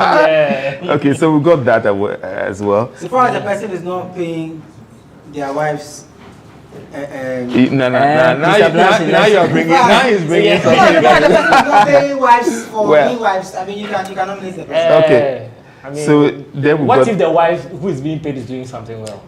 He does on something well. We've got the GhanaWeb Discovery Award. Who are these? Especially this is for the very, very young guys who are doing something creative, who has created a robot, or what can they do? It's something that will lead us into the future. But the guy has started now. And then we've got the GhanaWeb Star Award. We've got the GhanaWeb Social Media Personality Award, and this is different from GhanaWeb Most Influential Blogger Award. I mean, this is media, and so if we need to support our own as well. You want to win another one? Get nominated for it. I hope somebody will nominate me for then that. Then we have the GhanaWeb Business Giant Award, and this is an honorary award which we'll give to our guys who have really supported us in business. Okay. So yeah. All right. So that's it for the GhanaWeb Excellence Awards. If you want more information, visit our website, and for most of our stories, you see a link beneath. That link, when you click, will take you to the forms, the Google Forms. Yes, the Google Forms, so that you nominate an individual or an organization. In fact, the nomination is unlimited. So nominate with information or something to back your nomination, so that the faculty will not have a reason to we don't have a reason to reject your nomination. So that's how we end this episode of Bloggers Forum. The show has been sponsored by Cheesy Pizza. Cheesy Pizza has all you want from juice, smoothies, jollof fried rice, spag, and meatballs. For pizza, buy one get one free every Wednesday at all branches. Call Cheesy Pizza on 0544 133397. 0544 133397. Cheesy Pizza, your way. I've been on the show with Nenebi. He's a columnist. He has a law degree. Yes, this time around I got it. He has a law degree. He's an author. Nani Aredu is with OnePlayAfrica.com. He's also into event organizing, artist management. You heard fans. Oh, he organized baseball at 10 concerts. In fact, one of the biggest concerts we have been organized in the history of Ghana. Without an MC. With a ticket, and the ticket went for. The ticket, I think, was 50 and 70 then. Not 30 million like somebody else is doing. Oh no, they don't mind. It's kiddie. The 15,000 was for table. They said theater. Yes, But please, because the middle at 10 there was no MC. It was the first show produced with remix of songs performed live on stage. Exactly. So we had double Eden performing songs of Miss that you've not heard before. Unfortunately, the guy who filmed the show, so now I don't know where he is. So I can't claim my fame properly. Mr. Blanson is the commercial manager here at Advertiser and Publisher Solutions Ghana Limited. Thank you for watching Bloggers Forum. I am Benefo Boabin Abrantipa.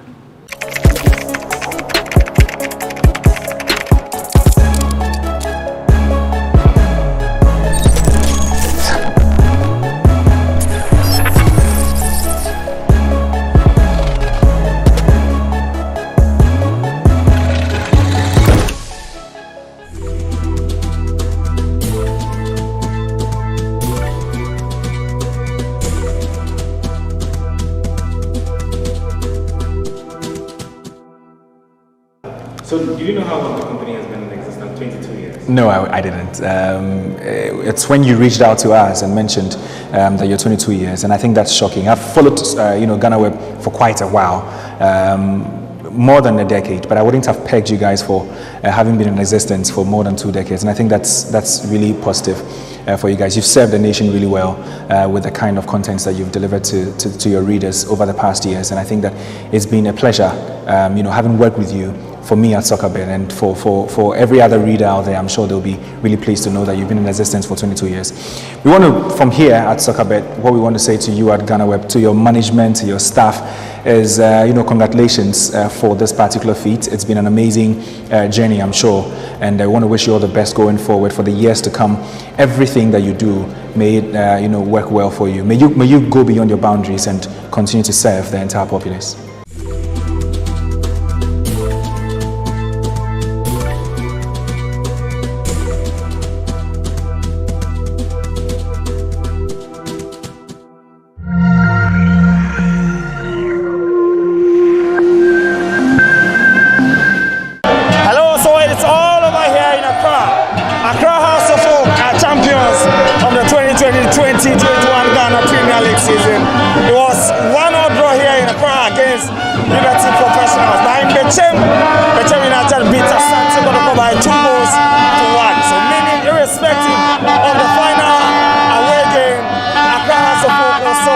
You can see the celebrations right behind me. And it's been 10 good years since the 4 years we won the Ghana Premier League. We'll be speaking to some of them. They are jubilating, they are happy. All the way to the VIP stands. The celebrations are massive. Celebrations in the generation. So I'll start talking to the fans.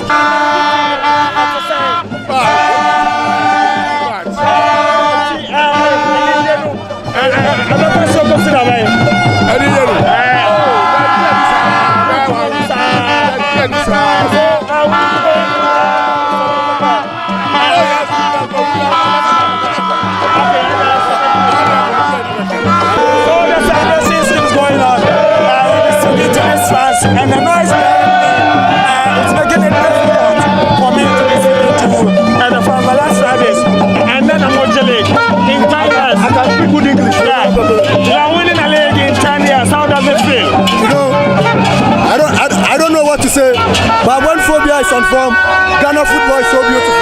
But I'm issuing a question to the Ghana referees. You know, the type of officiating that we were experiencing since the league began is not something fair. You've seen all what is going, all the hooliganism going around. You know, Ghana referees must be serious. They must take their job serious. Unless what we witness one day, it will be a bloody thing. Okay. So you've won the league today. Now, where's the target? Are you targeting a double in the MTN FA Cup? Oh, it's for, inshallah, the FA Cup is coming for us. Our ultimate listing is to go to the Confederation, go to the African Cup and participate and win. All right. Now, Sambobuedu has done things that Japanese couldn't do, foreigners couldn't do, top coaches who have more experience than him in the game couldn't do. What do you have to say about your coach, Sambobuedu? God bless him. God richly bless him. God richly bless him. And all his endeavors. We pray that God give him the wisdom to be one of the topmost coach in the world. I pray for Sambobuedu. God bless Sambobuedu. God bless him. God bless him. God bless him. God bless him. So God bless Sambobuedu for doing things that big coaches, including Japanese and all that, couldn't do. We are still at the Accra Sports Stadium. As you can see, the scenes all around across here to the VIP stage. This man looks a bit hyper. His club has won. Has Agile for the first time since 2009. Celebrations, not to say. Wow, sure. Morano, you see, me and Monsieur Augustine 1. You see, has the way the chow area. Oh, Jindin for me court. The celebration, oh, they are going smoothly. Oh, they pay a wasp because you're not ready buy and a esprit here. Oh, line. And you're going to say a penny for the year. Celebrations in a band or Hana, some of our where are Genesis? Now, before you do Malakai, I don't know who's a phobia, and we are the same our area. It's a celebration here. Yeah, I got to us our fear. It's as a fan, more person, what do you have to come for the Kawana? And some of Wood and I. Just no mercy for the cripple. Yeah, see, Nima boy, Yarifo, GBB, the other back was to be a baby. As actually in 10 years, now something got to call. We are almost supporters almost so by this time almost so era okay then I drop.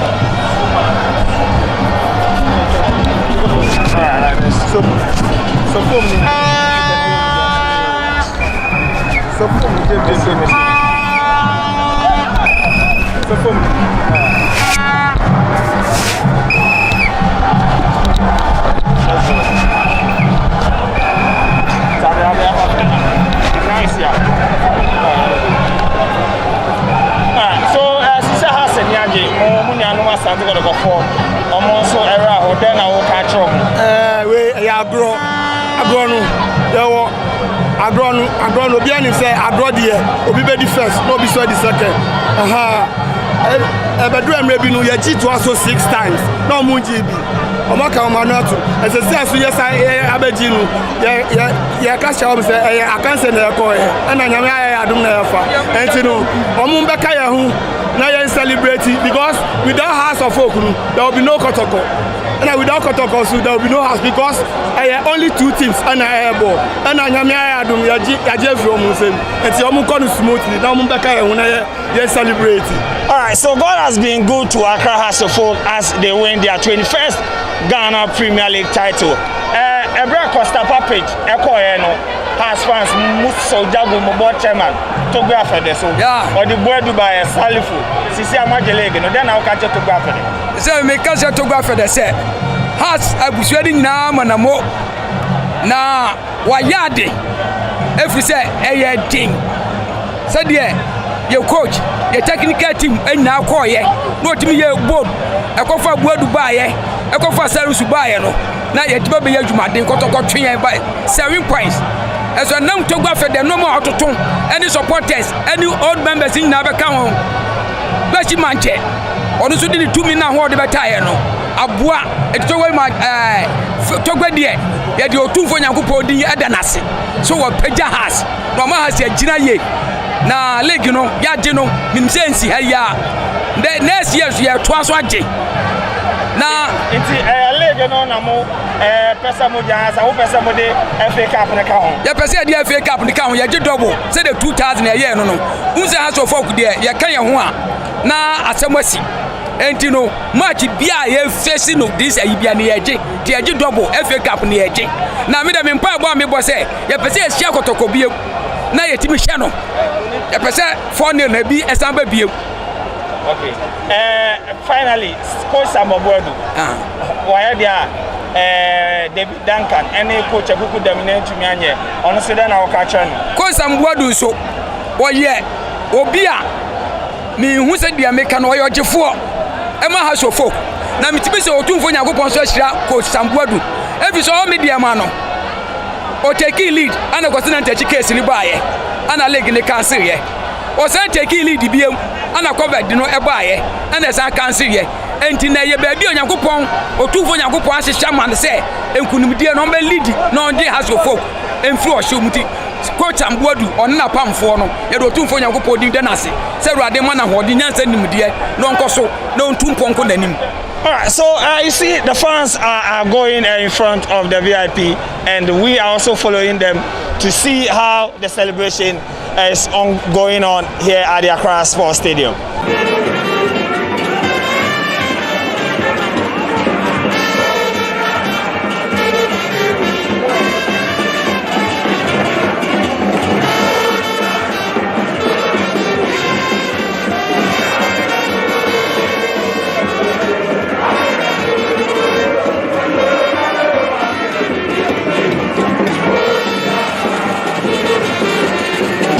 Victory since 2009. How do you feel now as a phobia? I feel very happy. I don't even know what to say. I'm really, really excited. Are you looking forward to another title as in the FA Cup? Of course. And then now your coach, he has done something that big coaches came up before him couldn't do. What do you have to say to Coach Samobwedu? I just wish him all the best. And I'm really excited. He has done really, really good. The final words to our fans who are bleeding as we speak. I wish they heard before the match because I'm not sure they'll be able to eat. All right, since 2009. Senna, feeling this thing. Hey, Eradi, that was. Yeah, bro. Yeah, bro. Senna day, I'm a bit too young. And I see that man, Yami. 2000 up to now. Tell it, and you're going to get 12. Yeah, lose, yeah, draw, yeah, that last, yeah, come up. Tell it, and yeah, easy. Say, Nede, yeah, defense. And that's not a baby, Yami. And yeah, and after so, club chairman took back for the we call Pastor Package coin supporters to be a demonstration. But the board will start for about Magdalene, and then our country took back for it. Because the first time I'm coming to Accra Support, the aim, any goals are our Accra Support. It was very a good idea. And so I know our idea. Our yes, our junior and our being forced to Amudo Namudo Domukan. And so I'm going to make my own person. I'm here. Say that they are asked no better for, but we are those who have to raise it up. Say I'm one one, I ain't to be Castro. Maybe I call your hands. I say, and it's only for buyer. And the bed is so buyer. And then they, and you have a look. One day that's that man. That goes to a yard. Here, that's so much. Since 2009, the last time you won the league, how old were you then? I don't remember. I think I was very young, so I don't remember that. So how is the feeling like now that right now, I'm very, very excited, and it's been a long time I've come to the stadium to watch a game, and today's feeling is exceptional, especially Ghanaians goal. Yeah. Will the celebration end here, or you will continue? No, please, it's going home. It's going home. The celebration is never ending here. What do you have to tell your coach? He has done the impossible, and then your board chairman, after the demonstration, he did some changes, and now you are champions. Yeah, I think they've done well. Like their strategy really worked. They should keep up the good work. Like what actually they are doing for the players to be able to perform this well. We are loving it, and they should keep it up. Who was your best Hasselhoff player this season? Bania! All right, so we're wrapping it up all here at the Accra Sports Stadium. celebrations are ongoing as Hasselhoff are champions of the 2020-2021 Ghana Premier League, irrespective of their match in the 34 game against Wafa in Sogakope.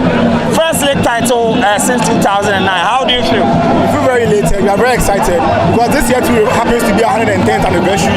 So winning the league is the best thing and the best gift we are able to give the fans of Castro. So we are very excited that this has happened. And at this time of 110th anniversary, you know it's going to be a whole lot of fanfare. We have the FA Cup 2 in addition. Let's add that to make the league double. I'll come back to you. Let me come to you. First victory since 2009. How old were you when Hasselhoff won their last league title? You don't remember. So how is the feeling like? What will you tell your generation who are not here? What happened here when you won the league after 10 years? Oh, I'll say phobia is the best. Phobia is the best. How is the feeling like?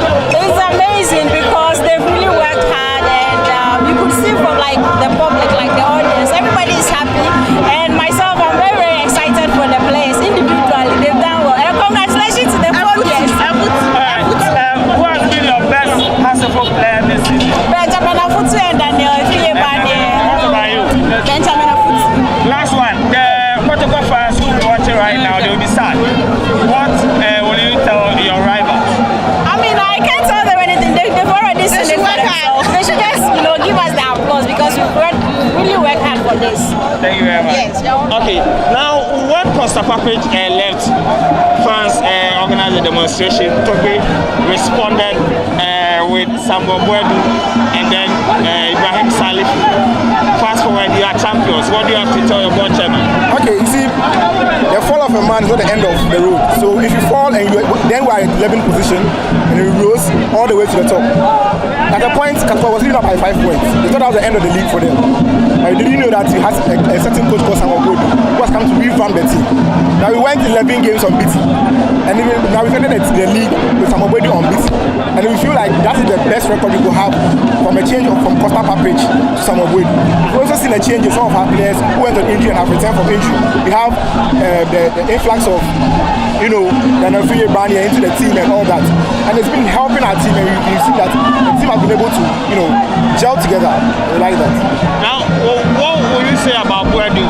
He has done something that Japanese couldn't do, Duncan couldn't do, a lot of top coaches couldn't do it. What will you say about Bwedu? It is ours. It's in our home. And all I can say is that the fact that a foreigner couldn't do it doesn't mean that a local coach can't do it. You saw what Salah started and Sisu Jones had to go through it for both the under 20 and then the Accra Folk team. So the fact that a foreigner couldn't do it doesn't mean that somebody can't do it. I mean, Sisu Jones had to go through it for us. So obviously, somebody is doing it for us. Is Bwedu the new Jones? Oh, definitely. He's going to win the FA Cup to make it a double. Is the celebrations ending here or is going right? It's a whole month-long celebration. We're going to celebrate to the end of July, and we shall wrap it up when we win the FA Cup, and we'll continue to the end of the year. That's it. You heard what the Hasselhoff fans have to say. They are champions of Ghana Premier League for the first time since 2009. Are you a phobia and you are watching me? What do you have to say about this feat achieved by coach Sambo Bwedu? My name is Joel Leshen, reporting for GhanaWeb.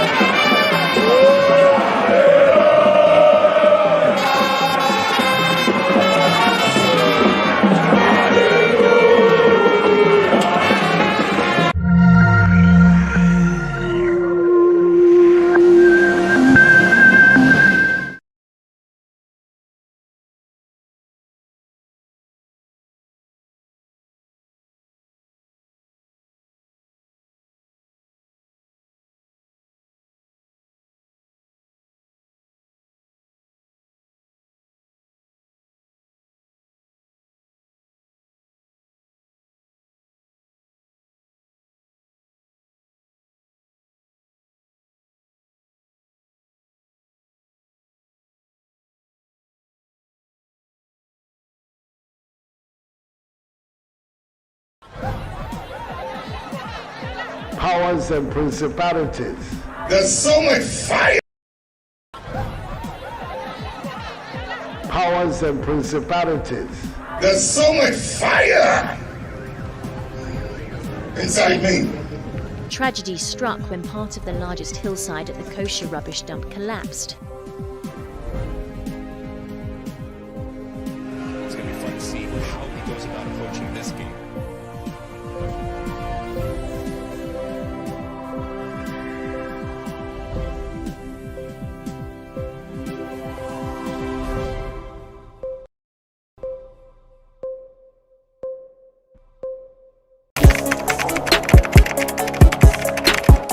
We table issues relating to the arts and entertainment for a riveting discussion, of course, without fear nor favor. The question the presenter asked them was a dumb question. You need to speak the fact and move. Varied views. We agree to disagree. So I would disagree with everything you said. I think that he's a smart guy. I think what he did. No, but I also said he's a smart guy. Yeah. I guess that I'm waiting for the what next. Yeah, I don't think that we have to wait for what next. It sometimes gets confrontational, but that's the beauty of the game. Today you deny funny face. It's not my brother. I don't know him. You don't know funny face. It's not my brother. You don't know funny face. It's a package. We meet, we sit, we dialogue, we learn, we progress. My name is Benefo Wabin Abrantepa, a proud blogger, and this is my forum.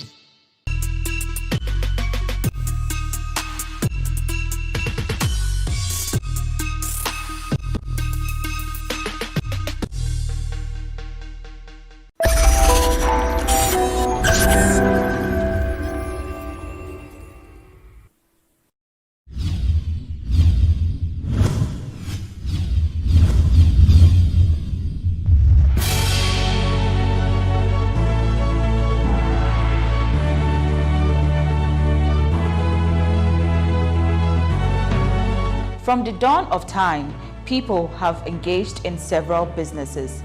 With the onset of technology and innovation, life has relatively been made easier. By using debit or credit cards, mobile banking. Thank you.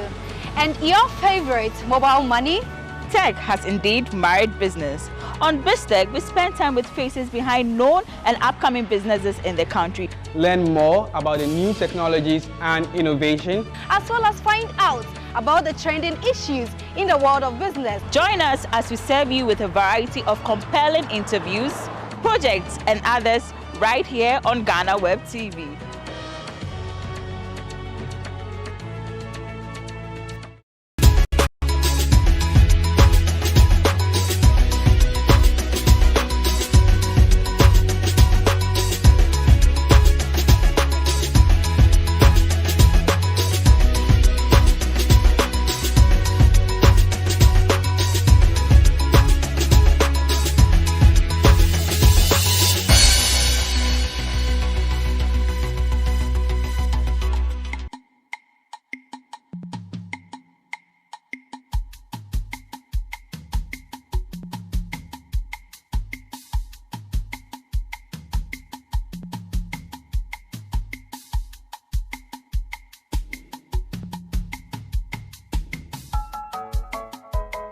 We are back on your screens again with another exciting edition of People and Places here on GhanaWeb TV. Today, we are in the biggest Zongo community in Ghana.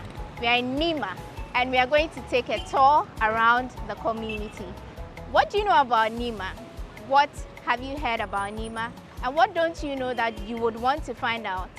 Well, we have all these answers for you when we return from this quick break. I am Wandami Hagan, and I'm always excited to come your way with another edition of People and Places. Welcome aboard.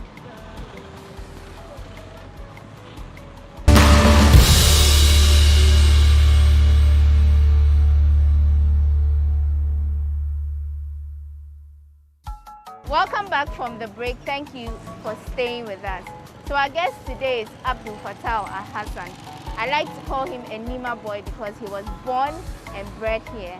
He's lived here almost all his life, or let's say all his life. Fattah. Yeah. Call Lafia. Lafia long. How do you say how are you? Yeah, a day. Yeah, a day. Lafia long. Great. Yeah. Okay, so how long have you stayed in Nima? I know you were born here, but like, what's the period of time? Okay, let me say I was born and bred close to 50 years now. Okay. Yes. That's a long time. Yeah, a long time. Then we have more information from you today. I'll do my best and give you more information. Right. So far as my age is concerned. Great. Tell us, where does Nima start from and end? Okay. Let me put it this way.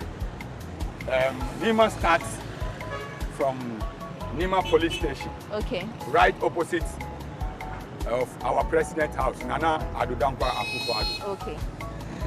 So when you are coming from Netherlands Embassy, that's the Obechebi Lamte Bridge, right? Yeah. So Nima started from there through Ring Road and end at Paloma.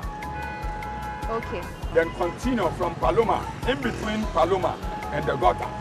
So you come up to here, Newtown gutter here. Half of Kokomlemle and Newtown is part of Ayawaso Central, that's Alad. But the other side of Newtown, it continues like that, going to Kotobabi, up to the street, that's Pig Farm. That's Total, that filling station. Yeah. Then it continues there, goes up to 37 Military Hospital. Then continues up to Flagstaff House and end at that the same bridge. That's Netherlands Embassy. That's Nima. But they came and divided the constituency into two. First, it was East Ayawaso constituency, made of Nima, Mamobi, Kandaruga, Kotobabi, and Newtown, Castro. But now they made it Ayawaso East and Ayawaso North. So let me break it down. Ayawaso East is Nima East and West and Kandaruga. Okay. Ayawaso North is Mamobi East, Mamobi West, and Castro. That's Newtown. Okay. But when you join the two, all is Nima. Nima. Okay. In Nima also we have 441 area community, 441 community. Okay. We have Aland Gota community. Then we have Mamobi community. Then we have Nima community. You see how it is? Okay. So that is Nima for you. And Nima is very big. Very, very big. And we are going to have a tour of the place, like I told you earlier. We'll see all the corners and all the places that you did not know before today. And Fattah is going to help us do that. So where will we start our tour from? Yeah, we need to start from the market. Today is Wednesday. Today, Wednesday, the market is West African market. Okay. If I may say. People from Togo, Benin, Nigeria, Mali, Niger, Cote d'Ivoire, they came in Nima on Wednesday to sell their product. Their Every Wednesday? Every Wednesday. So if Nima can host a West African market, I think Nima is the community that the whole Ghana shouldn't joke about. Okay. You understand? Okay. All right. When it comes to socio-economic activities. So we'll be going through the markets, and then he will tell us which other places from there. So let's head towards the market.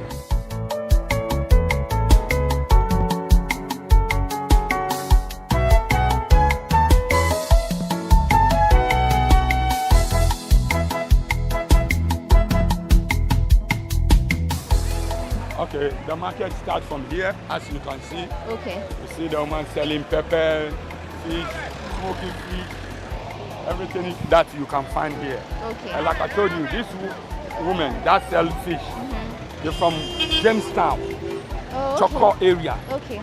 Gamashi, that's Gamashi.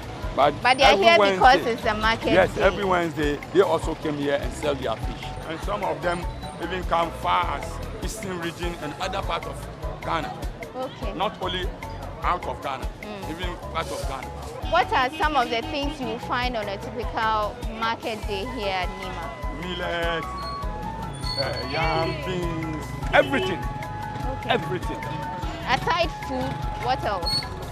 You can find those who are into herbal medicine. Okay. Side food, herbal medicine. Some of them also sell clothing. Okay. Second-hand clothing and even already made clothing. You understand? Anything you want, you can find it here. But the food stuff, I like main thing, food stuff. And it's, you know one thing about the market also, the food stuff are almost like cheap. Let me put it this way, like everybody can affordable compared to other markets. Oh, okay. Even if you want to buy something in Accra, you come here, you get it less. Every day or only on market days? They come every day, but the market day is like everybody is selling in large quantity. People come with the trucks and pack and go and sell other markets and other communities too. Okay. Yeah. Where are we going next from here? From here, I think we need to go out of the market so that we can see other parts of Nima also. The main market itself is there, but it starts from here, on the streets, you understand, up to the mosque area. Okay. Yes. So we'll continue our tour, but we just want to take a look at some of the things they have here in the market, and then we'll start the conversation into details when we move to our next destination.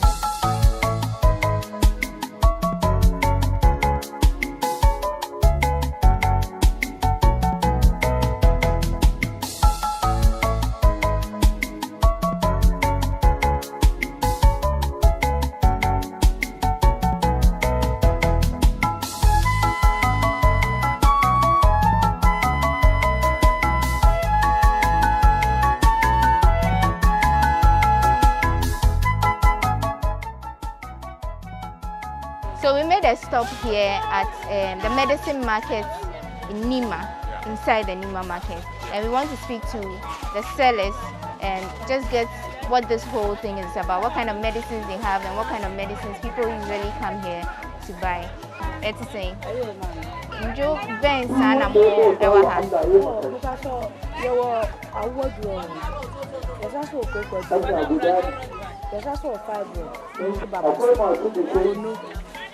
It's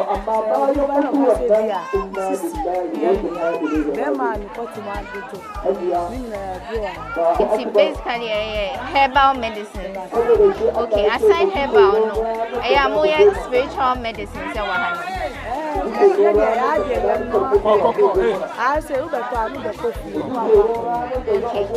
what's me almost any okay, but me who said dried frogs, cultural, and no sunny there. I was from and I was marketing about maybe Asram and also or the battle in the Banisa. Oh, about the chair bonnet, about the chair bonnet. Now, a day, a two bonnet someone since we began to link up. And I was marketing as well. Near my benza. Oh, you are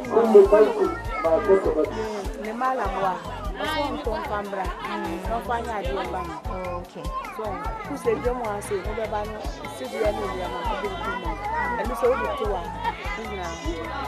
so we just spoke to one woman who also sells the medicines here. She calls her, she's Ernestina Esiedu. And she took us through the kinds of medicines they have here and what some people come here to buy them for. So we'll continue with the tour with Fatal.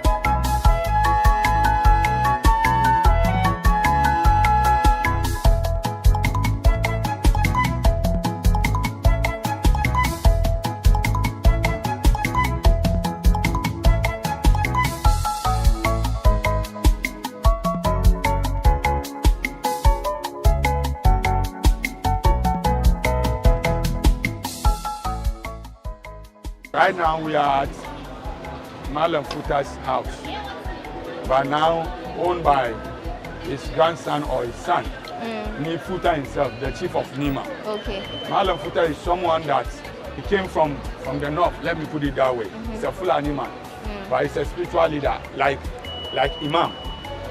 So he's the one who the Ghan people of Osu Traditional Council put the whole Nima in his hands, like a caretaker. Okay. They trusted in him, they believe him, and they feel like he's supposed to be like a caretaker of the whole custodian Nima of the land. Okay. That's way back, before I was born. But when we grew up, we know the story. Now the place is changed because development has come. First, it doesn't look like this. Okay. You understand? Okay. So now he is past already many years. Yeah. So now the new Futa himself puts this edifice. There is another one too in the market. For now, what has become of the house? Does he live here? Does Ni Yeah, he lives here. Futa live? Okay, Yeah, he lives here. He lives here in the other house too. Okay. Some of the time you meet his chiefs, other colleague chiefs, to do their meetings and programs here. Yes. Okay. You can't talk about Nima and stop talking about Malam Futa. Okay. Yes. Okay. But we've been talking about Nima. The name Nima, is it a Hausa word? What does it mean? Nima means it's Arabic language. It's not Nima, it's Nima. Nima. Yes. Okay. But some of the people, they can't pronounce it and they say Nima. So Nima in Arabic language, it means blessing, something blessing. Okay. Something blessing. Yes. So. But the real name of Nima is Nima. Nima. That sounds Ghan. It's a Ghan language. Okay. Nima. So Ni means chief. Ma means land.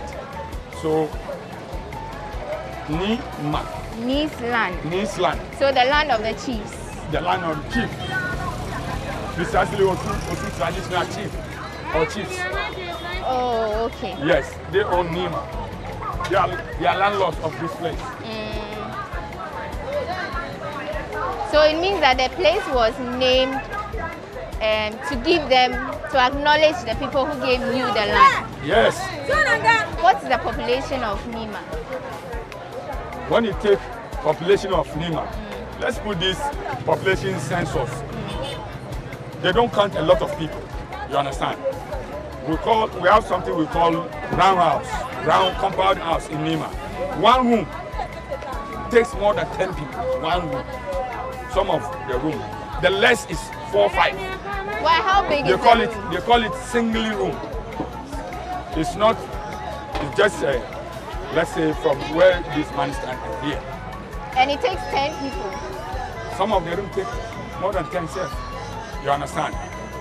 If you enter the house, they say, okay, everybody go into your room. You see one room contains 7, one contains 6, 5, 10.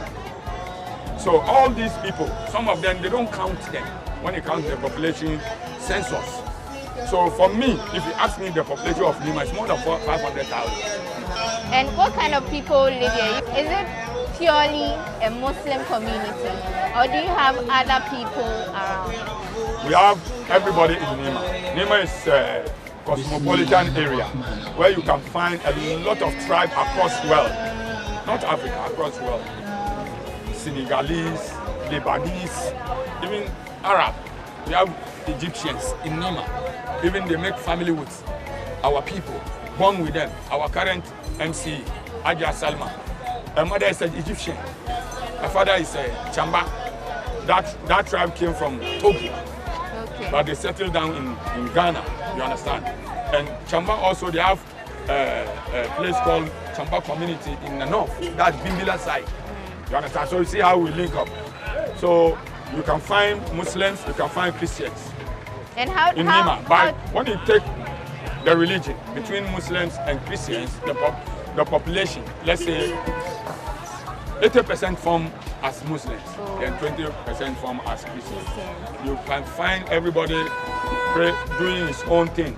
We have churches, we have mosques. You understand? In the community, you can find a church here, mosque here. On the time card, you see Allah. On Sunday, you see they are doing their church. Nobody is worrying anybody. So you understand? Together, we and you understand everything each other. together. Even they speak Hausa language. That's the language all of us speak. You understand? You find a Ghan person speaking Hausa language, you shock. Unless they tell you it's a Ghan. Or anyway, you understand? Talking about mosque, we'll just hold the rest of the conversation, and we are going to the central mosque right now. Fatal is leading us there. When we get there, we'll continue the conversation.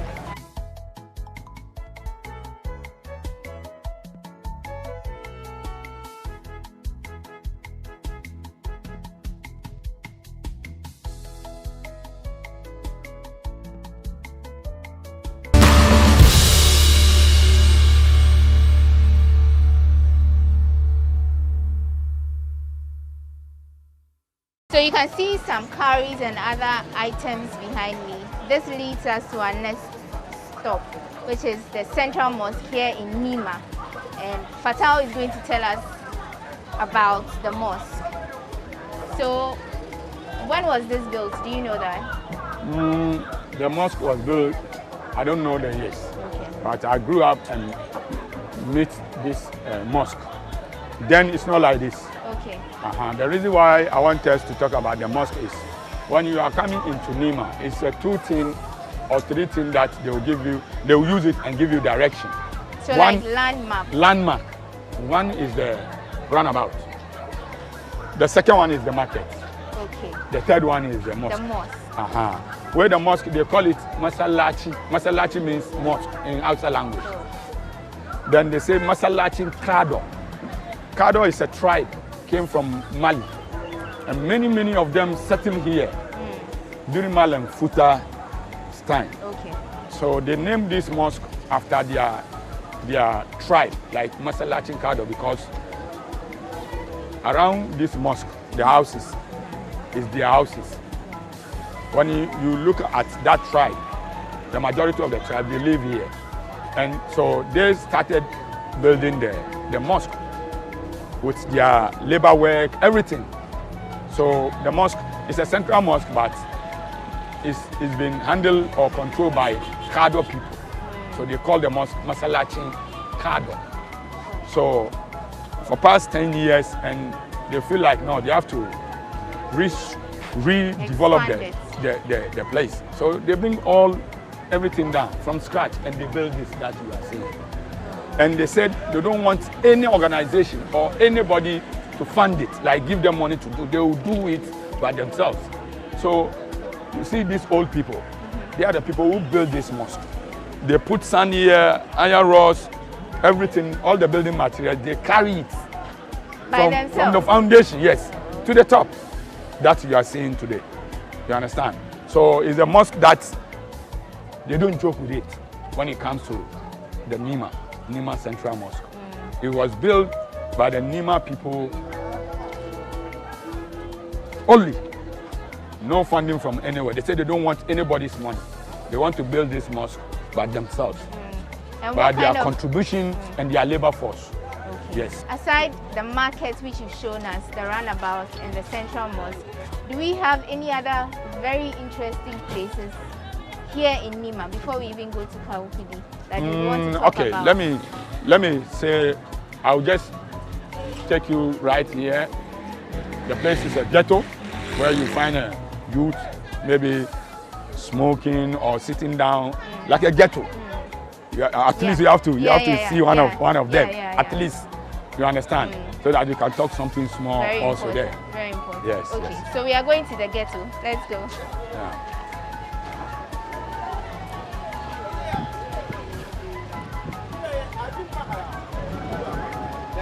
Okay, so Fatal, there's one thing I've noticed, especially around the mosque. I don't know if they are Nima people, but you see a lot of beggars around there. Is it like families here, or there are people who are from outside, or like where do they come from, and why are there so many? These people, they just migrate from countries to Ghana, and it's a national issue, national discourse now. I heard on radio, TV, people are talking about it. They are not Nima people. Okay. They are not at all. We don't even know them. They don't know us. But they just migrate and they are here begging. So this is the biggest Islamic school in the whole Zongo community, called Islamic Research. It's also developed by the Nima people from the scratch. Yes, and now a lot of people came from all over Ghana to come and how do you call it? To learn. Okay. Yeah. So it's more like they don't do only Arabic and English.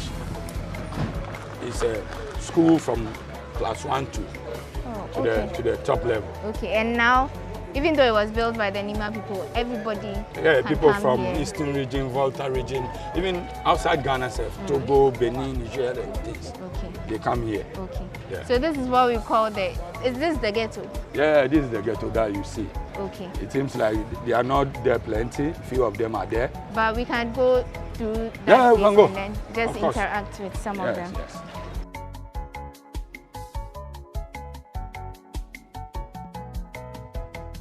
What is this place called? What's the name of the ghetto? The ghetto called Gorillas. Gorillas. Yeah, we have two ghettos here. Okay. One is Gorillas, and other one, this corner is MM. MM means money madness. Okay. Money madness, you understand? So, and then Gorillas is the mother of everything. You mentioned Gorillas in Nima. It's a place that everybody knows. Okay.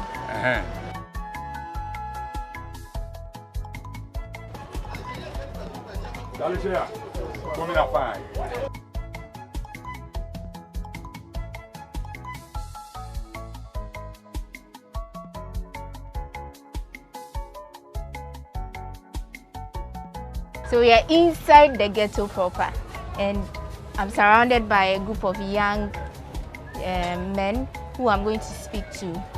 Boss, good afternoon. Good afternoon, madam. What's your name? My name is Alaji.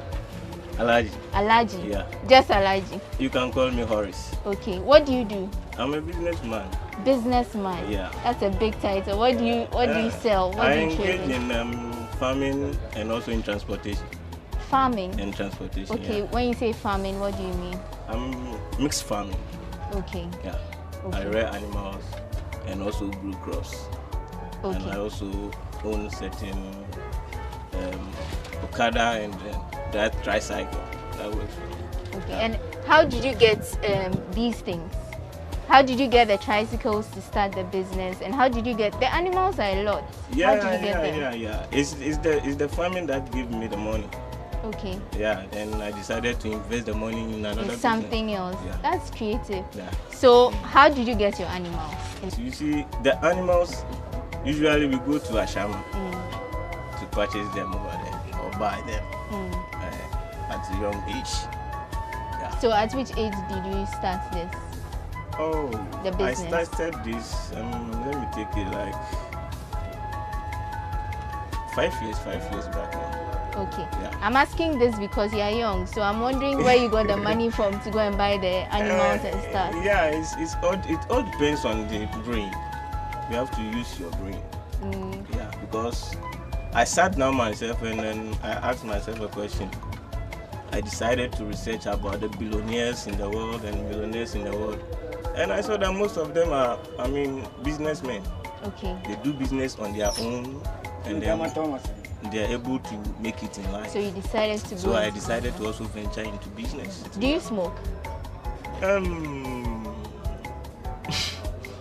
I can tell you before. Before you used to smoke? Before, yeah. What were you smoking? I was in secondary school. Okay.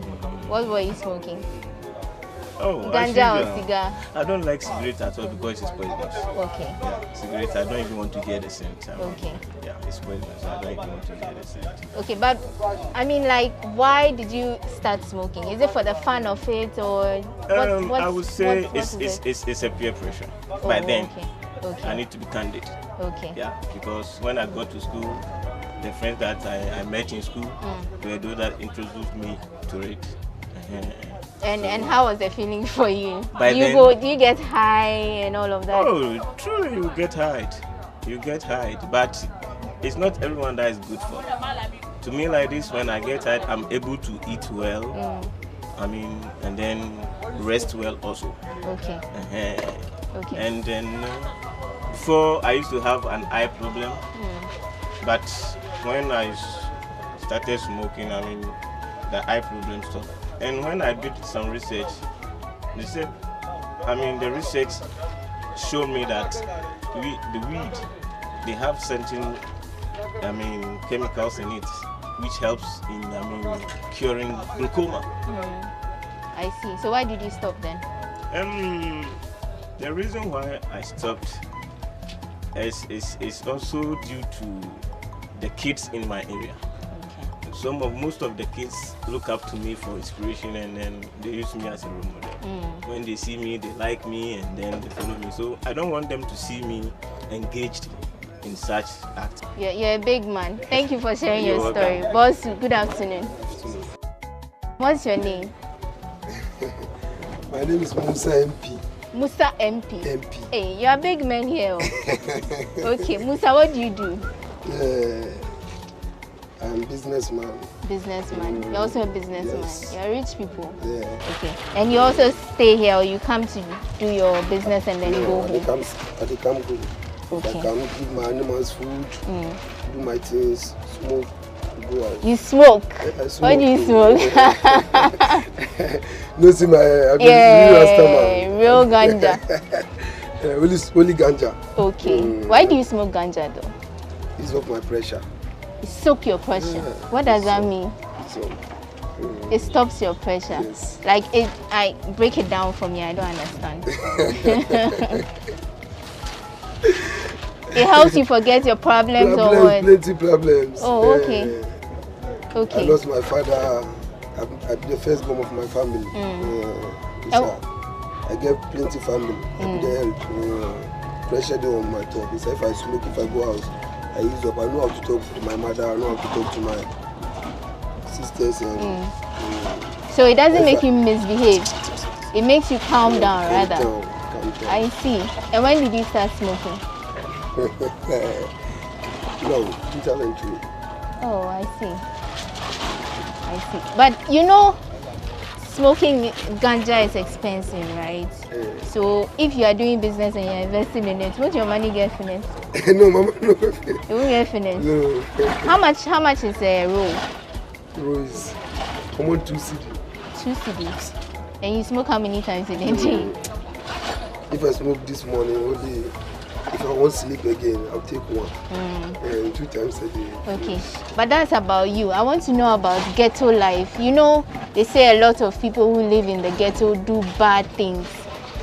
Do you experience that? And do you know, are you part of that? No. Okay. No again. Okay, no 3 times. It means no. You're emphasizing that. No. So what? I don't support bad things. What makes you not engage in such things? And do you see some of your brothers or sisters doing any illegal things like that? I'll sack you. I'll give you crown. Okay. If I did here, that's what they call me MP. Okay. If you come inside my ghetto, they behave. I'm robber. They cocaine. No, they go outside. This year there, but this side here. Oh, so it's your ghetto. You are in charge. Oh, I see. Street MP. Nice one. No, I live with my family. This is my house. I live in this house. Okay. I live with my mother. If I'm a bad boy, my people around here no go give me support. See my face. Fresh face. I don't get any mark inside my body. Free anywhere I go enter. anywhere. My duty is time to pray with 5 times daily prayers. I'll do it. I can't give my animals food. I'll go my work. I dey work at soccer bets. Oh, okay. Nice one. As divisional bouncer. I be divisional bouncer. They go check. If they come work, I'll mark them. Come collect my pay. Only smoke while they smoke. I will take somebody thing. Your thing is not my own. Unless you give me, you dash me. This one, I dash you take. It's my own bag. I cannot come and steal it. Okay. Not support that thing. Okay, nice one. Bossu, what's your name? My name is Ibrahim. Okay, let me sit well. So, Ibrahim, right? Ibrahim Suleiman. Suleiman. Yes. Okay, but you're popularly known as what? Mighty Stone. Mighty Stone. Yeah. Okay. Is this where you live? Well, this is my area. This is our community. This is my brothers. Okay. Okay, so what do you come here to do? Well, first of all, I'm a songwriter, I'm an artist. Oh, so you do that too? Yeah, I do that too. I'm with a them dancehall artist. artist. Yeah. Yes, man. What would I say when me? What do you? My feel. What do you? Brahmin Chena sister, who you for? Woi. Yeah, man. Come back, you Satan, board up on the road. Man, you have to know the judgment they are going to feel done. Tell me now who are going to feel it defeat the promised land. Me know the man, he could never lie. When he promised, could never fail. Man, do good, never do bad. You know what? This is a mighty stone for you, sister. Okay. That was a nice one. Yeah. So do you get high to sing, or you can write at any point? I do raga music. Yes. But what inspires you to write or to sing? Well, it's like about street life. When I see the street life, how we are living in the ghetto, you know. So I study down and cite and take those things to compose and write something about it. Okay. Do you smoke? Wow. That's a big question. Big question. Yeah, man. Well, first of all, I fear God I smoke. Okay, but why do you smoke? Whoa. What does it do for you? The smoke, I smoke it because it gives me some motivation to do more things. Like concentrating on my own thing that I want to do on the earth. Okay. Sounds like the music and the sound. I can hold your picture and just display you right now on the board. I see. Yeah. that I could see that from your freestyle. Yes. But how does this bring you money? And how do you intend to how do you intend to blow? Because if you are here, nobody will hear your song. Well, I'm an underground artist. Yeah. For the longer time starting. And at the same time I'm a songwriter. So sorry, I want to bring you. As you see this bandage, it's an accident. Okay. And my leg here, I have an accident. Oh wow. Sorry about that. Yes, I had an accident by car at the Nima. Oh, that's terrible. And the driver ran away with me. Wow. So I'm just from Tamale. I went to Tamale almost about 3 months. Okay. I went to Black Medicine. So I just came from Tamale this morning. And I just I should come and see my brothers and my family. Oh, we share things too. I see. But so is it better now? Your legs? Yes. It's better Somehow. now. Somehow. I see. Sorry to hear that. Let me just speak to your brother. Super, that's your name. Super, that's your name, right? No, my name is Kuwait. Your name is what? Kuwait. That's your original name? No, that's my music name. Oh, you're also a singer, an artist. Okay, and what genre of music do you do? I do Afrobeat and rap.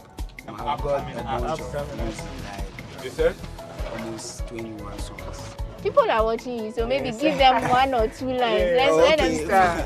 I grab the mic and change the game. You and I, be same. Who be the baddest MC? Hey, mention my name. I know they rush, I know they talk, I know they do like others they claim. I'm here for the music, who's there here for the fame. Mambo rappers with no style, show you how we do this. Mess up with the boo, get stuck in the bullshit. OJ, people know me, the bad that I speak. Nice one. Original. saw you take something small when I came here. What was that for? You saw me? Take some, like you were smoking something Did you saw small. me? Did you saw me? Yeah. Are you sure? Yeah. Oh, you don't smoke? Oh, I do smoke. You smoke, okay. So why do you smoke? Mostly, I sometimes, I don't used to smoke it like how you mean or you understand it, but in a form of tea. A form of what? Tea. Tea? Tea, yeah. Oh, okay. Early morning. Okay. Yeah, because I've got some medical issues. So you drink it? It was prescribed for me. Oh, I see. So I used it since I was like 14 years. Oh, okay.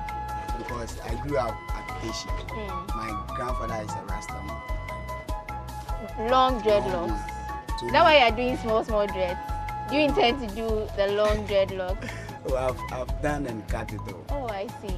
Yeah, I used to get dreadlocks like my brother, but I guess because I'm rebranding myself in a way, my musical career, so I'm branding. But I just want you to talk about the perception that, I mean, I was speaking to some of your brothers and they are doing legitimate business. Okay. So the perception out there that ghetto youths are violent and all of that, where is it from and why do you think people think like that?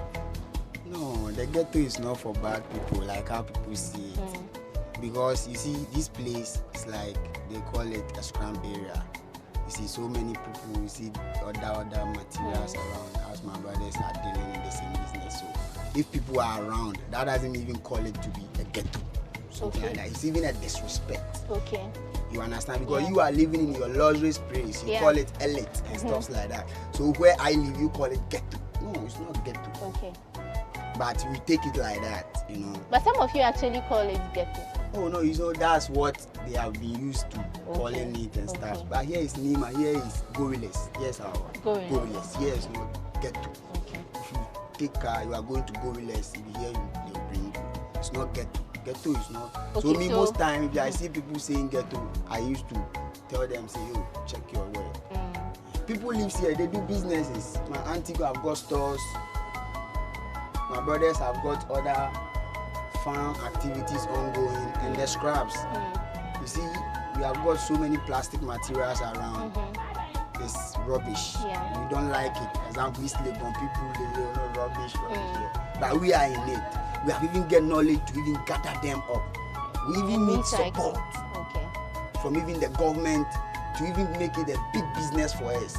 Everything, they are good, they are bad. Once they have bad, that's why we got good. Once they have good, we have to get bad. But here, the bad are few. I'm being honest with you.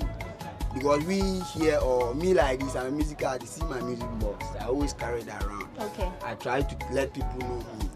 I'm trying to put myself out there, but it's hard. Okay.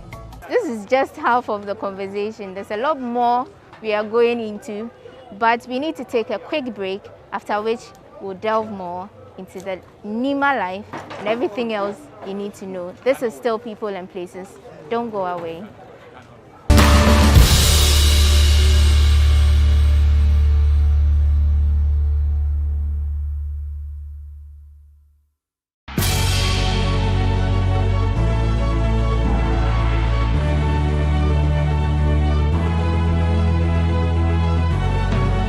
From the dawn of time, people have engaged in several businesses. With the onset of technology and innovation, life has relatively been made easier. By using debit or credit cards, mobile banking. Thank you. And your favorite, mobile money? Tech has indeed married business. On BizTech, we spend time with faces behind known and upcoming businesses in the country. Learn more about the new technologies and innovation, as well as find out about the trending issues in the world of business. Join us as we serve you with a variety of compelling interviews, projects, and others right here on GhanaWeb TV.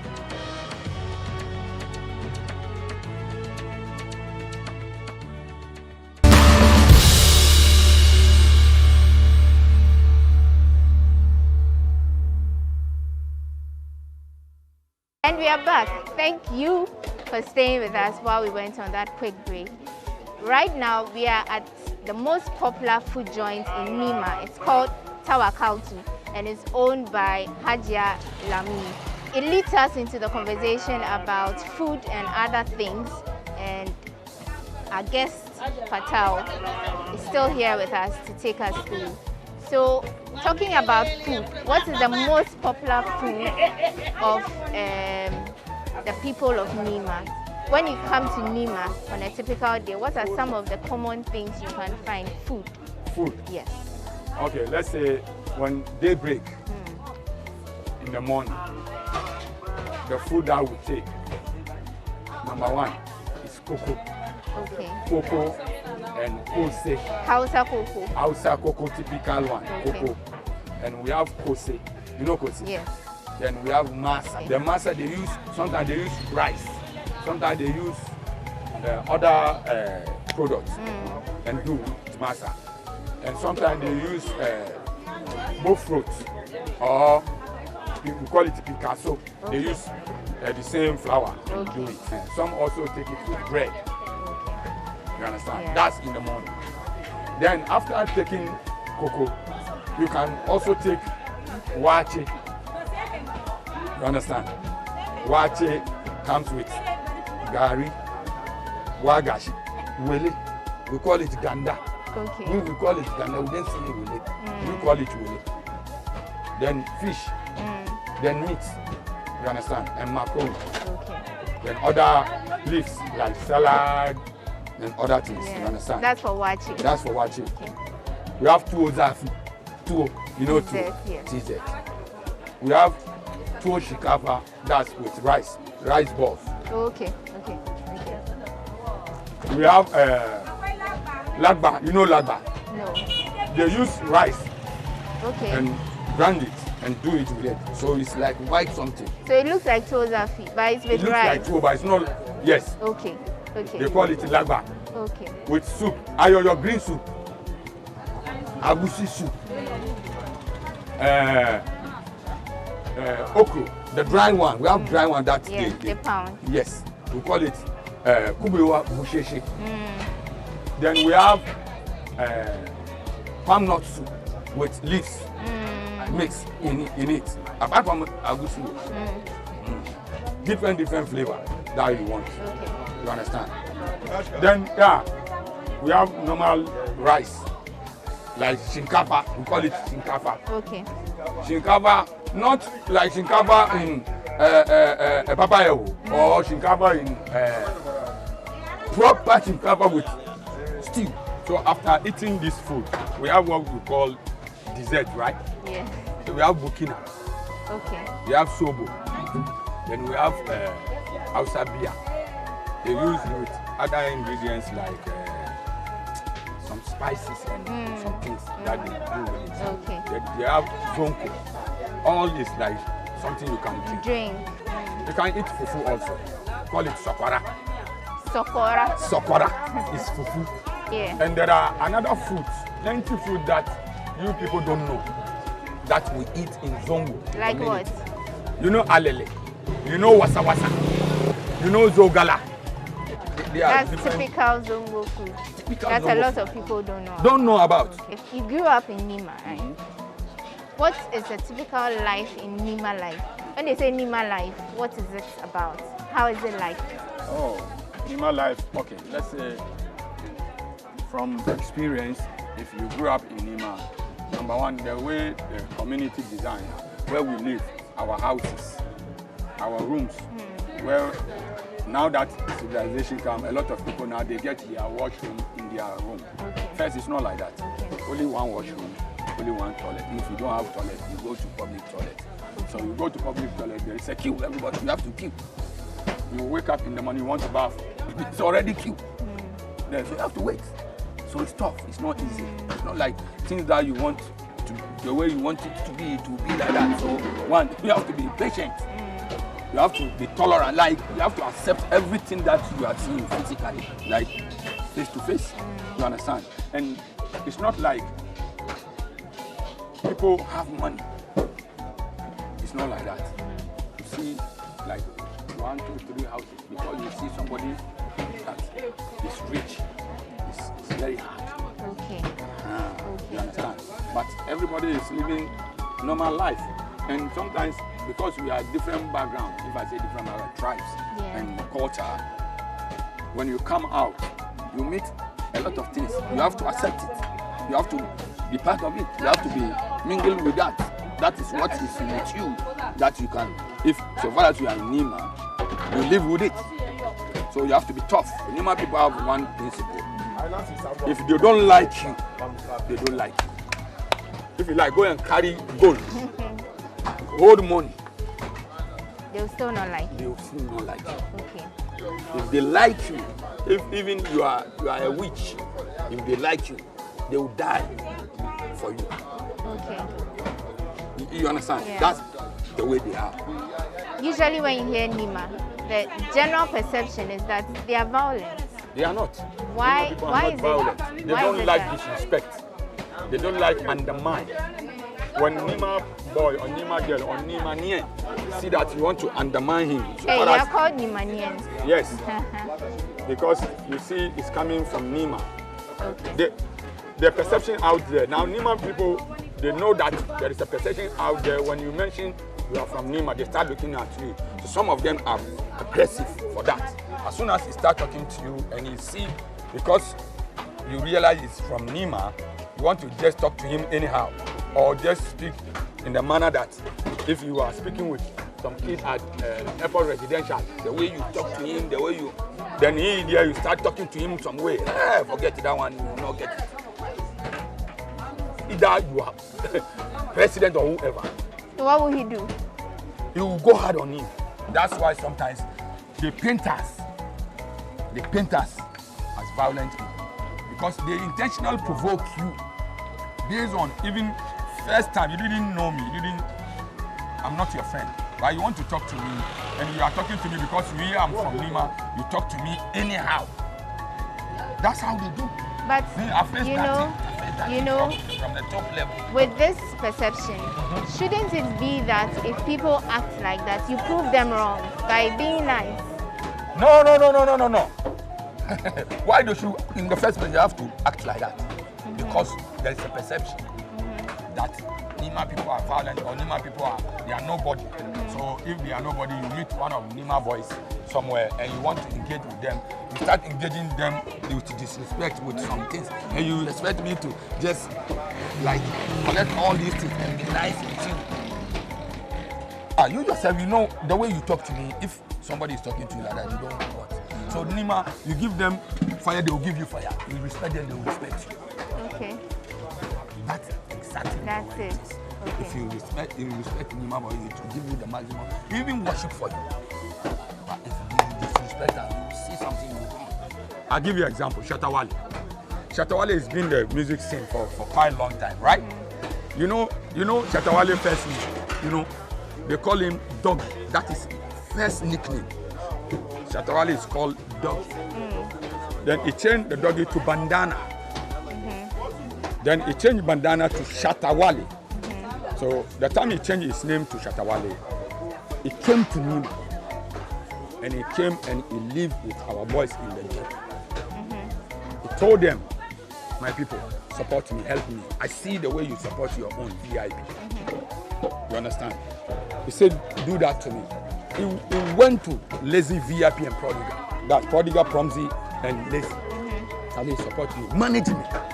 What he did is, he came and he find a love from Nima people, and that love, that support, carry him along. And today is who he is as Shatta Wale. Not Bandana, as Shatta Wale that he is. It's Nima people who give him that love. He humble himself.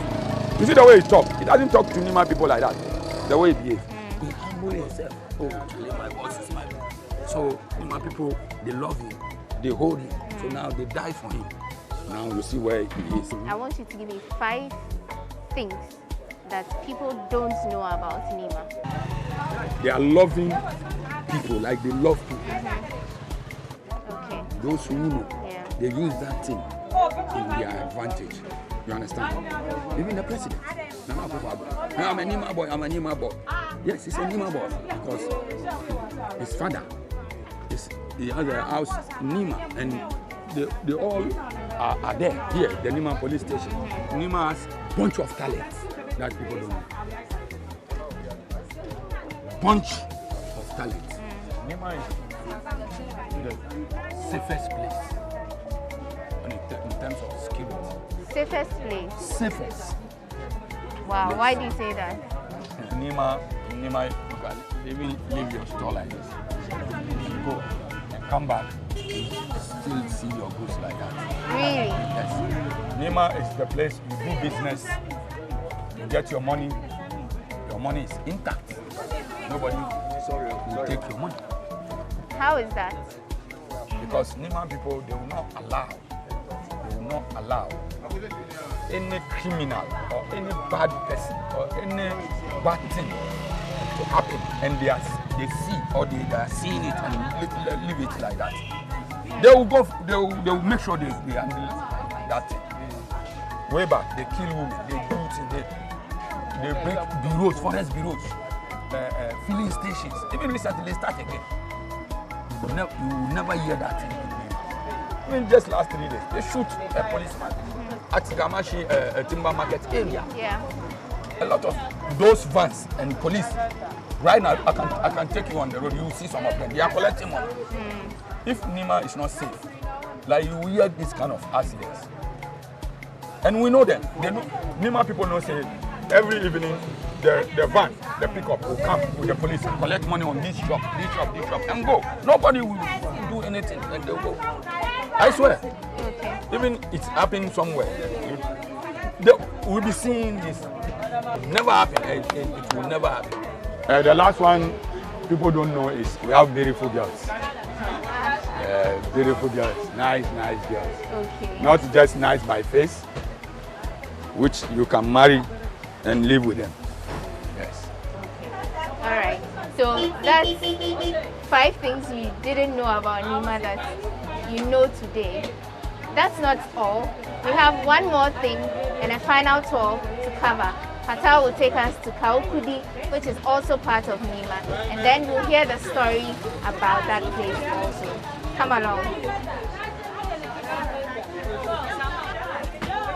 Yeah.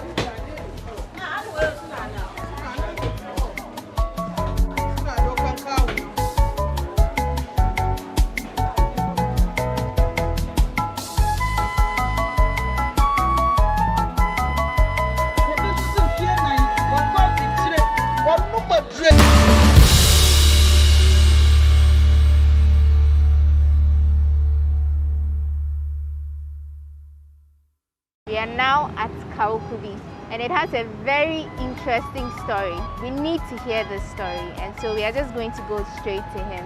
Fatal, this is Kawakudi. Yeah. First of all, what does Kawakudi mean? Kawakudi means... How did the name come about? Okay, from since I was born, I hear the name Kawakudi. So, and we also are asking, why is it called Kawakudi? So, some of our elders said that it's a place where, let's say, bad knots or bad people or criminals hiding here, and they are doing their activity. So if you don't know, you appear here and they see you, they'll attack you and say Kawakudi. Kawakudi means bring money, bring your money. In Hausa? In Hausa language. Kawakudi, which is bring your money. You understand? So it's a place like a no-go area. If you want to be safe or you want to go in peace, you shouldn't pass here. At the time? At the time. Okay. So during our time, there's a big gutter here, right behind this mall, the Castro mall. Big gutter that we used to swim in the gutter. Okay. From younger age, like 4, 5, 6, up to 40. You see everybody is swimming in the gutter. Why was it clean water in there? Clean water. Okay. You see it's clean, but it's passing through. Okay. As we are now, development has taken place. So that place over has been Kawakudi. covered. Okay. Then Kawakudi.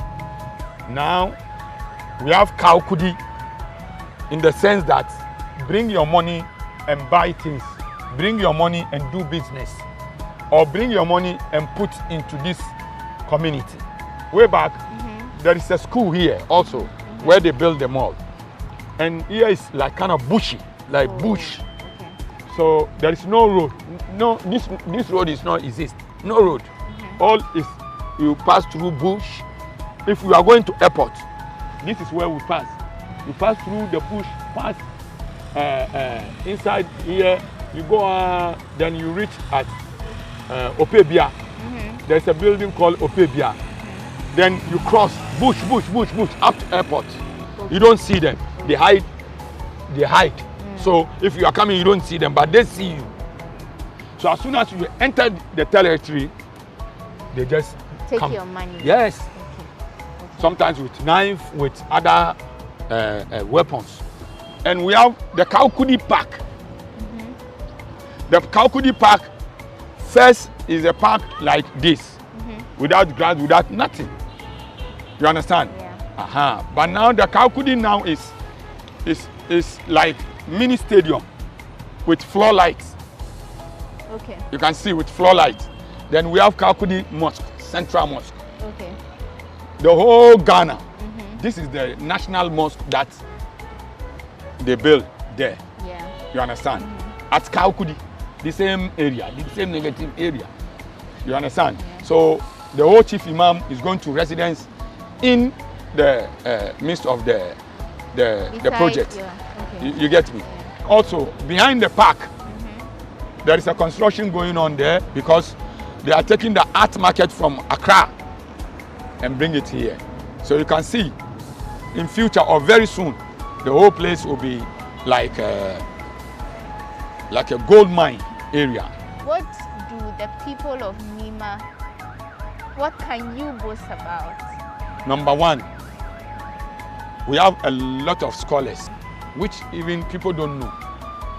Not only Nima, even abroad, some of our people, born and bred in Nima, they are great people in the world. In terms of sports, football, I can mention names which their impact raised the flag of Ghana in football before. Yeah, what are those names? When you take the whole Ghana football, Ghana, when you mention football in Africa, football nation, Ghana is one of them, because we took the African Cup of Nations 4th consecutive time. Since then, we never take again. Over 30 years now, the Nima people are among those who did that. One is Mohamed Polo. Mohamed Polo is a figure in football in Ghana, which we have generation to generation, but his generation or the generation before himself, they salute, they talk about his talent and his contribution to the Ghana football. The boxing side is Azuma Nelson and football side is Mohamed Ahmed Polo. We have late Mama Kwa, they call him Bomba. He play Accra as a folk, play Black Stars. We have Anas Sedu, Thunder. They call him Thunder because if he fires shots, it's like thunder, rockets. You understand? Okay. Which one of the best strikers in Black Stars back in the days. Now, as we speak, Kudus Mohammed. Kudus is a young chap which he was born and bred and grew up here. This is where Kudus starts here, this park, Culture Park here, Kawakudi here. Okay. And currently, Black Stars, if you want to mention best 3 players in the Black Stars now, if you didn't mention Kudus, you can't mention anybody. Okay. If you didn't mention Kudus first, you mentioned the day. You didn't mention the day, you mentioned Kudus. Okay. Then when you take music side, music, entertainment, you can't talk about Ghana music, especially hip life genre, and forget VIP. Okay. VIP is one of the biggest group in Africa. Biggest group in Africa. They make name, they break market of the whole African, let's say African giant, Nigeria. VIP leave Ghana, enter to Nigeria, break their markets. Up to today, no artists in Ghana be able to do that. They are trying their best, but up to now, no artist in Ghana break the Nigerian market up to today. When it comes to art, art itself, drawing. You see Charlie Otter Festival. Yeah. That you hear Charlie Otter Festival, Charlie Otter. It's Nima boys who their skill and talent raise that that festival. One of them is Mo, Nicholas, Kamal, and Rufai. You understand? Currently, when you go to Sankara, the overhead, under the mirrors, they are the people who do the mirrors. When you go to the opposite Kufuor Hotel, that's African Regent, they're under there, the mirrors. A lot of mirrors that you see is Nima boys who are doing the work. You understand? With the mayor of Accra. And the Charlie Otter Festival also is the same Nima boys. Those are mentioned their name. They are the people who are doing the arts and all that the things that you see. Majority of them. I didn't say some artists didn't come from somewhere, but majority, let's say they are the majority of them come from. They are the foundation who built the Charlie Otter Festival. So I'm happy to be here. I'm happy I was born here and grew up here, still living here. And we are happy you could take us around and tell us all these beautiful Yes. Thank you so much for Thank you.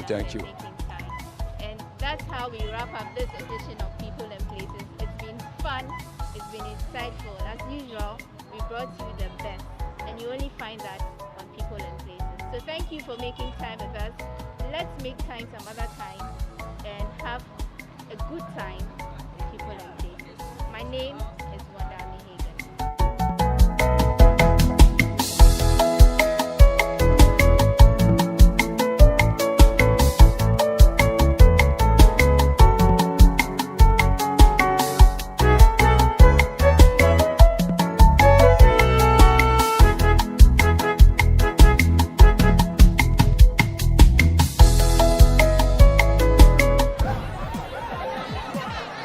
Powers and principalities. There's so much fire inside me. Tragedy struck when part of the largest hillside at the kosher rubbish dump collapsed. It's going to be fun to see how he goes about approaching this game.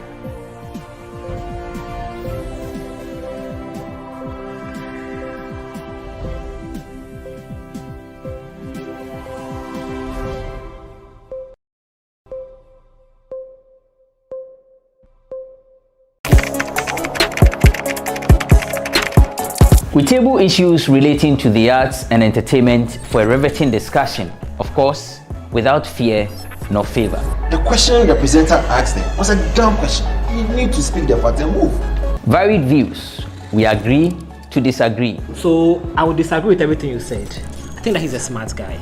I think what he did. No, but I also said he's a smart guy. Yeah. I guess that I'm waiting for the what next. Yeah, I don't think that we have to wait for what next. It sometimes gets confrontational, but that's the beauty of the game. Today you are denying funny face. It's not my brother. Today you are denying funny face. I don't know him. You don't know funny face. It's not my brother. You don't know funny face. It's a package. We meet, we sit, we dialogue, we learn, we progress. My name is Benefo Huabin Abrantepa, a proud blogger, and this is my forum.